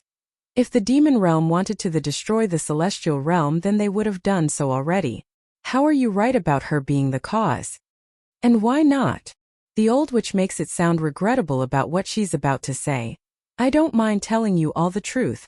The recent attacks on the celestial realm were done by my orders. I've reached the peak level of the Divine Lord level now. Even if Bai Yan and Ditsong comes here, they are no match for me anymore. Peak level of the Divine Lord? The crowd's eyes widened in shock, their gaze showing incredulous at the old witch's figure. They are well aware of Yun Ruoshi's cultivation before. Forget about the terrible speed grew at. The old witch was clearly abolished that day by Bai Yan's hand. Even if she did have talent, which she didn't, how could she revive her cultivation? On top of that, how could someone make such breakthroughs in a measly few years? So, Yun Runshi's grin deepens. The reason the celestial realm will have such an end is all because of Bai Yan. If not for her, you keepers wouldn't be faced with such a misfortune, and without her, I wouldn't come to the point of wanting to destroy this realm. This is all because of her. She's the cause of all this, ha ha ha. She laughed wildly as if her logic was the perfect way of interpreting the crime she committed. The man inside the cave for Yun Ruoshi, you are crazy. This woman has completely gone insane with jealousy. I'm not crazy. Yun Ruoshi regained control of her laugh and turned it into hatred in those eyes. I am just stating a fact. If the celestial realm is destroyed, there is only one person you can hate, and that is Bai Yan. She is the sinner for eternity and should go down in history with infamy. Keeper Yellow and the others couldn't take this madness and distanced themselves from the old witch. It's too overwhelming. If they didn't do this, the keepers feared they might get infected at this rate. Keeper Yellow, tell me, where did that crazy old coot run off to? She coldly asks. You mean Bai Zine? Keeper Yellow frowned. Yes, in this celestial realm, he is the only one Bai Yin cares about. I will make her feel regret and misery for the rest of her remaining life. Yun Ruoshi gritted her teeth to the point it's making a grating sound. If it weren't for the monarch not letting her go to the demon realm, the old witch would have already gone to the demon realm and settled the score with the demon queen. Bai Zine disappeared after the events of that year, so I don't know where he went. Keeper Yellow smirks derisively. If you want to find him, then I'm afraid that's not possible. He is unlikely to be in the celestial realm anymore. And the world is so big, who knows where he went? Yun Ruoshi's eyes flashed a cold glow as she pinned the keeper with her gaze. You really don't know where that crazy old man went? Bai Yan's adopted grandfather always looked down at her before he went crazy, and no matter how hard the old witch tried to become the man's apprentice, he would refuse. As the strongest keeper back in the day, such a rejection was equivalent to a death sentence for Yun Ruoshi since it proved her talent to be inferior. Ho ho! The burly keeper sneered. That old coot hates the celestial palace to the core. Do you think he would tell us about his whereabouts? Yun Ruoshi, you can stop trying to swindle us. None of us holds any grudge towards Bai Yan, only regret for what we've done. If you are her enemy, you will definitely face a fate more miserable than death. Ha ha ha. After Yun Ruoshi heard this, she couldn't help but laugh wildly. It's filled with disdain and ridicule. I remember that before Bai Yan's strength had just broken through to the Divine Lord level, and now it's only been 2 years. You think she can reach the same height as I? I'm already at the peak of this world, why would I fear anyone? So, why do you people still think I'm going to lose to Bai Yan? Yun Ruoshi admits, with the backing of Heavenly Flame and Ditsong, she's no match for the three combined. However, once those two men are out of the equation, who could protect that woman anymore? The old burly keeper sneered again and didn't bother arguing. He doesn't know what happens to give the old witch this incredible power, but experience has told him. Even if Yun Ruoshi continues to grow, she would never defeat Bai Yan. That person always returns stronger, no matter the foe. 2 years, 1. I didn't come here today to kill you, Yellow. I want you to watch the collapse of the celestial realm and die in despair. The corner of Yun Ruoshi's lips ticked upwards into a provoking curvature that left others grinding their teeth. Her very existence was annoying, but none could do anything to her at this point. Don't hate me. If you want to hate, then hate Bai Yan. From now on, I will have the celestial realm cease to exist. Every time Yun Ruoshi said one more word, Keeper Yellow and the others' hearts would shudder some more. Nevertheless, they understood the woman now stood at a height they could never reach or drag back down. You will not have a good ending, Yun Ruoshi. You are Bai Yan's enemy, and your fate will not be any better than ours."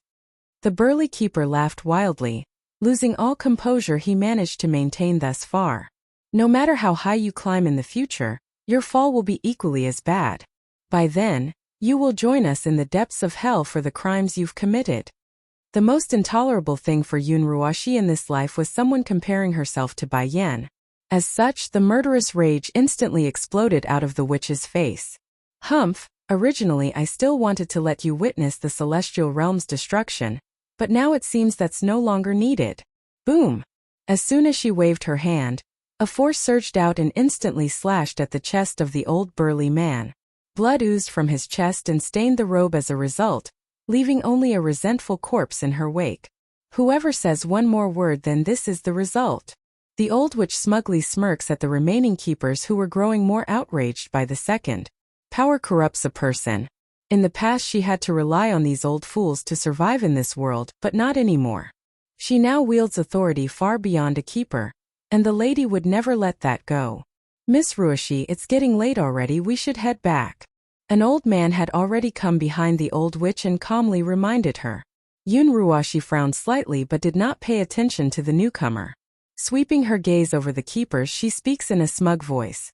"Of course, out of consideration for the years of friendship we had, I'm willing to offer a path to salvation. As long as you kneel and beg me, I will overlook today's transgression and let you serve by my side. Dream on." Keeper Yellow's eyes erupted with rage and hate. Yun Ruoshi cackled maliciously. "Then don't blame me for being ruthless, I have already given you all the chance. Elder Wu, let's go. These fools can rot in this place along with the rest of the celestial realm." Once alone again. "Keeper Yellow, what should we do now?" the other keepers timidly asks with nervousness. Closing his eyes for a moment, Yellow inhales deeply before answering. "No matter what, the denizens of the celestial realm will never succumb to her tyranny." 2 years, too. In a sea of flowers hidden away at an isolated area of the Frost domain, the ruler stared deeply into the horizon due to the thoughts running through his head. "Willow, if I hadn't left your side back then, perhaps you wouldn't have died. I will get revenge on those who caused your death. They will pay dearly for what they've done." Closing his eyes, the girl's pretty and delicate smile surfaces in his mind like a vivid scene from the movies, causing that heart to stir wildly in love. 10,000 years. She has been gone for 10,000 years, and in those 10,000 years I can never forget you. Once I leave this domain, I will make them all pay. With that thought in mind, the man shot open his eyes and plucked a flower from the ground. Taking a whiff, he began to imagine that wondrous love he so dearly desired to be at his side again. He couldn't help but smile again at those happy memories of his youth. "Willow, if you really like Deetsong, then I will bring his body to your tombstone. He can accompany you that way for what he's done. I've sworn to always hold you dearest to my heart, so even if it means putting that scum next to you, I won't mind." Even if he loves Willow deeply, the guy's willing to fulfill her desires regardless of what they are, even if that meant hurting himself in the process. Who? Suddenly, a movement from the rear caused him to lapse back to reality. In a flash, he reappears in front of the intruder. Yun Ruoshi naturally froze, her complexion pale and shocked at the sudden interaction. "Monarch!" Monarch Frost's eyes got cold and fierce, scraping against the woman's nerve with every prolonged second of this intimating glare. "Who allowed you to enter this place?" He growls menacingly. "Yun Ruoshi, it seems you are getting overly confident due to me spoiling your antics. Now you dare ignore my commands as well?" Yun Ruoshi's body visibly shivered over that statement, her head shrinking in fear. "Monarch, I just..." In the woman's mind, her existence must be special in the eye of the monarch. After all, not only did he save her and help boost her powers to this new height, the guy also allowed her to return to the celestial realm. But now, that statement had entirely shattered the illusion. Just. Frost's momentum grew even more fierce, causing a storm to form overhead. "Just what? This garden is forbidden to everyone. The mere fact that you came in here is a crime. Your very existence is polluting the same air my precious Willow is in." Willow? Yun Ruoshi's heart felt stung after hearing that name again. She's tearing up and felt miserable at being second fiddle to this name. "So this garden is meant for that Willow?" she murmurs, the resentment hidden underneath the weeping sob. My Willow is the most outstanding woman under the heavens. Not only this garden but the entire domain was created for her sake. I created this world for her. Frost's voice grew cold and frightening. Do you know why I am reluctant to destroy the domain and leave? It's these flowers. They were all personally planted by my precious Willow. Even her final resting place is here. 2 years 3. Every word from the man came down with a hammer, causing immense pain and damage to that soul of this old witch. Then monarch, what am I to you? Yunruoshi asks, her eyes growing grimmer by the second. You. Frost brought a finger up to the woman's chin to raise her line of sight up to his own. You are not even worth cleaning her shoes. If you obey and remain in the estate, then I won't mind giving you all the indulgences of the world. But you never should have come into the flower garden. I won't let anyone insult my Willow. Due to the strength used by the man, the pain had started to grow on her, which in kind made the tears and emotions flow out. Bang! Without indication, Frost flicked his raised hand and blew the woman off until she crashed and landed onto a path outside the garden. All of this never once damaged the flowers here, showing how much this place represented in the man's heart. Monarch? Raising her head, the old witch wanted to beg for mercy until she saw that threatening man drawing closer and closer. Out of panic, she squirmed backward out of reflex. Yunruoshi, you deserve to die for your sins. Rumble. Frost moved again, sending a force so strong this time that it made the old witch shoot out a stream of blood in her wake from the impact. I know my fault, I really know my fault. Please monarch, please forgive me this one time. I won't ever dare again. There's no illusion the man would kill her. Those murderous eyes are too real without a hint of fogginess in them. Unfazed by the pleading, Frost grabbed the wretched woman off from the dirt by the collar and raised her up to eye level. Yunruoshi, everything you have today is given by me. If I can bestow upon the strength you have, then I can take it away equally as easy. Do not test me. I won't mind returning you to the past and personally handing you over to the demon realm. I'm sure they would love to get their hands on you. If it weren't for the celestial heart, he never would have kept this woman alive. After all, anyone who dares to intrude upon his precious flower garden doesn't deserve to exist. Yunruoshi bit her lip so tightly there that it started to bleed. She's resentful but fearful at the same time, the latter being the dominant emotion. Returning to the past was something she could never afford. Also, don't be delusional and compare yourself with my Willow. The man seemingly brought up the picture of that bright and delicate woman again in his mind, thus causing his stern expression to soften up. She is different from you. Your kindness is a disguise, while her good is true and genuine. I once saw her risk her own life to save a pup. In that moment, that smile was so bright and beautiful that I could never forget. I swore from that day forward I would safeguard that light. 2 years 4. Before encountering Willow, Frost never thought he would fall in love with a woman at first sight. Unfortunately, the woman he likes only has an eye for another man. He wants to protect her smile and happiness, and he wants to help her get the man. Unexpectedly, their plan failed, and Willow ended up getting drunk and sleeping with him. If Willow didn't take the initiative, then Frost wouldn't have violated her. But as a normal man, how could he control that desire in the face of his love? So that's why things that shouldn't have occurred happened. Frost closed his eyes, and what came to his mind at this moment was the figure of Willow angrily departing. Back then, he tried to step forward and pull her into his arms to stop it, but in the end, he couldn't do it and allowed that tragedy to transpire. It's their last and final farewell. When he opened his eyes again, Frost's killing intent had now grown so intense that it's manifested into a cold glint. Monarch, I really know I'm wrong. I won't dare to do it again. Yunruoshi's little face had gone deathly white, the fear fully apparent in that trembling voice. In the past 2 years, the old witch never truly got over Chewy God.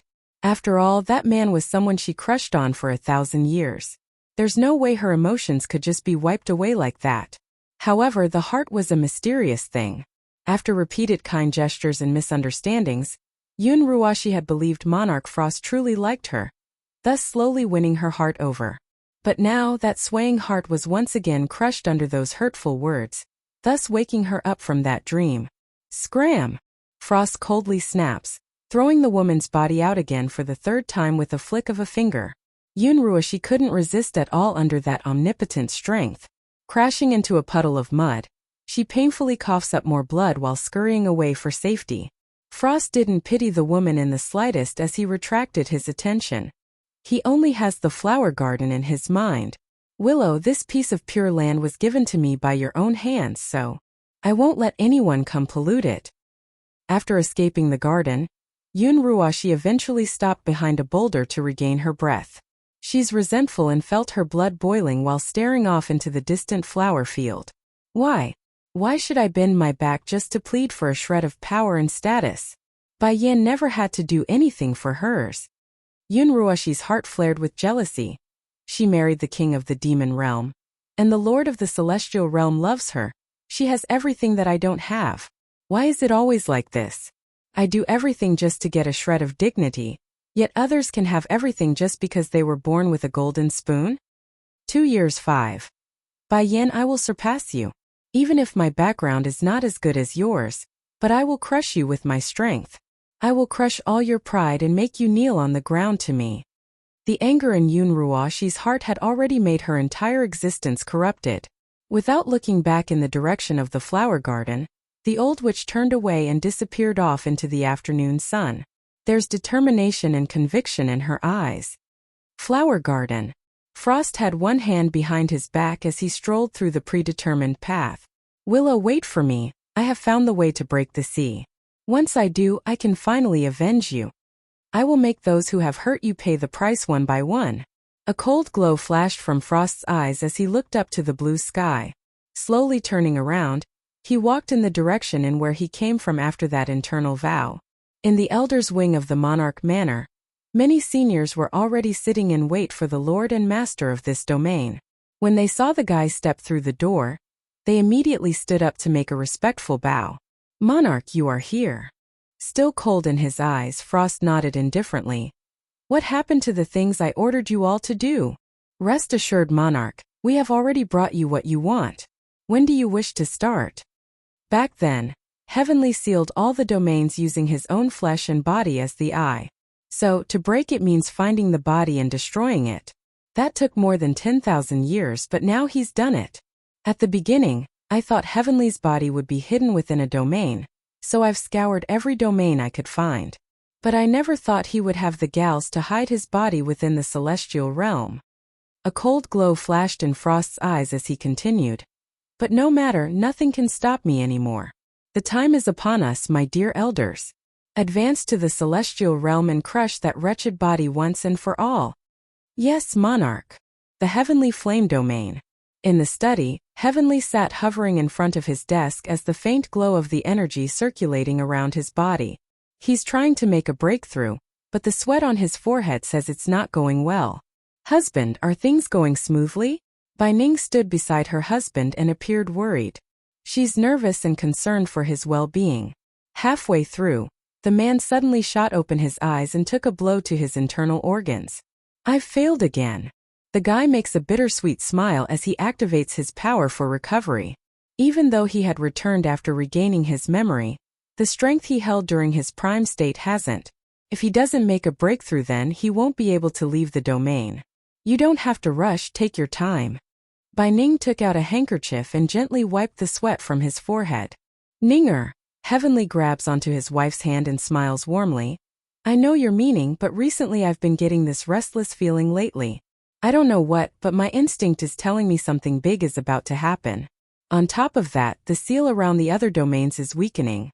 If I don't improve my powers soon, something terrible might happen. 2 years 6. He only needed 1 foot into the next stage to enter the true celestial level. At that point, the seal he created would be useless and could no longer trap him. Yunfeng, is there something you're not telling me? Bai Ning's eyebrows slightly furrowed as she questioned her husband. When I sealed all the major domains, I used my body as the medium. That's why I never told you or Yenner. As long as those people find my previous body, they will be able to break the seal. Heavenly's face grew grim after bringing up the topic. It's a shame, my powers were limited back then, so the best I could do was seal those monarchs. The sealing technique he knew 10,000 years ago was an incomplete product. It's only capable of sealing certain individuals' soul. That's to say, he sealed the monarchs and nothing more. To achieve such a feat, he had fought against every monarch he knew to collect a part of their souls. Then by infusing that fragment into his own body, the guy created a perennial spell that's tuned specifically to those monarchs. As for the rest of the population in the domains, they're unrelated, hence their ability to leave and enter as they pleased. Likewise, the seal also affects Heavenly himself since his body acted as the eye for the spell. If he had forcibly shattered the spell using brute strength right now, who would defend the main worlds? He's not a true celestial anymore. That meant the monarchs would go on a rampage like in the past. Bai Ning's face turned pale. You mean if those people managed to find your former body, then they would be able to break the seal? Yes, said Heavenly with a bittersweet smile. To hide my flesh back then, I deliberately hid it at a corner of the celestial realm. But after so long, even I don't know where my former body is anymore. Yunfeng, Bai Ning nervously grasped onto the man's sleeve as the pacing of her breath grew faster. Does this mean Yenner and Ditsong will be in trouble if those people can leave the domains? She hadn't forgotten their daughter also had enemies in the domains. If those monarchs could escape the seal and come out, the consequences would be dire. I'm leaving the domain. Bai Ning bit her lip so hard that it made her bleed. Tell me the place you hid your body. Even if the landscape changed, I will at least have a head start before the enemy makes a move. I won't let them break the seal. Ninger, it's too dangerous. Heavenly's heart trembled, and he quickly grabbed Bai Ning's hand to stop her. Even if you do manage to learn of my former body's whereabouts, you alone can't do anything. The number of monarchs back then may not be large, but there were many of their subordinates who were close to that level in the past. Those unrestricted by the seal will surely come in force and easily overwhelm you. It will be you up against tens of thousands of foes. Absolute strength was a must in enforcing law and order, but the weak also had their advantages in numbers. It's also the reason why the guy went after the heads instead of the entire body of the beast. 2 years, 7. I can't care about those details. Yunfeng, Yenner is my life. I can't let her be in danger. Bai Ning's eyes flickered with determination. Besides, you said so yourself, those monarchs aren't able to leave the domains. If it's just their subordinates, I have full confidence in overcoming any hurdle. I will not let them threaten our daughter. As a mother, the safety of her child always stood at first place. Heavenly tightly held grip around his wife's hand gradually loosened. All right, I can agree to let you go, but I also have a request. You must bring the masters here with you. Bai Ning made a shocked face.